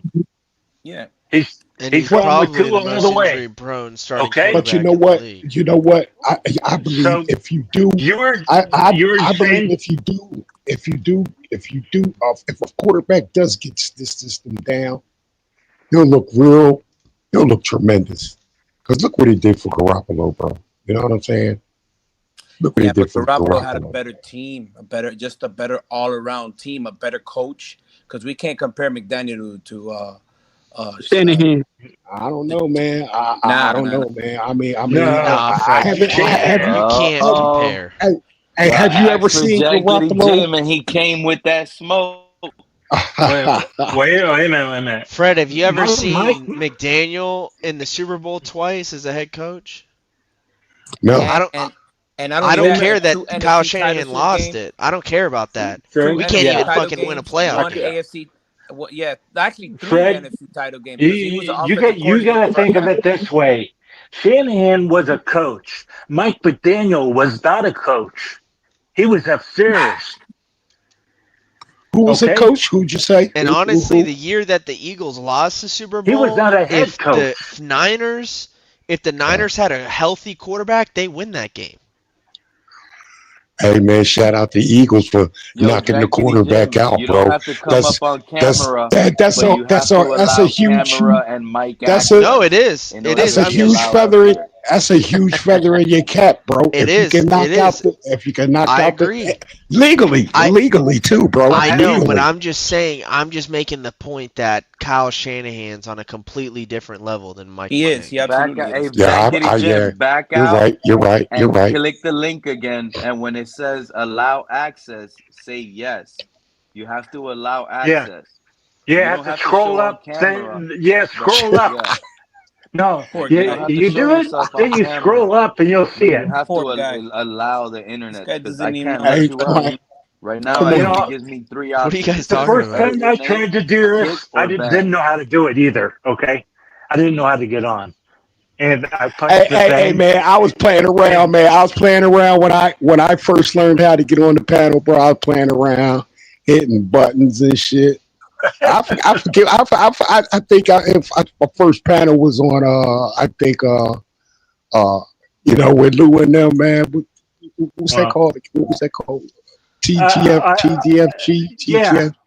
Anyway, my first time was on there. It's not me, bro. Back out, and click the link again. And when it tells you to allow access, say yes, bro. Look, he's in a private chat saying we're scared to let him up. He just doesn't understand. We ain't scared, bro. I promise you that. I don't know if any of you guys heard me on that panel before, man, but bro, it used to be brutal for me on that panel, bro. I ain't gonna lie. I remember when the only one that used to help you was me, bro. And you know that. Pete, exactly, bro. That's why you must do, Pete, because you came through for me, bro. He saw my name and he goes, I want to hear from John Fetterman. And he goes, come up here, John. And I was going to, I'd never done it before. I was going to, I punched it, and I couldn't see the thing to punch it to go on. Well, all you had to do is scroll up so you can see it, because it's hidden. It's actually hidden. And that's the reason why that guy doesn't even know where it is. It's hidden. Hey, Pete, those panels, man. The whole thing up and you'll see it. Hey, Lou used to say, "Hey, Fred, wait till I come to New Jersey, man." And man, I had a nightmare about that dude, bro. I was like, man. You had a nightmare about. I said, "Oh yeah, man." I said, "Oh man, what I get myself into, man? I got a guy coming from Miami for me, man." I remember that. You guys were talking about breaking jaws. And that was all over Tua, Fred. That's the sad part. Yeah, all over Tua. I had to keep looking over my back, man. Like, here comes this guy, man, from Miami, man. Come looking for me, man. All over. You saying Tua ain't it, bro? Yeah. These guys were ready to take you off the map. They was ready to. They was willing. Yo, some of these dudes, Fred, were willing to put themselves life in prison. I'm trying to tell you. Over Tua. Now, some of these Tua guys that were going to war for Tua, now they killing Tua. Hey, I would tell you, Tua got some soldiers, bro. He got some soldiers in this game, bro. I ain't trying. Oh my God, man. That man has real deal soldiers going to war.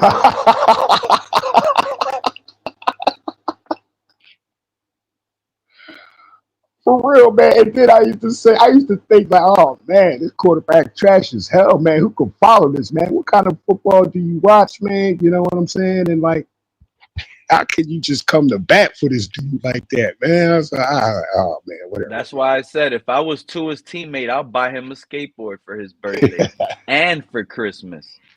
Surfboard, get him a surfboard, bro. I'll get him a skateboard. But you get him the protective gear for like kids, or you just tell him go out there and skate?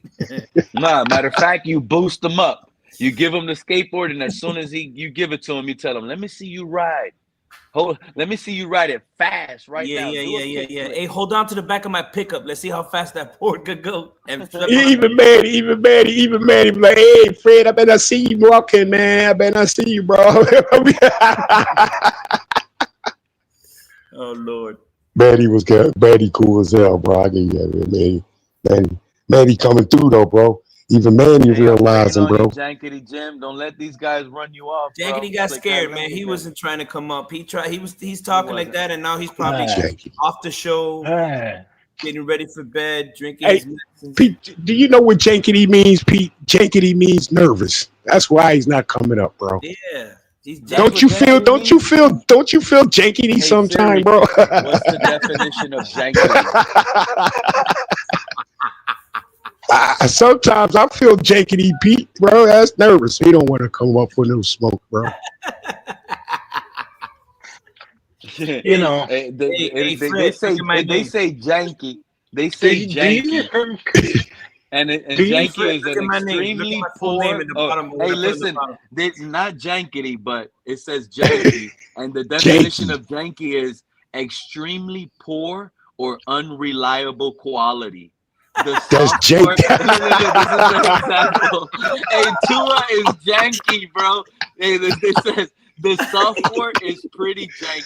Extremely anywhere to eat other than a janky food court. What's the other part? The car is embarrassing to drive because it's so jank. Hey, what is the again? Scared, and what's the other one? Hey, you know what? You wait till Tua has another one of them games like the playoffs, bro. I'm gonna say, man, this dude is JD as hell, bro. What the fuck's wrong with him, man? JD ass out of here, bro. That's a janky take right there. I got 2 iPads and an iPhone. That's all I have. Look, I have Apple, so I'm sure it's different than you peasants.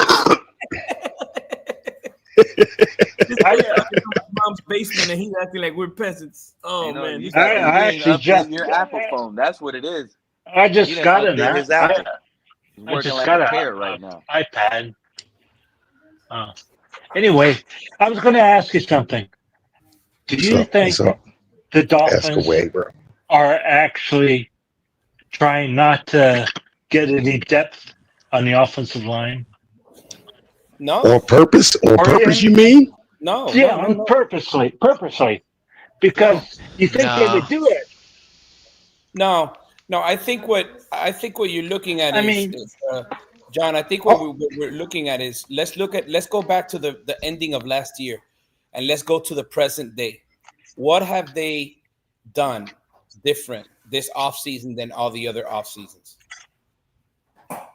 A couple of offensive players. No, and a defensive player. Hey, ask that question again. Ask that question again, true fans. Let me see if I got that. If I got that right. Bro. Compare this offseason from the ending of the final game till now, right? Offseason. What is one thing Miami has done different than all the other ones, starting from the first year of the rebuild? What has Miami done different this offseason than they've done before? Yeah.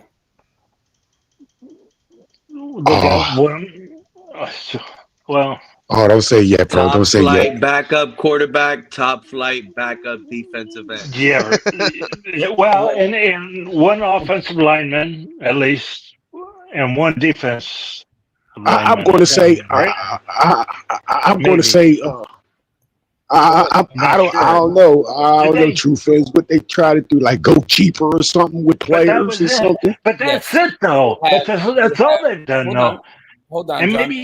maybe a quarterback, maybe running back. I don't know, but nothing much.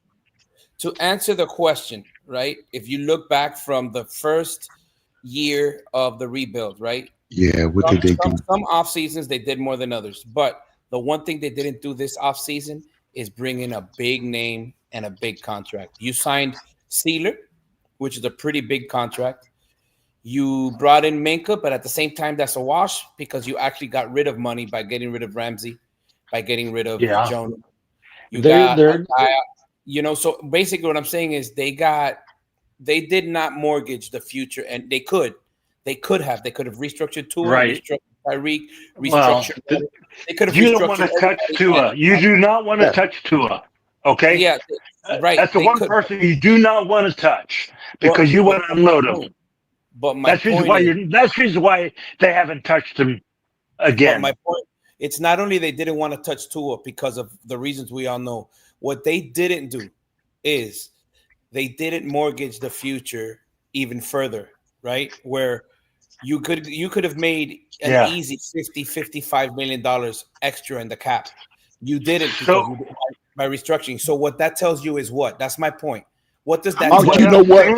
You know what truth really is? Saying is actually true because they did a minimum. They paid everybody just the minimum of what they want to pay them. That's my point. So they have money in the bank. Hey, true fans, you know what? You know what? I like that. I like that question, bro. I like that question because to me, I say, what for?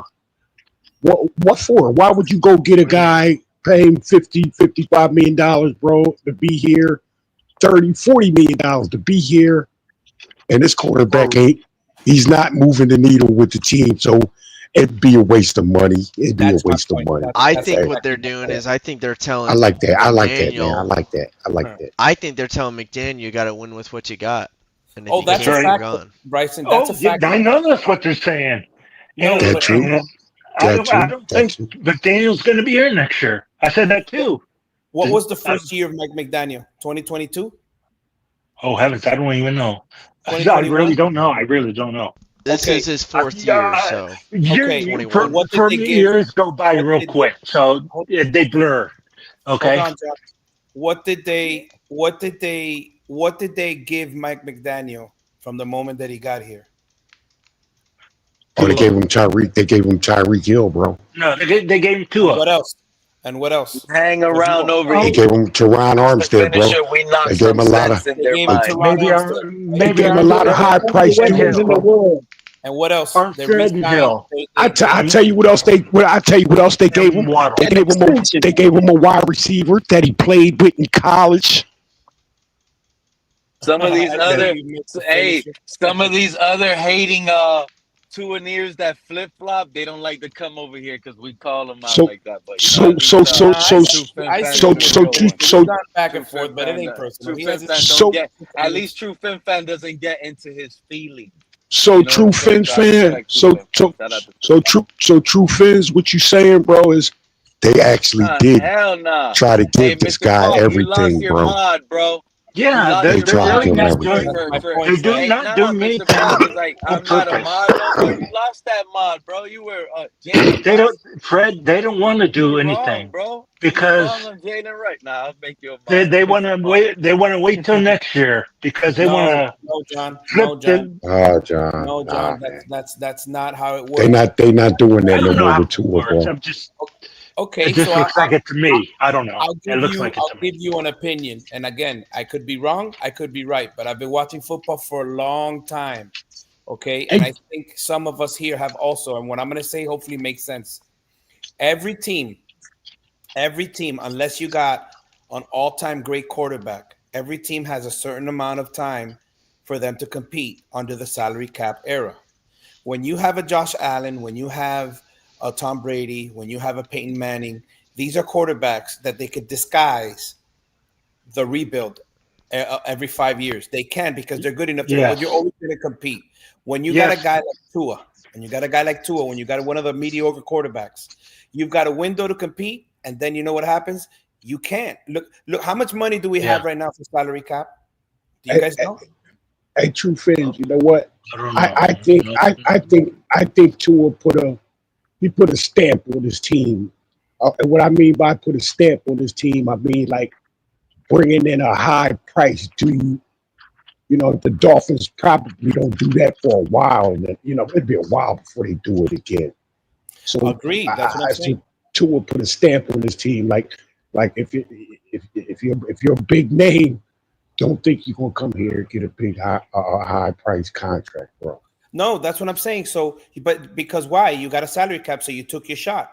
You got to give listen, next year, and guys, if you could, anybody here could check it up for me. I know it's it's either next year or the one after. Tyreek is going to count $15 million against the cap.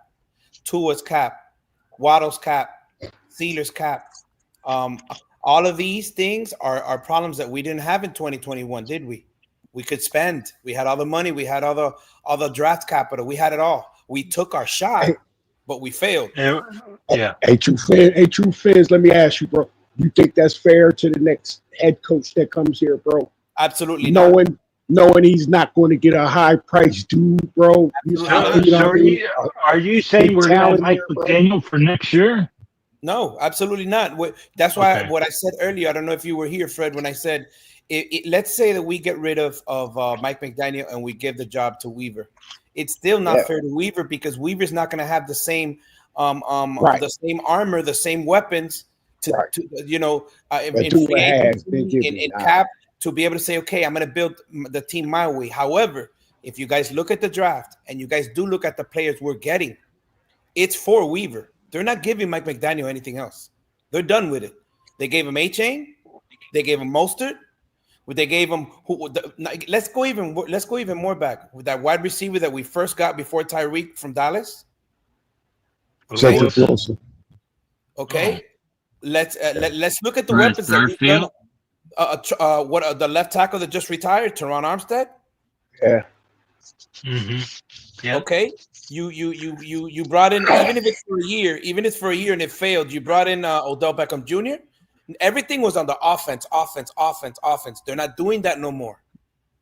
They even went and got Mike McDaniel's former running back. What I mean by former running back, yeah, Raheem Mostert. Two of them. Mostert and the running back we let go from the 49ers. Man, what was his name? I forget. Number 23. Jeff Wilson, exactly. Jeff Wilson Jr. But that's what I'm saying. So if you look at the writings on the wall, Fred, you guys are naming a bunch of budget guys, bro. Let's be honest. But Pete, what I'm saying is our first draft pick this year was who? A defensive tackle. Yeah. Okay. We traded. Hold on, guys. Traded. Not only him, maybe he doesn't understand. Jankety, you could click that link a million times. If you deny Camera and Mike, this dude don't know how to use a computer, bro. He's gonna try to fucking debate with us about football takes. Learn how to use a fucking computer, bro. Yeah. Hey, Pete, what you telling him? He has to use he has to use his camera at least one time. Is that what it is? He doesn't have to No, use you his don't have camera. to. You just gotta say yes to it. You just gotta say yes. Look, Mr. Allow Park, mic and look, camera, hey, and then look how delete easy it. I let him. He's gotta scroll it up so you can see the camera and Mike. I know why they won't let him do it, Pete. I know why they won't. Saying yes to You know, allowing the camera is not gonna. you know why they won't. You know why they won't let him do it, Pete. Allow you to come up. You You have know, an option. Whether Pete, we you know can why see they, you or they not. you know why they But you won't let have him to do say it. yes. That's why a lot of people are scared. They're scared to say yes. They think they have to be They on camera. No, you guys. they This is won't the let way him. the Don't policy is. they won't let him Say do back it, bro. there. They won't let him do it. Yeah, he thinks it's me. You see what I'm saying? He thinks it's me. Bro, I can't do nothing He about it. after I'm you sorry. going to come out. Ooh, what? That was Hey Pete, they won't let him do it because he's a bot, bro. That's what Jake and Jim is a bot, bro. Oh wow, the camera's backwards. He's a bot, bro. How come the Guess camera's what? backwards? He's a bot. He doesn't know how to use it. Say again, Mr. Hey, Park. I hey, can't hear you, my brother. That's funny. Can you hear me? I want him up here. Yeah, now. I can hear you. I Hello? don't know how to say yes Is to it that possible option. that Yeah, he's we hear you, bot? Mr. Park. Out of We hear you, Hold on, bro. man. Hey, hold on. Let Mr. Park talk. I hear you, Mr. Park. I must have made Pete mad because he took me off being the moderator. Nah, Pete won't do that. Yeah. To you. Oh yeah. I get. made Oh, mad. yeah. Mr. Park. Hey, Mr. Park is Pete. right. He got me real mad.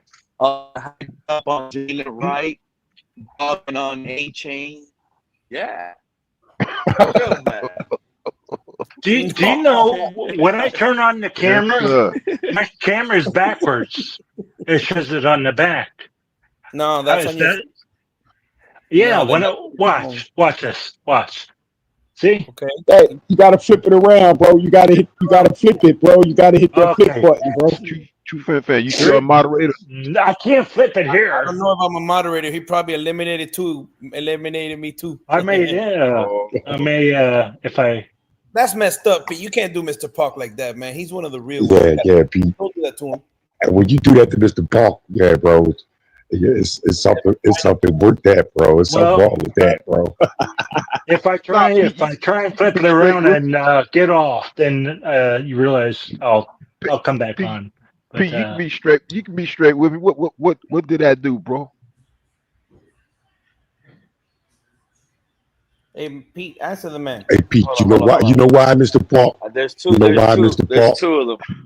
Because you don't flare up, man. You too nice, man. That's why, Mr. Park. Oh, okay. Well, I can't help that. If you notice, Mr. Park, everybody up here has flared off at least once, bro. At least once on these planets, you didn't do that, bro. But here's the thing. Here's the thing, Fred. You missed out on that. You missed out when I did flare up. Oh, did you? Oh, you flared up, Mr. Park? Yeah, he did. What? Who was it on, Mr. Polk? That was today. I think it was on Not Start. today. It was. Or no, it was on JC. Yep, Joe got it. Nah. On JC? Yeah. Yeah. Hold up. What was the flare up about, bro? Hey, bro, this is big news right here, Mr. Park, man. This is, bro. I didn't hear that, bro. What was the flare up about, man? I flared on JC because he made a comment towards two Fin fans about his parents coming from Cuba, banana Republican or something like that. Yeah. JC? Yeah, the Buffalo Bills. Can you hear me now, Mr. Park? Yeah. You heard why? Nah, you P, know I was why just seeing if you don't want me to get a moderator, that's cool. No, man. What you mean, Mr. Park? Everybody lost their mind. Yeah, it happened to I everybody. told everybody there. Yeah, I took everybody's mind. And I said, when you guys comment, I guess that's one of your first comments. Yeah, you don't never comment, Mr. Park. As soon as you see me live, you're one of the guys that click the link and pop up. Now you comment. Now I can mod you. Yeah, but now I really can't mod you because I would have to go onto the YouTube app and I'm on the Pete, StreamYard app. I'm not on my other device right now. Hey, Pete, we just playing with you. I'm just playing with you, Pete. He cool, man. Y'all, I'm gonna go grab some dinner. I'll catch y'all tomorrow. I thought Hey, I was see you, playing Marcus. with you when you said you lost Marcus. your mod. I was playing with you when I said you lost your mod for being loud and wrong on Jalen Wright. Yeah. Well, Pete, hey, listen, that's one of the reasons why I'm here. Because years ago, you made some comments that I didn't agree with, and I was wrong. I ain't gonna lie. I was wrong. So I said, good grief. I'm gonna check Pete out. He got his own podcast. I gotta go ahead and check him out. I ain't scared. I'm a man. I stand on my 10 toes and say I'm wrong about it. That's right. I Nah, will stand Mr. on my Park 10 is toes. one of the real ones and one of the ones that's most respected around all this community. So, Hey, true fans, Pete. Same thing with you. Rest of y'all up here too. All y'all respect up here. You know, I respect you, Mr. Park. Mr. Park, I might be always trying to find a way to dig under your skin just to get you irked up, but at the same time, I always respect you. You know how it is. I gotta find a way. I always, and let me tell y'all what's hard about being like on this type of platform. There's a lot of different personalities that I'm learning on how to try to deal with. Because it's like almost everyone is different. You get me? You're finding everybody out now, man. Yeah. Pete, why you think I call you? So everyone has a different personality. So I'm learning and everyone is. I hear people tell me all the time, "Oh, I'm starting to know how you are, Pete." Da, da, da. And we just all learn each other as time goes by. But the reality is, I got to deal with all of you guys, and it's a lot of different personalities, and it's really interesting. It truly is truly interesting. And look, Mr. Finisher says something. See, on I'm the up here. Hey, what's up, John? I had to get off and figure out how to turn it around for you. Yeah. Hey, look, Mr. Finisher says something that You're showing camera like you ever been right post on. up. Hey, Pete, post up what Mr. Finisher said. That was the first time it's ever done that. 100%. Post up what Mr. Finisher said because what he said is 100%. What you were saying through that? Post up what Mr. Finisher said because what he said is 100% accurate. What do you say, man? I gotta get my glasses on. Oh, I agree with that. Pull up the Sex comment before preference too. Pull it up. Should not be a topic of discussion on a channel exclusively about football and Miami Dolphins. Yeah, I agree with that. And then you gotta add one more. Mr. Finisher, you gotta add one more to that. Politics. Yeah, that's another. Politics should be a part of it. Mm-hmm. Hey, true fans. Why do y'all want that? Why do y'all want that? And the NFL does the opposite.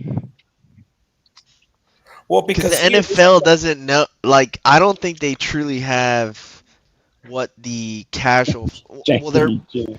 What they want is the casual fan, but they don't go for what the hard fans, like us that watch and know the roster. You mean the one who knows something? No, but if we're gonna analyze, I don't see. You know how bad that sounds. You know how bad that sounds saying that on a football channel that only stick when the NFL right now on the season opener, we're gonna hear a lot about politics. We're gonna hear about September 11. We're gonna hear about remember 9/11. Let's not forget. So people don't want to talk about it. Like football, well, I mean, military pride has been always a part of the NFL. Right? That's a little different. You know what you really need to think about, Pete. Remember, you had a show, and you said, "Will the NFL season be shortened because of the war in Ukraine?" Because here we go. Because you got all the teams going back and forth. They're all over. And I mean, one of the biggest events after 9/11 that happened was that Jets game. I think it was the Bills too, right? Jets Bills. And it was just like it was just a big moment. So that's why, and it's American sport. It's a big American. But fans don't want like politics and stuff included in football talk. I don't think 9/11 has anything to do with politics, but if though. Football, if the NFL logo and remembering 9/11 doesn't have anything to do with politics. They were scrutinized for being a proud American. It's part of your history, bro. It's not part of history, but it's not the good history, but it's part of history. Rapping for a branch on that take and just grab the wrong branch there. What was Bill so loud and wrong on?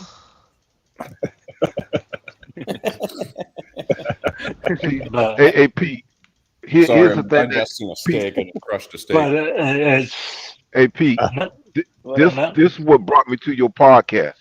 You had made a comment a few years back about bringing Baker Mayfield to the Miami Dolphins, and when you, as soon as you said that, I said, Pete, Pete was wrong for saying that, but guess what? Mayfield went down to the Tampa Bay Buccaneers and balled out. Yeah, he's He a dog. balled out. A lot of people were wrong about Baker. Yes, sir. Me too. And I was one of them, Joe. I was one of them. And I when was Pete too. said it, I was fussing with him and saying, "Man, you wrong for trying to say he should come to the Miami Dolphins." But guess what? who is our coach then? Who is our coach? Who was our coach? I think Mike McDaniel. Or it might have been Hey, the end of Brian Daboll's early Mike McDaniel. hey, bro. Hey, can anybody up on it? Can anybody? Maybe. Can anybody here? Can anybody here up on this panel? Remember a time where they thought about a person that could come to the Miami Dolphins, and they actually did. And if so, who was the player, bro? Wait a Who minute, was say the that player? again, Fred. No, hear me right. Hear me right. Has anybody up on this panel ever thought about, even though they were with another team, you know what I'm saying? Ever thought about them be like, think that they would ever end up being a Miami Dolphin, bro? Yeah. For me, it was Brandon Marshall. To be honest with you, Brandon Marshall. Tyreek Hill's got to be mine. Yeah. I remember watching Tyreek Hill. Oh, that's a good one. Tyreek was a good one. There was a wide receiver that played with Dan Marino. Friedman, was it? No. Is that? No, that's not his name. Urban Fryer. Urban Fryer, thank you. Yeah, that was it. Oh, okay. There's one. Yeah, that's huge. That's a nice one. Fryer wanted to come because of Dan Marino. Yeah, Dan Marino didn't have to say Actually, people don't know the true story behind that, John. He was playing for the Patriots, and he had been asking Don Shula for years, man, can you get me here? Can you get me here? Because he wanted out. And Shula finally pulled the trigger and got him here. And Aaron Fryer was a beast. And then when Jimmy came, we traded him to Philadelphia, and that was just one of the things that Jimmy did that I don't even like saying that man's name. You know who did it for me, bro? You know who did it for me? And bro, this is the honest to God's truth. It was Ndamukong Suh, bro, for me. KP gets it. Shout out to KP. I knew you would know. Target, and we went and we got him. We made the biggest splash that year. Yeah, man. Yeah. Yeah, but isn't that so difficult? But see, those moves. Looking at it now, back then I loved them too. But now being a little older, that's so Miami Dolphins, where your team sucks and you just bring a big name. You know, the Ndamukong Suh, Brandon Marshall, Mike Wallace from Pittsburgh. Well, remember Mike Wallace? Back then we were good enough to where they wanted to come, I guess. I mean, even Irvin Fryer, we were good enough to where he wanted to come. Now I can't wait for week 1, bro. I don't want to hear anything about the past. I don't care about no Irvin Fryer. Name none of those guys. Well, you weren't even born. but the season is here, and we're doing off-season talk. This Irvin Fryer guy never won a Super Bowl. We'll stay more modern, bro. We'll keep it modern, Pete. We'll keep it modern, bro. We'll keep it. Jay Cutler was a failure, man. That was a mistake. Let's talk about players that are alive, bro. Jake the Snake.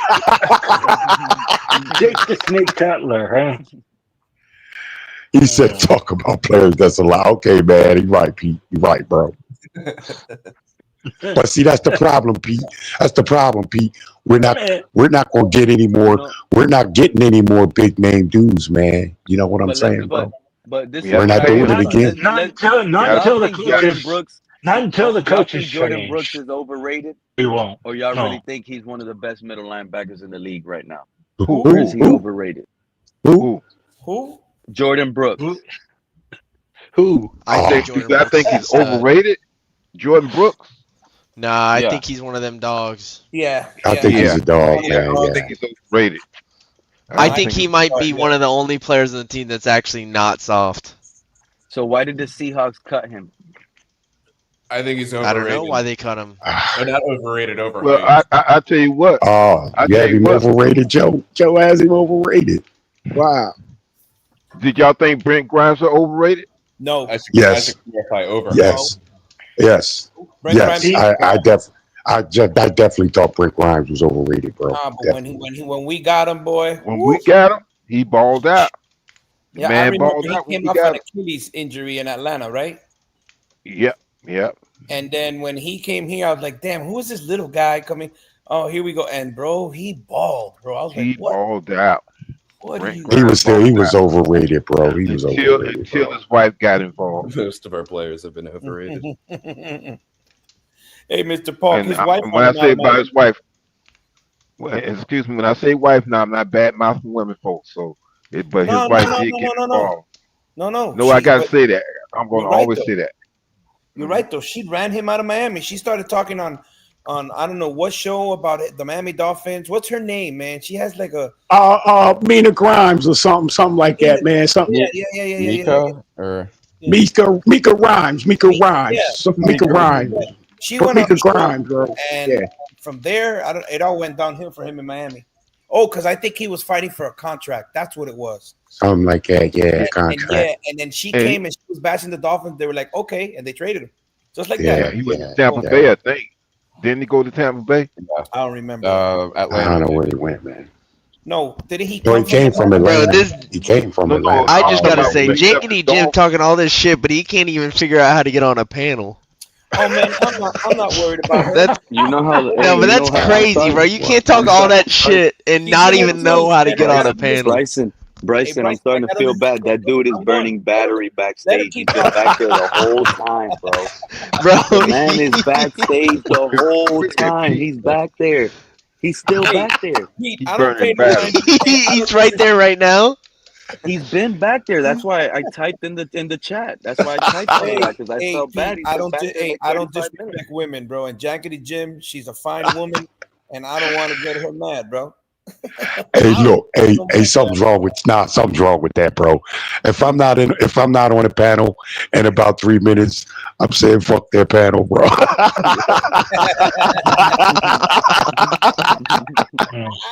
3 minutes, bro. That's as long as I'm waiting, bro. Jankety Jim, I have no problem. But how long haven't I disrupted the whole podcast to let him know how to do it already? Yeah, man. You did like 3 times. I told him multiple times. Maybe he knows, but he don't want the smoke. Maybe that's what it is. He's probably She don't want blocked it. or something. She don't want it, man. She's probably at the time of the month. She's feeling special right now, so let her keep talking for herself. We keep making fun of her. There's something weird about that, bro. If you sit back there, you sit in the back for an hour or 2 or 3, something's wrong with you, bro. We got to talk about your ass now after that, bro. Something's wrong with you. I think she thinks that, when you punch that bar, you automatically get on. But you don't. You have to punch something else. Yeah, but and that's not what she's punching. She can't find it. Wait, is it a chick? I don't know. She, I don't care. Whoever it is. Jankety Jim. That sounds like Hey, man, you know what? What if he's a little chimp playing with the phone or something? Yo, wouldn't that be some crazy shit, bro? Like, oh, Fred, come on, man. Like an animal. It's a fucking puppy keep playing with the phone, man. Hey, Pete, I don't see us keeping Muhammad Kamara. I think. Oh no, you're right, Mr. Park. Good take. He's gonna be gone. Yeah, that's the third rounder, fourth rounder we lost right there. He's lost. You think we're gonna let go of Kamara? Matthew Judon. Yeah, Muhammad Kamara. Yeah. Yeah. No Kamara, bro. Bro. This guy's. I think this is second or third year with us, and I haven't seen much of him. Hey, Pete, there's another guy. There's another guy you can let go to. Is he There's the another guy. I asked you this question: is he the weakest link, You know what I'm saying? Like in talent wise. Who? Must be, man. He He on the may field, be. bro. Because from what I'm seeing, how you say his name, Grayson Murphy. It seems like he's playing. He's been around the same time as Muhammad, and he's playing better. Didn't Kamara get hit last year? Where did we draft Mo Kamara? Yeah, where did he get? I think it was undrafted. If I'm No, he's drafted. No, he wasn't undrafted, bro. He came out. He's not undrafted. He was drafted, bro. He's not an undrafted player, bro. He was drafted. Fifth round pick. Oh, okay. No, I think he went sooner than that, bro. No, he's fifth round. Like fourth? Oh, we didn't have a fourth, right? It's a what wrap, about bro. Grayson Murphy? Well, Grayson Murphy. No, Grayson Murphy. You know that's gonna be hurtful if we let that guy go. Kamara is I'm a telling fifth you. round. No. Listen, I'm asking how did we draft Grayson Murphy? That's what I'm asking. I'm not saying Grayson get rid of him. Murphy No, he was undrafted. No, we got Grayson Murphy undrafted. He was an undrafted. Undrafted. Yeah, wow. Okay. But now you I've see what I'm said talking this about? before about Greer though. Greer at least once every year he's gonna hit on one good undrafted player. It Yeah, he just does sucks. do It that, happened. Like it just happens to be the position where he selected Chop Robinson. Because if we would have Did you went just hear somewhere what you else said? and He did Wait a a good minute. job. Wait a minute, Pete. on Grayson But Murphy, Whoa. Pete, did you just hear what you said? yeah. At least 1 year he drafts one good player. No, one good undrafted player. He hits on an undrafted guy. And you know what? The truth could be said is last year Is that good or bad? Last year. No, Is I that think good? I think It's probably I'm asking. terrible. I want to know if Because that's if you good think or about bad. last year's draft, That's the best good. It's John, good, player, John. I think he's been doing a good job with undrafted players. He's been hitting on some. He's not hitting on all undrafted players, but he's hitting on enough. You know who grabbed He his hits on- identical twin brother? Yeah, but think about it. Bro, he hits better on DBs undrafted than he does Hold on. second round. Who's identical twin brothers? Who's Joe? And Stormed Up are two undrafted starters. Overall, how has he Grayson done? and Gabriel Murphy played for the UCLA, and Gabriel Murphy's on the Vikings with Flores. How overall? Wow. How good has the GM? That's like the Pouncey brothers. That's what I want to know. To you, What do you say, John? What do you say, John? What was that question, bro? I'm saying, how often has Greer drafted? Rate him. One, good. Mic check. Not so good. Average. What? We'll say good, man. We'll say good. We'll say good, man. Good to average, yeah. Good. Good enough. He's better. He's better with trades. I would say that's his strong suit is trades. Jankety Jim, Yeah, when you click trades, that link, man. I agree. since you're on Apple, just do what I do. I click the link and I hit default. It's a loss. I don't select Google. I don't select nothing. I just put default. And it just and then put yes on allow. I don't know if it's because I'm young. I've never had an issue getting up on a panel. When I first started, I don't know how it's so challenging for this guy. My first time, I didn't know how to do it, so yeah, I had an issue. But that's after the only problem I have, Bryson, is StreamYard kicking me off sometimes. I will say StreamYard is ass, but I've never had an issue like getting up here. Think I kick you out, but you guys see me. I even get kicked out as the host myself. Hey Bryson. Hey Bryson. Was that you that asked me? Was that you that asked me how to watch the Dolphins games, bro? On the telephone, bro. Who was it that asked me that, bro?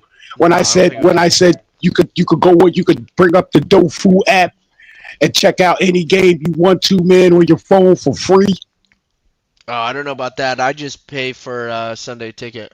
Oh, okay, bro. But I tell somebody, bro, that's how I watch the Dolphins games, bro, for free, bro, on that Dofu on my phone, bro, with that Dofu app, bro.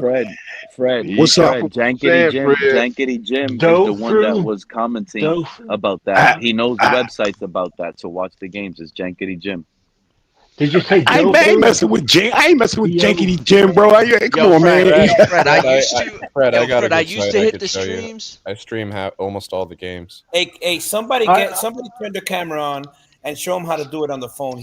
Man, ain't nobody doing all that with Jankity, bro. Hey, Fred, I used to watch the game. Hold on, man.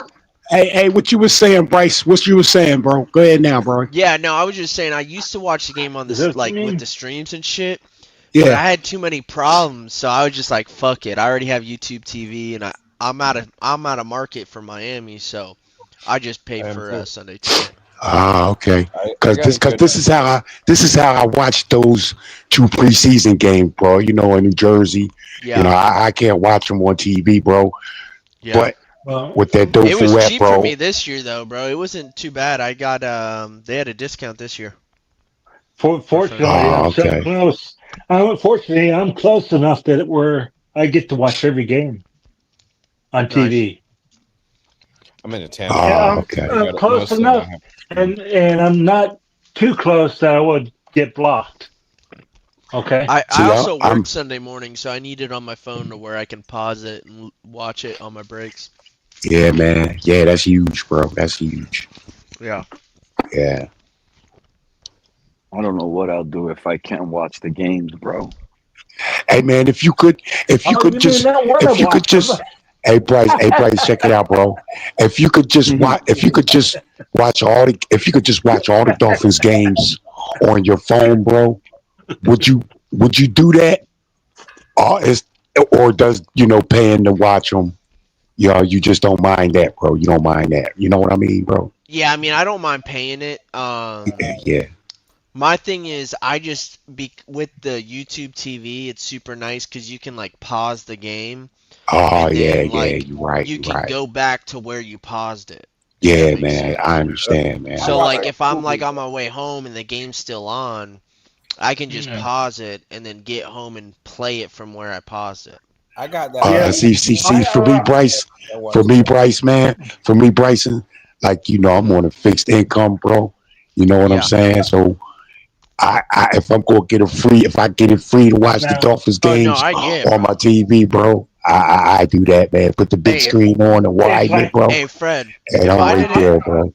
If I wasn't at work, if I didn't work on Sundays, I would just watch it on my super box. But the problem is I need it. I need it like that.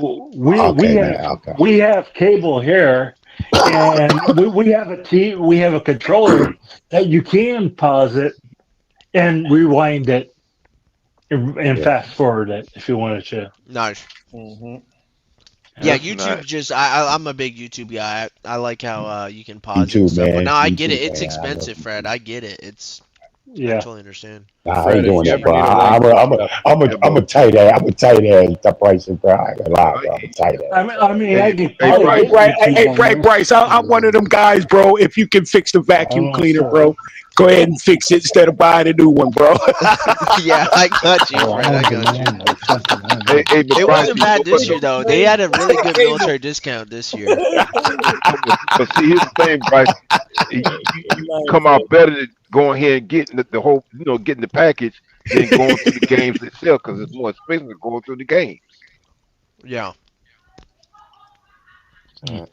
Fred, if you ever want a link to the streams, man, I got them. I always have good links. Hey, man, appreciate that, bro. Appreciate that, man. But hey, man, I'm gonna tell you, man, I ain't gonna lie, man.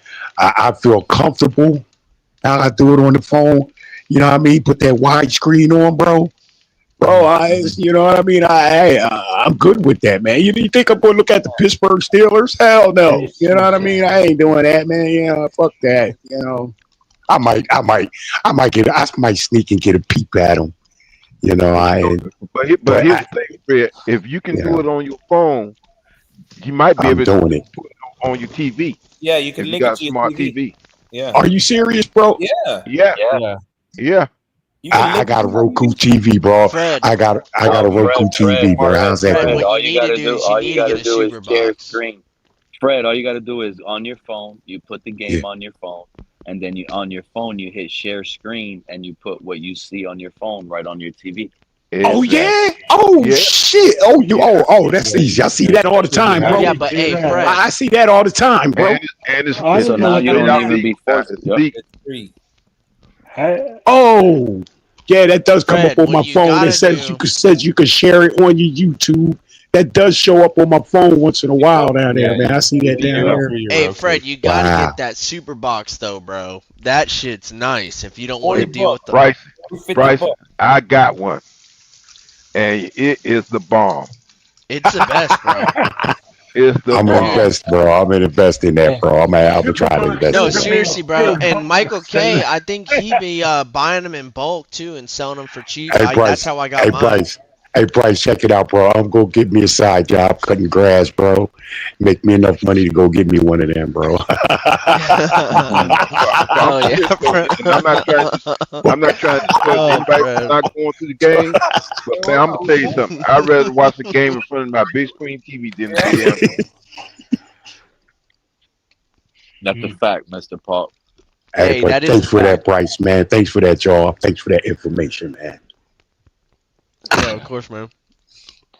Is Fred and any Fred, other information you're gonna have to pay big bucks for, Fred.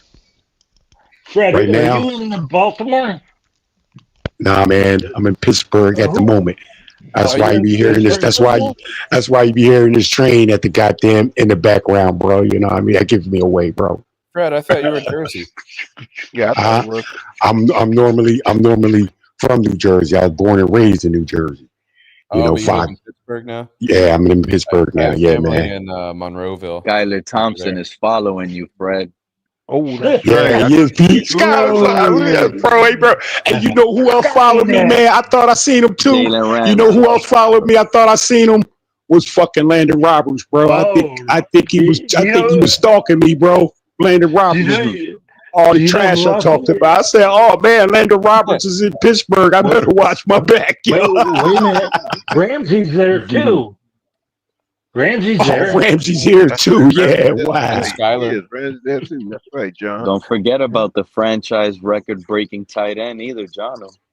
Hey, bro. Hey, check it out. Hey, we got Pittsburgh on the schedule this year, don't we, Pete? Yeah, Christmas time. So what week is that, bro? Is that later on in the schedule when it's cold, bro, or we get them earlier, bro? It's like around week 15. Oh, it that's doesn't too damn cold. Is it in Pittsburgh, Pete? Is it in Pittsburgh?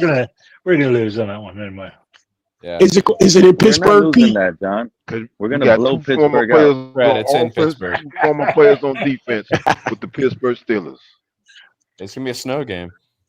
A quarterback and a tight end. I could only take we're gonna be trashed for so long. At some point, hey, I'm Joe, flip flop and defend my team, bro. Hey Joe, where's that game at? Is that a home game, bro? Or that a road game, bro? Against Pittsburgh. It's in Pittsburgh. It's all fun. That's too damn cold. Week 15. That's too goddamn cold in Pittsburgh. Fuck that. I ain't going to that. I love Pittsburgh, man. We got Ollie Gordon. What do you think we got Ollie Gordon for, Fred? Man, I don't care, man. I ain't sitting in 10-degree weather, man. Watch Ollie Gordon or Tua. Fuck that. Yeah. Well, you're in Pittsburgh. You said it's too cold in Pittsburgh. What are you doing in Pittsburgh? Hey, man, I stay in the house. I stay in the house when it's winter time. Same thing I would do in New Jersey. I actually have family in Pittsburgh. I mean, wow. Hey, Fred, don't feel bad. I stay inside down here because it's too hot. That's right. That's right, bro. Yeah, I do too. Right now I'm inside because it's too hot. Yeah. I do want to test out these battery socks I got for Christmas one day. Battery socks, bro. Battery socks. Yeah, man. What are you gonna say? They warm up, Fred, or something? I can't wait to try them out, bro. Can't wait to try them out, bro. So wait, they like warm they got battery socks and they got battery gloves. They're supposed to warm your feet up. They warm you up. No, he's telling the truth. I haven't tried them yet, bro. I haven't tried them yet, man. Yeah, I'm gonna have to. What's that smell? Fred's cooking his feet.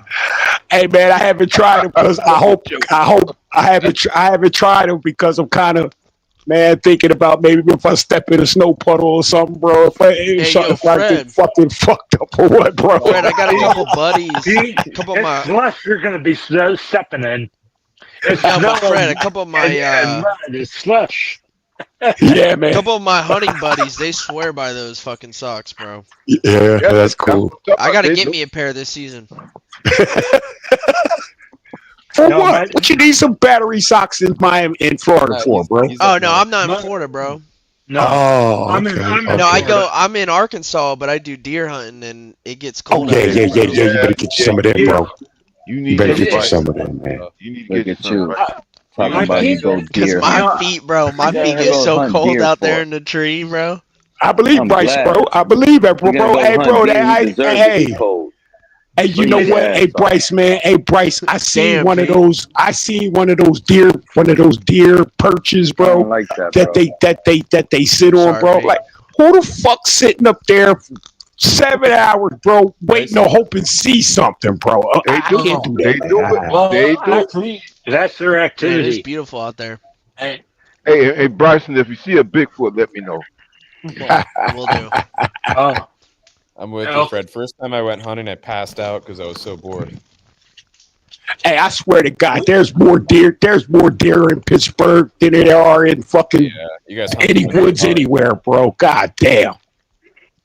I tell you what, you go to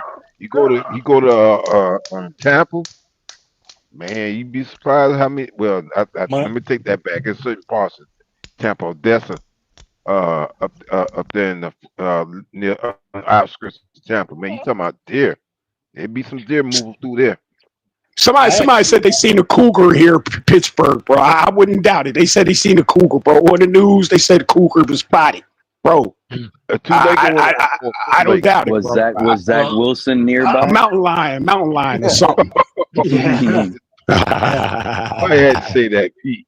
That's actually when Fred moved out there. He heard there was a cougar. Oh yeah, mountain lion, something, man. One of them, one of them, bro.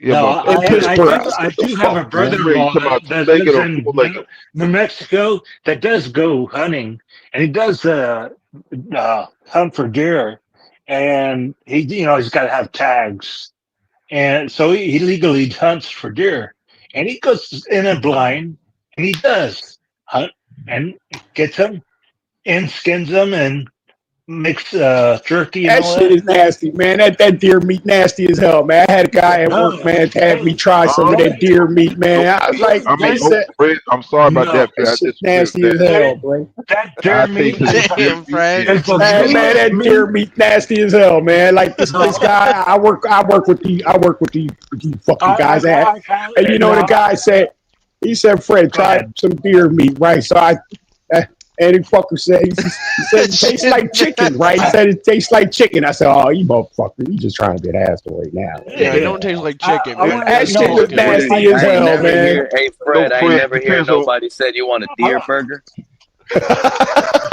I want to tell you that it depends on who prepares. Is the leanest meat, and it's probably the best meat you could probably have. Hey, Pete, don't eat that. Hey, Pete, don't eat that shit nasty as hell. I'll never eat that shit. You know how deers look, bro? Yeah, man. I mean, probably better for you than anything. These people, hey, Fred, these people are hunting animals that'll walk up to you and eat lettuce off your hand, bro. Yeah, man. I know one thing. The last time I tasted some deer meat, it was good. It depends on who prepares it. Oh man, you about to be canceled next, Mr. Park. You ate deer too. Bryson about to be canceled, Mr. Park. Damn, all you Pete. deer. You just don't understand the culture, bro. You don't understand the culture. I'll tell you a story. I had a grandmother. Oh, you about to put yourself in that cancellation book? Go ahead, John. No. I had a house. My grandmother lived in Texas. And in the hill country, and we didn't know it, but she actually fed the deer out of a jar of can. She had corn, and she would go to the store, get corn, and actually feed them. She had about 20 deer. Okay, she actually named them all. Okay, did she eat them? Where she was, you have too many deer, and you have to trim some of them out, or it'll be too overpopulated. You got to shoot them. You got to kill them. Yeah, man. To keep the Well, population down. you only a little bit. I mean, because you can't have too many together, because it'll just be bad. So I ain't never hear nobody say they got bit by a deer, Fred. No, actually, the deer would run away. They'll attack plants and Man, No, but that is the thing, though. Unless a bear goes, and let's have a beer, a beer that comes up. I think if a deer comes up to you and eats out your hand, I think something's wrong with him. I think he's sick, bro. I think he's sick, bro. Depends on if they're used to people. I didn't say the hand. I did not say the hand. I said a can. Okay, a can. Yeah, I know, but I'm just saying, man. If a deer comes up to you that freely, bro, freely and with that much confidence, come up to a human being and he out his hand. No, I think he's real young. He's either real young. He's either real young and stupid, or he's sick, man. Or he's sick. Do you know what that's called? They go around the neighborhood. They go in a certain pattern to go in go in certain houses. They do the same thing, and they get fed all the way around. They don't have to worry about eating anything except for corn. They get used to it, because everybody feeds them. They get used to it, and that's what happens. And I'm sorry, bro. I'm sorry. A deer walk up. If a deer walks up to me, man, I'm sorry, bro. He's getting a red nose. I'm sorry, bro. No, but we actually, when my grandmother passed away, we actually did kill. Yeah, some. man, I know. I'm just playing with you. Joe. No, we had to kill some. But we skinned them and we got jerky out of them, and the rest of it we ate. We put it in the freezer. Hey, Bryson. Wait, Bryson. Let me ask you something, Bryson. Hey, man, you ate that extreme, man. Are you that extreme is where if you're riding, bam, you hit a deer, bro? Are you that extreme where you pick them up, throw them in the back of the truck, and then you like roadkill? Like what you don't want. Yeah, man. Say you. No, I know, Bryce. I ain't saying what I'm saying. I wouldn't you just hit them, bro. I'm saying if you hit them, it freshly kills them, bro. Yeah, if you try to eat a deer that's been like road killed, like it's just real bruised meat. Yeah, it's no, I would not eat a road. You don't want to eat that shit, bro. I missed the question, but I'm trying to figure out what the question could have possibly been. I'm going to tell you, I would not eat a deer that's been hit. No, I ain't talking. No, I'm not talking about. Hold on, let Fred go. Let Fred talk. Let Fred talk. Come on, man. You heard me wrong. I mean, of course, nobody's gonna pick up a deer and been in the fucking road, man, for a week. You'd be surprised, Fred. For a week, Bryce, the dead deer. Come on, man. You can pick up a deer. No, but all right, can I hear Fred's question? Because I clearly didn't hear it correctly. Yeah, my question, Bryce, is like, say you were the one that hit the deer.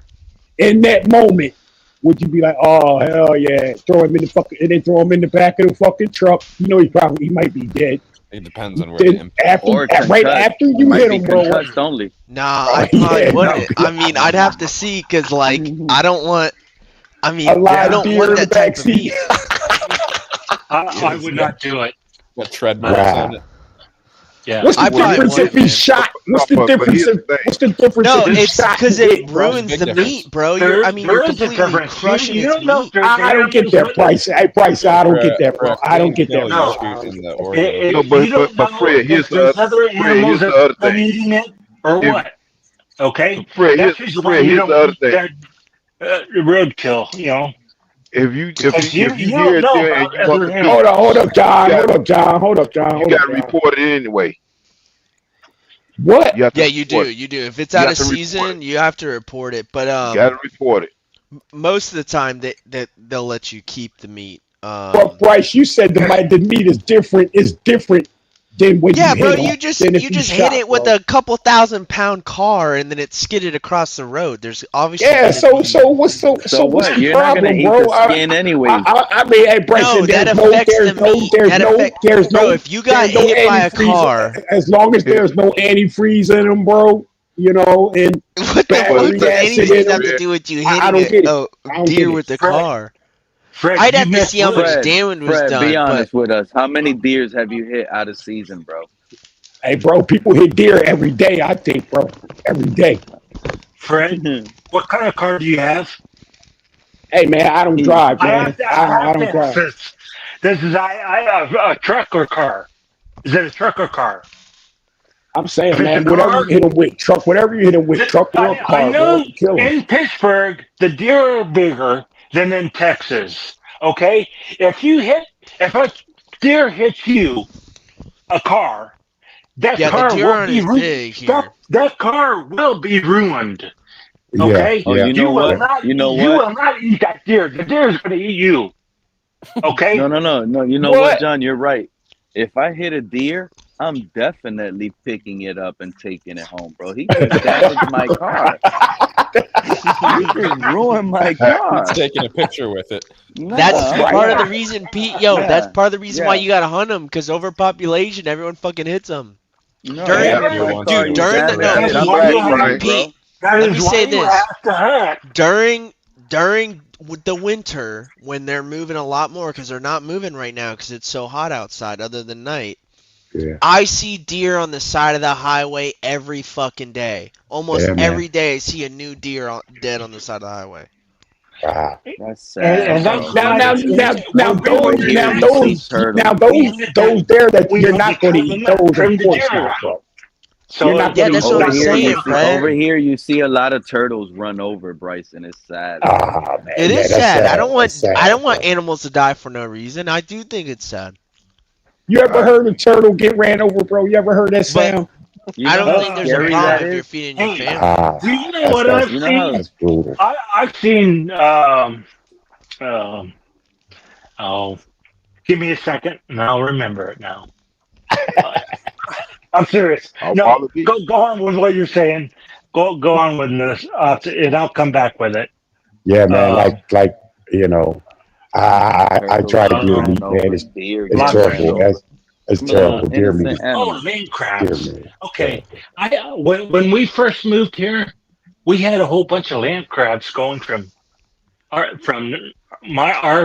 place across the street to get to the ocean. And when you ran across that road, you would run all over a whole bunch of them. Okay, it would go. John, Those are the worst. what's that state that was you talking about, John? I'm in Florida. What you said? Florida? He says Yeah. land crabs. Land crabs. Are they Okay. big, bro? Are they big or what? I never Okay. say land. Where I'm at, John, Well, we ran we over call them. them box crabs. We have No, they're box I crab don't where we know. at, and they're big. And if you hit These them, went sideways. These crabs went sideways. well, Walk these crabs I'm sideways. talking about, they They're were land kind of big. crabs. They call them box crabs, and I you don't know. hit them, man, you might end up with a flat tire. What? You probably could. I don't know. I Yeah, don't know. real? box crab. I think Yeah, that's Well, they different got from a years land ago when I pictures. was a little crab. Damn. kid. They do have pictures. Hey, listen, years ago, Fred, when I was a little kid, they used to be all over the place. Yeah. But They're what not here happened so is many. You could get a flat tire running over a crab, bro. That crab was pretty big, bro. Or it had some. The box crabs are like rocks. I mean, but Oh man. they're not here too much anymore. But I mean, when we first moved here, they were here a when I was, lot. There yes, was a lot same of them. here. Same here. There used to Yeah, be the a land lot crabs of are a little bit different. I hate crabs. I don't like that. Ooh. They run like sideways. What It about creeps me lobster? out. You like lobster? No, what to eat or to like? No, I Joe, don't. I'm talking about You eat. know, You I eat crab, Joe? Yeah. I like I I love like eating. I like crab more love than crab lobster. and lobster. But I was just about to Same say here. that, Yeah. Joe. I think I like Hey, crab more than Joe. lobster. I Hey, think Joe, lobster's check it out, bro. overrated. Check it out, Joe. Lobster's more Lobster to me expensive. is too much meat. Joe. Hey, Joe. Crabs are cool, bro, but Bro, man, I just feel for him, bro. When you're about to drop him in a pot of scalding, boiling hot water, bro. I feel for him, bro. For some reason, I feel for him. That messes with me for some reason, Joe. Man, it does, man. Hey, it messes with me too, cause I want, like I said, they fill up their stomach good. Especially you gotta kill them humanely first, and then boil. Man, I don't know, Joe, man. The crabs every time. Hey, Joe. What I do is I take a huge knife and I put it right on their brain, and then I jam it down just to kill them in one shot. I like the Sam chowder. Sometimes you get brain shooting across their kitchen. Hey, Joe, the way I come up, bro, it seemed like these crabs knew what they were in for, so they grab each other and shit to hold on to each other, bro, because they knew they were going in that big pot of scalding water and shit, man. So, yeah, that's the way I come. That's the way I see them, bro. I don't feel bad about it. I actually have 2 crabs in my fish tank. That messes with me, bro. Not me. If they could do it to you, Fred, they would do it to you. Don't feel too bad. I like that, Pete. I like that. You said that 100% right. That's 100%. If they can eat you, Fred, they will eat. It's just something about that, bro. Like I can't be around. You notice I have no problem with y'all talking about killing I'll tell you what, Fred. Next time you get some crabs and you scared to cook them, just send them to me. I do it for you. It don't bother me now. Wow, bro. He could just drop them in that scalding water like that. And if they're while they're holding on to each other and shit, I think they're begging for fucking help. Oh my God, man! Like they know what the fuck they're in for, bro. They know what they're in for, man. Hey, I want them to hold on. You think that cow that got slaughtered didn't know he was about to get slaughtered? He wasn't begging for help. No, he didn't know. He didn't know he was about to get slaughtered. He didn't know that he was slaughtered. I get it going, guys. And if you go to McDonald's, you out of here, John? Yeah, I gotta go. All right, see you, John. You have a nice night. All right, you take care. All right, good night. All right, John. Not Fred. If you go to McDonald's, you don't think about that kangaroo that sacrificed for your hamburger? Huh? Kangaroo? What? Hey, Mr. Punk, man, come on, man. You gonna make me don't want McDonald's? I like McDonald's hamburgers and fries, bro. Don't do that to me, bro. That's kangaroo meat, Mr. Pop. Hey, you know what? Hey, Pete, you know what, bro? I even said this to my girl, right? I said, babe, when was the last time you seen a squirrel over in the fucking in the grass over there? You know, it's a big field over there. Bro, I don't see squirrels no more, Pete. Where the fuck do squirrels go, bro? Squirrels? I'm not gonna lie.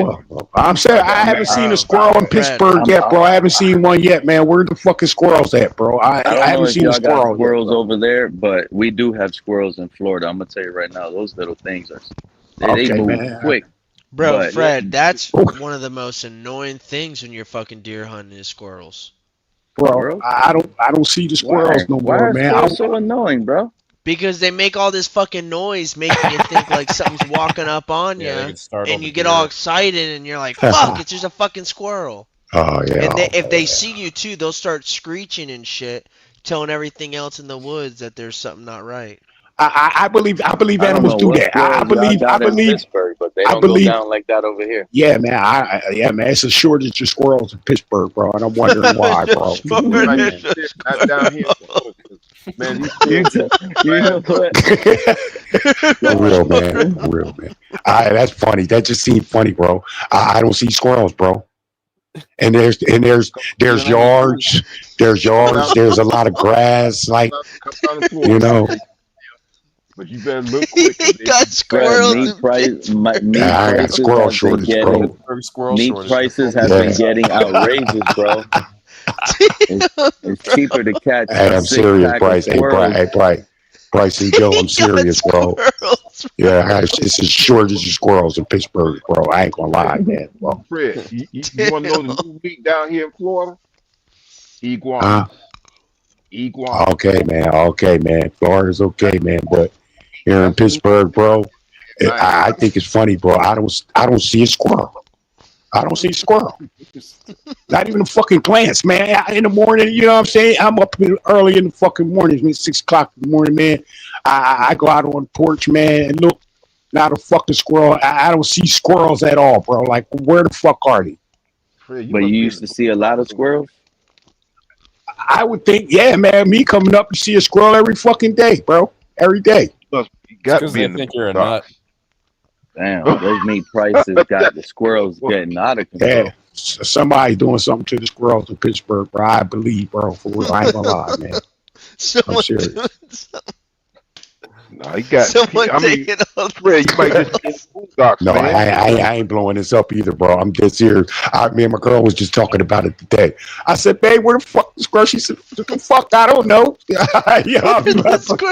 I said, don't you find that strange, yo? She said she hadn't thought about it. I thought about it. And, you know, like, I don't fucking see them. You got all that grass over there. You know, you got a lot of grass over here and over there. Some trees, big trees over there. Not a fucking squirrel in sight, bro. But on the serious side, Fred, you might have a predator that's eating them up. Damn, bro. They ain't got no fucking squirrel. That's right, bro. Hey, man. Hey. I don't know. Call me weird. Call me weird or what, bro? But I'm still. Hey, Bryce. I'm still looking for one, bro. I'm still looking to find fucking. When I do, Bryce, I'm gonna tell you, bro. I'm gonna tell you when I see that motherfucker, Bryce. Trust me. I'm gonna let you know, Bryce. Bryce, I'm gonna let you know. I'm gonna say, Bryce. Guess what, bro? I seen a fucking squirrel, bro. I'm telling you, man. Because I see one. Don't think I don't. I'm not gonna say. I'm not gonna say it's the shortest just because I see one. Fuck that. You know what I mean? You're going to see a squirrel. That's what you're going to do. You're going to see a squirrel at number 1. Two is a squirrel, bro. What? To a squirrel. Yeah. I see plenty of motherfucking raccoons. Like the fucking raccoon tip my shit over, man, every fucking morning. This asshole, man. You know what I'm saying? Raccoons, but no squirrels. Yeah, exactly, bro. Plenty of raccoons, bro. Plenty.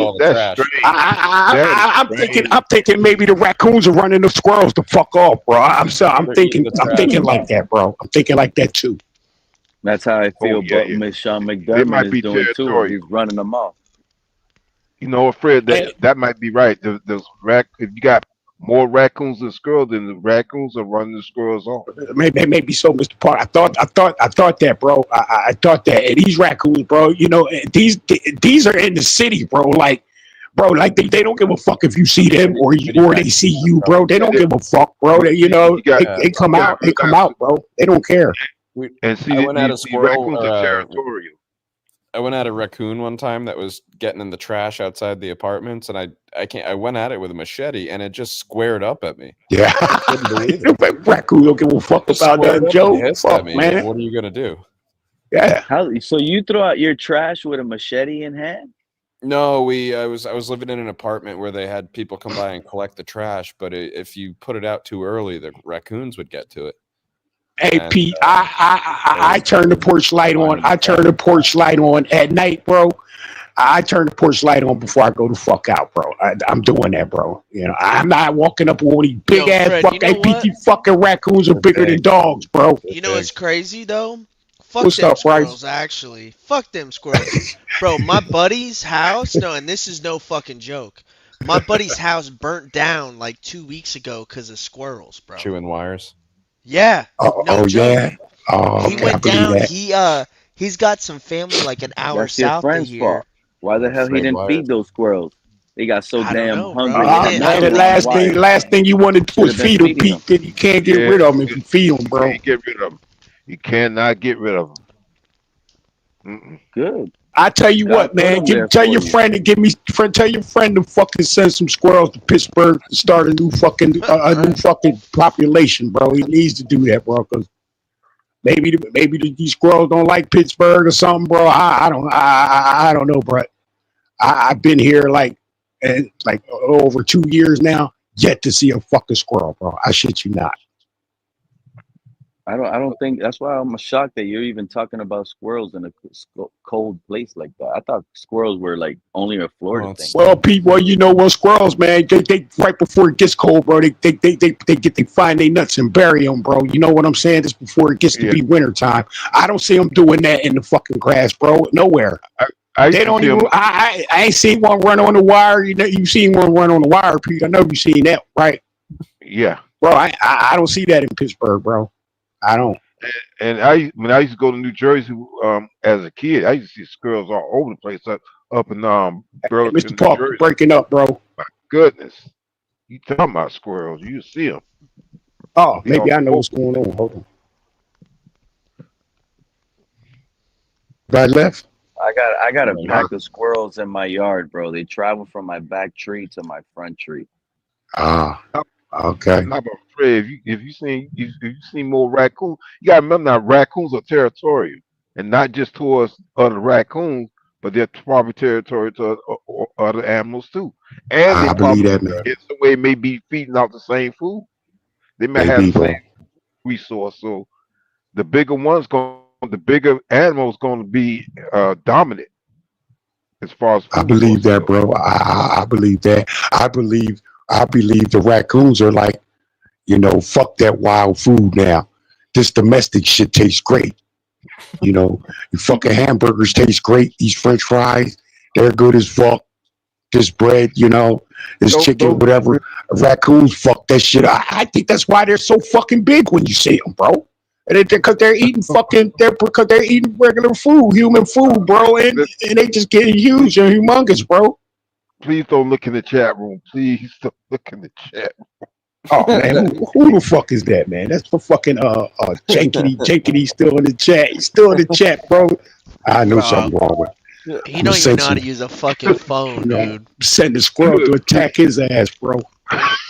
He definitely knows how to use a phone because he typed in "Fred is a squirrel" ads. And He don't use it enough to hit a fucking link.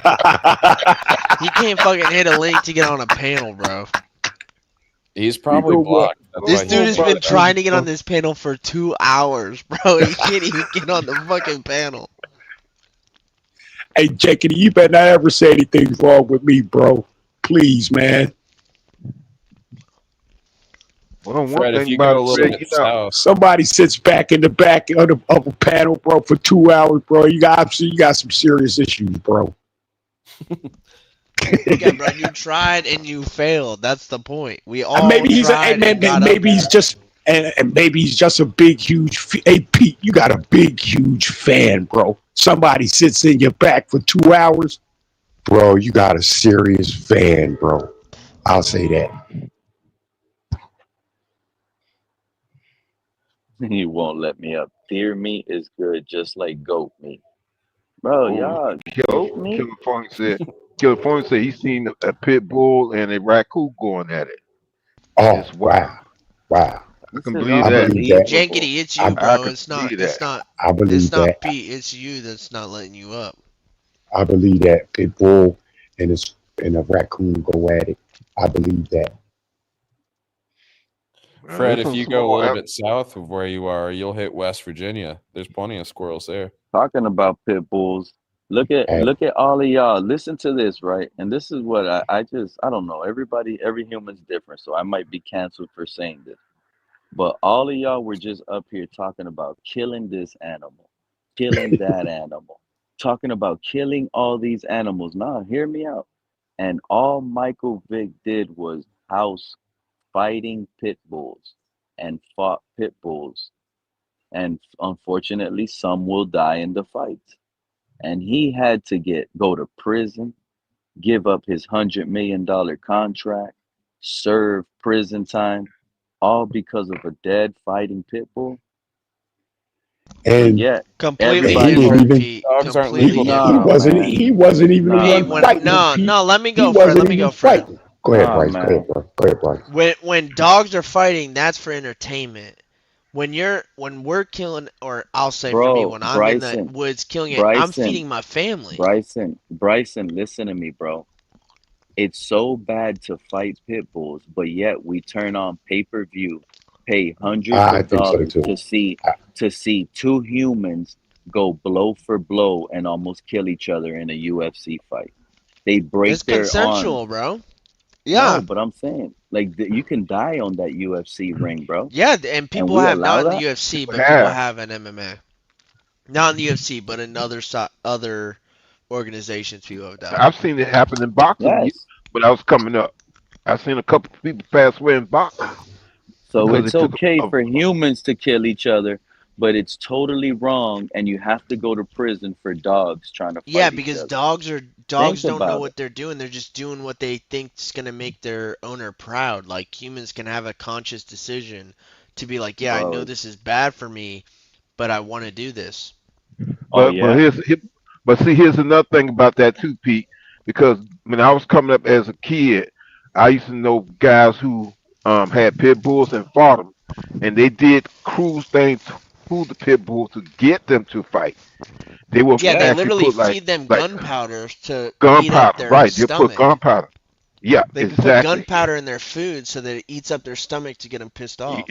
Yeah, exactly. Exactly. But I understand what you're saying, though. I understand what you're saying, Pete. But the But good I thing, mean, though, you eat meat, right, Pete? You eat meat. Of course. So I mean, that animal's got to die, right? And we don't have Yeah, to. but I If you don't. don't want to get into this, we don't have to. But I would say the way hunters kill animals is very similar to the way that a farm would kill an animal. In some ways, it's probably faster. More humane, actually. So if you think about it, mass production of meat, a lot of those animals aren't kept in great conditions from birth. And like when I go hunting too, like especially if I'm bow hunting, like that deer's got to get within 30 yards of me. Like he's got a really good advantage on me. One with smell, sight, and everything. Like there's plenty of times I'll go hunting and I won't even see a deer because they can just pick up my scent or whatever. Hunting's also tied to regulating the population of animals too. Yeah. Yep. Back in the days, the prisoners only used to eat lobster. They ate lobster so much they complained about it. We bug won't meat. hear me complain Lobster about it. back in the days, lobster used to be looked at as poor people food. Yeah. Bug meat. Yep. Ocean cockroach. Yep. The population got low, they made it expensive. So that right there lets everybody know how like we're manipulated in a way and controlled in another way. What an interesting conversation that was.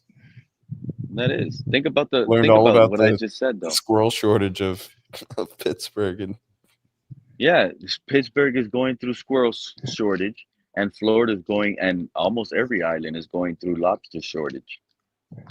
yeah. They have real Now strict they gotta. seasons on lobster. Yep. Real strict. Isn't it like a felony if you get one that's pregnant? Yeah, you gotta be Yeah, real it's no careful. joke. I was actually just in the Keys a couple weeks ago for mini season. Well, I'm gonna tell you something. When I was a kid, you didn't have to have no license to go fishing. You can go buy your rod and reel or cane pole and go fishing. No Because license or now, nothing. why you Now, everything is regulated now, Mr. Park? Why you think some yeah, people say it's not the land of the free anymore? yeah, you gotta go through the Oh, you channels got too now. many people here. Just go fishing. You can't Too do many that no people more. that'll clear out an entire watershed or stream or river of an entire population of fish if you don't regulate it. You don't have people zapping lakes and stuff, just killing every fish that's in it. They actually, I have fish tanks. I'm in the, sometimes I get fish that are like captured and stuff. There's like all sorts of regulations about the aquarium trade, like how you're supposed to capture the fish if you're taking them out of the wild. Some people only like the captive bred ones. Some fish collectors will use like chemicals to basically stun or like put the fish to sleep like while they're in the water and like basically have an easier time catching them. That's dirty. Mm-hmm. That's dirty. Fish wakes Yo, up in a tank. you guys think it's wild about the Isaiah Bond situation? How this dude was like going to be a super high drafted player, then he got those allegations, and then the allegations drop, and he gets signed. Could you imagine, bro, how many millions this man lost? Well, you know what? You know Is what that though? crazy? It's not, because when you really look at it, it might benefit like the real stars that are coming out. Like, hear me out. It's never good to be looked at what happened to him, but money wise, Isaiah Bond is as young as all the other rookies. He got a guaranteed 3 point something million dollars, and lucky for him, all he signed was a 3-year contract. Meaning he's gonna get to his second contract before everybody else. If If Isaiah he's good, Bond, yeah. yeah, if Isaiah Bond pops off with Shadir Sanders as a rookie, let's just say, or Joe Flacco is lighting it up, Yeah. however it is, statistically, if Isaiah Bond is killing it as a rookie, next year he does it again. His second season, this guy's already in contract conversations in his second season in the NFL, because entering the third, that would be his last year as a Brown. And he doesn't have no 5th-year option. He's not a draft pick. He's nothing. Yeah, I do see that, but you got to bet on yourself in that point. Like, he's missing out a lot of millions like, yes, you're right. He can get to a second year or a second contract quicker, but if he was drafted, he would have gotten so much more in the first contract. That's not true. If he was drafted in the second round, he would have got a guarantee of what, 10 million? Yeah, you just say you got 3.6?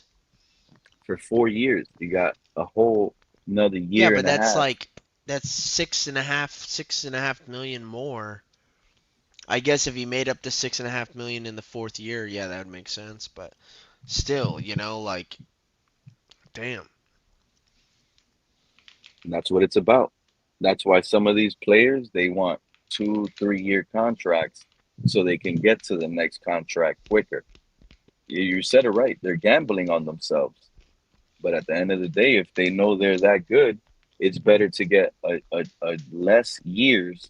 Like, Mahomes would have made more money with the Chiefs if he would have signed like a 2-year contract, a 3-year deal, instead of that 10-year crap that he did.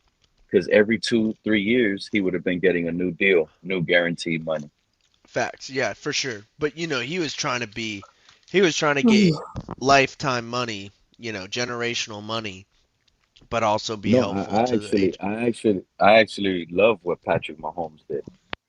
Because he understood that he could do both. He could get generational money and still allow the team to build a good team.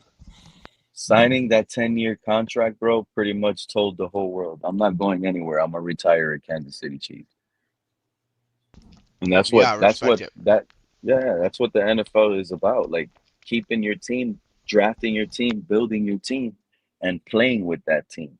Not having to be like us. Every year we need 12 free agencies off the street to win. The NFL was never like that back in the days. Now it is. Back in the day, the Dolphins team was the same Dolphins team for like 5-6 years straight, 7-8 years straight. That's for real. That's where that whole thing. That's why you hear all these fans, Mr. Park.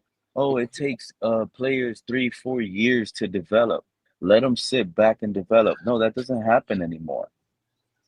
They don't do that anymore. Now they expect you to come in and ball out. And if you can't, we're moving on to an undrafted guy that looks better than you in practice. This guy's going all out on True Fin fan in the chat. It's not even here. Who? Jankety. About? Jankety. True Fin fan likes women who have no pulse. I think I know who Jankety is. I think I have a good guess. No, Jankety is not snorty. Jankety is not snorty. I'm telling you right now, Joe. Jankety Jim is his own person. That's crazy. Yeah. Jankity Jim is his own person, but I'm gonna tell you right now, he's almost like Snorty in a He's way. the way he's like taking shots at everyone like Yeah, in he's a row wild. like that. He's wild. I don't know why y'all were calling him out because he's wild. He wild, but he can't figure out how to get on a fucking panel, dude. But he's been up before. He's been up before. He can't figure it out tonight for some reason. I think I remember. Yeah, I think I remember him coming up on the show a couple times. Not that Is much. he older or something, bro? Like, what's the deal? No, he just pops off. He's Jankity Jim. He pops off. He's come up like twice, bro. That's why I was like, they asked for it. Don't say, oh, why y'all let him up? He's crazy. Yeah, keep that finger on the block button though.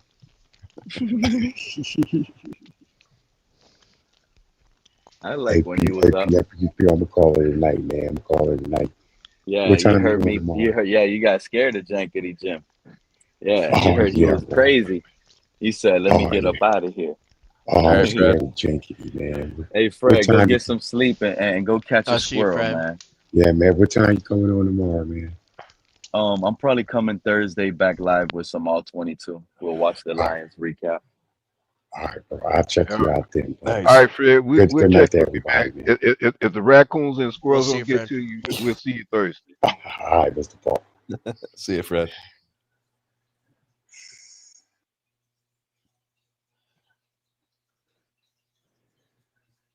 Fred over here thinking about squirrels. Y'all believe that? This man said Nah, there's a shortage of squirrels in Pittsburgh. I mean, might be some truth to that. Who knows? There is some truth to it. Haven't you heard almost every American, Mr. Pop? Meat prices are too expensive. Everything is going up. Every animal is a shortage out there. I'm starting to believe that theory now. People just grabbing animals out the streets. Pete, let me put it this way. I might be the only right now dummy not doing it. Right now where I live at, if an alligator is walking down the street, he ain't gonna make it back to the water. He gonna be in somebody's kitchen. I believe it. You know why, Mr. Park? Because I'd be taking long trips, right? And I'd be like, man, how come I don't see alligators how they used to be not too long ago? We used to see alligators on this highway ran over all the time. They all got turned into boots. Yeah. Now we can't even see. Now I don't even see a dead alligator. I don't even see a dead alligator on the highway. Joe, I'm gonna say this, Joe. Ain't no part of that alligator gonna go to waste. Yep. Ain't no part of it. Today, no part of that alligator will go to waste, or crocodile, whichever one. I owe my brother a gator. You think you getting nothing but pig feet in that whole pig feet jar. Some of it is probably alligator feet. They trying to save all type of ways now. Yeah.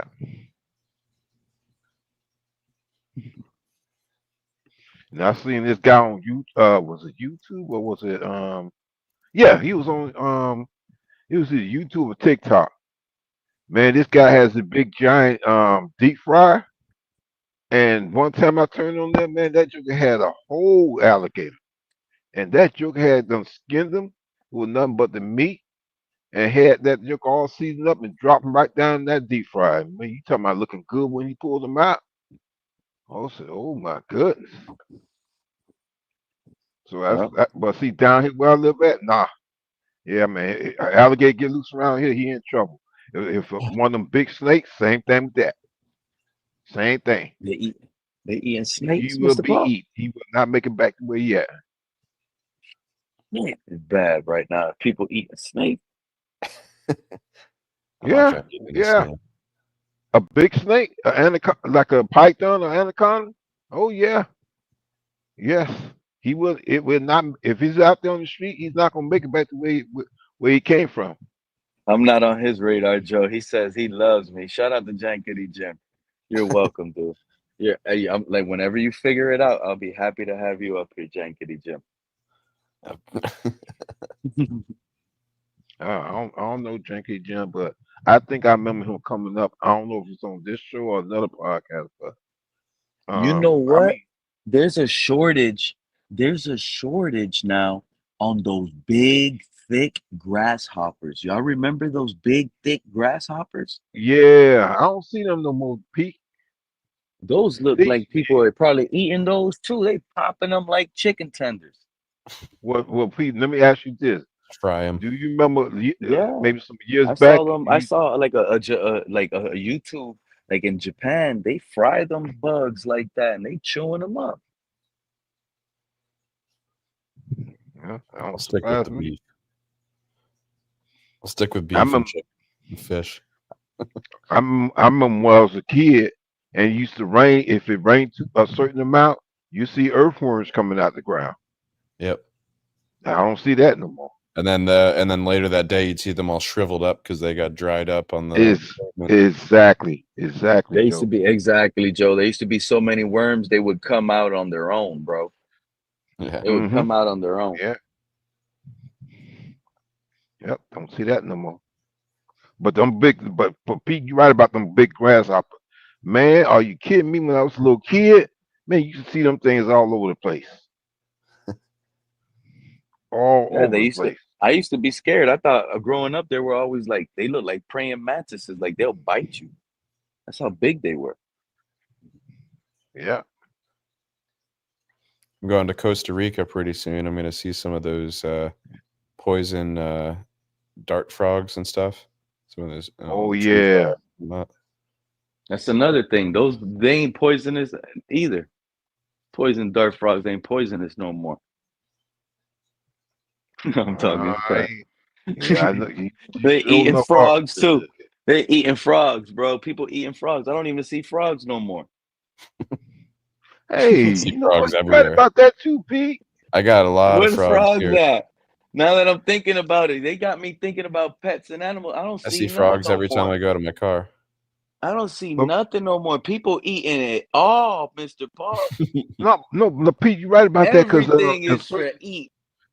Pete, a certain time of the year down here at nighttime, you will hear frogs outside Yeah, croaking. at it. I don't hear them no more.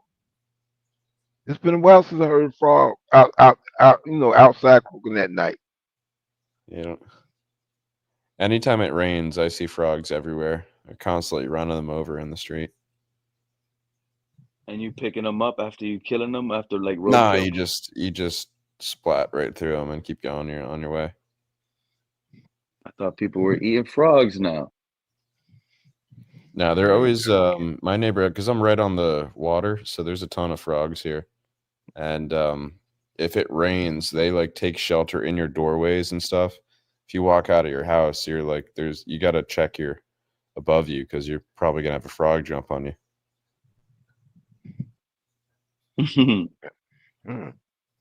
I'm not gonna lie, I'm a real big Publix guy, but getting this like the meats from the farm, like really out the farm, those meats are a lot better. Way What do you mean? better. Like you have like a local farm you can go get chicken and Yep. stuff. Steaks and everything. They come sealed with their own farm label and everything. We got it like And butchers it's like it is a little bit more expensive, but it's like totally different quality. Is it like a farmer's and I'm market loyal. or And like I'm a loyal. farm? No, it's like a real farm. It's like a real Oh, wow. farm, and it's allowed. Yeah, they sell their own stuff, everything.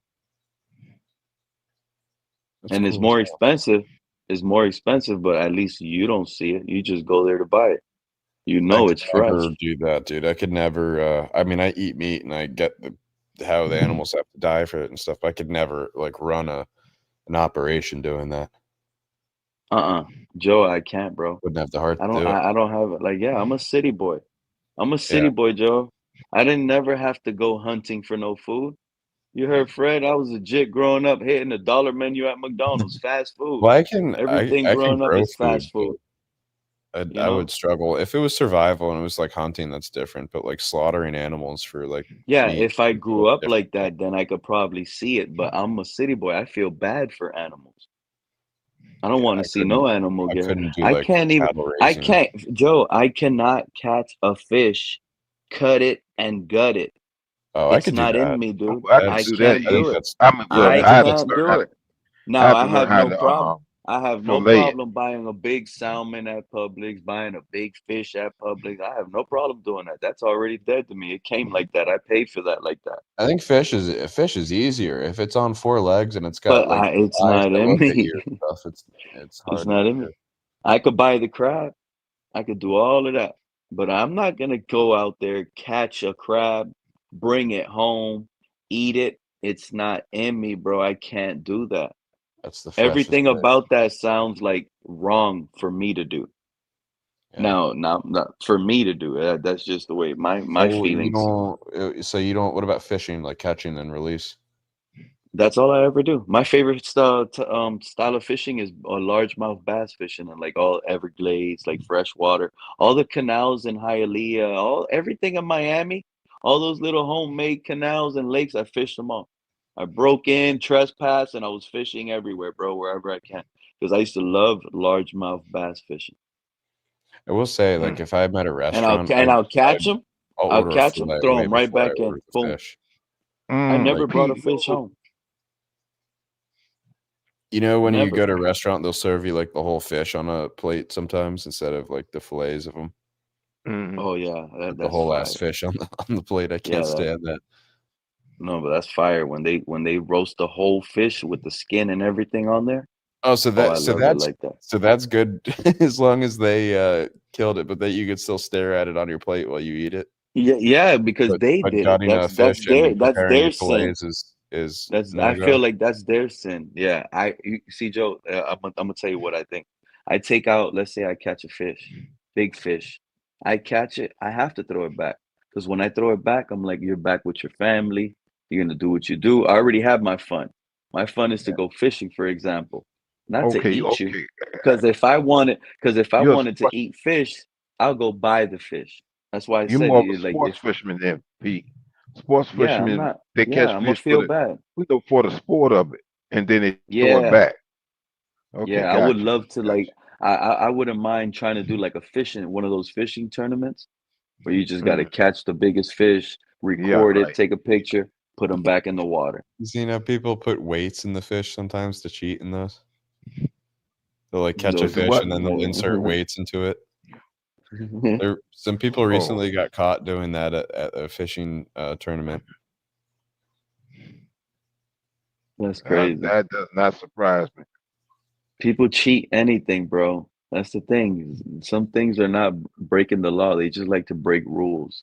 Humans are always trying to break the rules, putting weights in a fish and then weighing them. That's crazy. Cheating the system. But no, I'm serious. I can't. I won't be able to catch a lobster and be like, I caught this lobster. I'm gonna go take it home and eat it now. Hell Ooh, no. good grief, Hell Pete. no. Now you hurting me now. You're hurting me. I can't. No animal. I can't do that to no animal. I can't. It's not in me. My soul won't let me do it. I feed my fish live shrimp. I watch them like swim around and get chased around, and then they finally catch them. Oh yeah, but you're feeding. That's part of nature. You already Right. you have your fish pets. You have to feed them. You got to do that. That's normal. So it sounds like you can't justify ending a creature's life, basically. Would you raise You can one of those justify it to fish, yourself eating it if somebody Joe? else did, like if the blood is on their hands. Joe, would you raise one of those fish you have in a tank and it grows big? You're eating one, bro? No, that's what I was saying before. It's like I could never have an operation where I'm like raising animals for slaughter. I could never do it. I could That's hunt for my crazy. food for sure if it's like a survival thing, but to like have an operation where you're raising animals for slaughter is I Yeah, look but at we don't live in that survival. no, we We don't, don't live thankfully. in that? Not Thankfully, yeah. even Bryson. Bryson, you said Well, wherever to you're be from, that honest, I mean, you we'd don't be need to be mostly hunting eating either. You plants got a if Publix, it you was got a store survival. you could go buy your meat at. You got Be to be farming. killing these animals. Well, I Yeah. will I mean, say I'm this. from South Florida. I just live here in Arkansas. Yeah. I will say this. When I was a kid, I remember going up to visit my grandparents, my great grandparents, in North Florida, and because we came out there, she said we're gonna have some fresh fried chicken. And I'm up here thinking, okay, well, she's gonna send out for either KFC or send out to Winn Dixie. Man, she took us to the back of the house where they got this little shed, got these things hanging down. She put that chicken on there, cut that joker head off, and then well, make a long story short, I'm gonna tell you something. It's a difference between fresh killed chicken that you eat, that you cook and fry, than the chicken you get from like a KFC or from Publix deli. It's a difference. It's a different taste and everything. It sure is. With fish too. Fish Yeah, is like yeah, that too. yep, exactly, Joe. Especially with that fish, it has a more fresh taste to it. And that's probably what it is. And I'm like, I grew up in the era of processed food, so I'm probably already accustomed to processed food. So being too fresh is not really that good to me. Right? No, I can understand that. I can understand it. It doesn't take that long to get unused to it, though. Like if, for example, if you go to another country for a few weeks or a few months, like you'll come back and you'll be like, oh wow, like you'll notice the difference in the food. Yeah. Well, I tell you something else. Here in Florida, if you go to a KFC down here in Florida, I mean in Miami, and then go to a KFC in Tallahassee, I'm gonna be straight with you. The food gonna taste different. That's and right. We talking about KFC chicken, yeah, it's different. You think that's from like different sourced chicken, or do you think it's like it's kind of hard to say because that's the thing I've been trying to figure out, Joe, is it might be, well, how should I put it? Maybe it's just the people in your area don't do a good job cooking it, preparing the That's food. what I'm about to say, and it's not about the culture. I think it's because you kind of said it in a nutshell. It's the way people are down here. When I say Yeah. people, I'm talking about of different cultures as compared to up in Tallahassee. Yeah. It's a difference, and again, it has nothing to do with the culture. It's just that people are different down here than up there in Tallahassee. That's the best way I can say it. There's just a bigger emphasis on food, on good food, when you get closer to I like never liked KFC. than like South KFC has Florida. always been bad to me. Well, what chicken place you like, Pete? I like Popeyes way better than KFC. I'll tell you that much. Popeyes slaps, Bojangles. bro. Those biscuits. For me, it's bro. all about Bojangles. Yeah. Joe, you just said the key thing, but here's the sad part. Bojangles is goated. The Bowberry biscuits, the Cajun chicken biscuit, and the wedges. That was our tailgate staple. In college, I went to East Carolina for college, and our tailgates it was bow time. You had big trays of chicken sandwiches and jugs of sweet tea, the Bowberry biscuits. It was a tradition.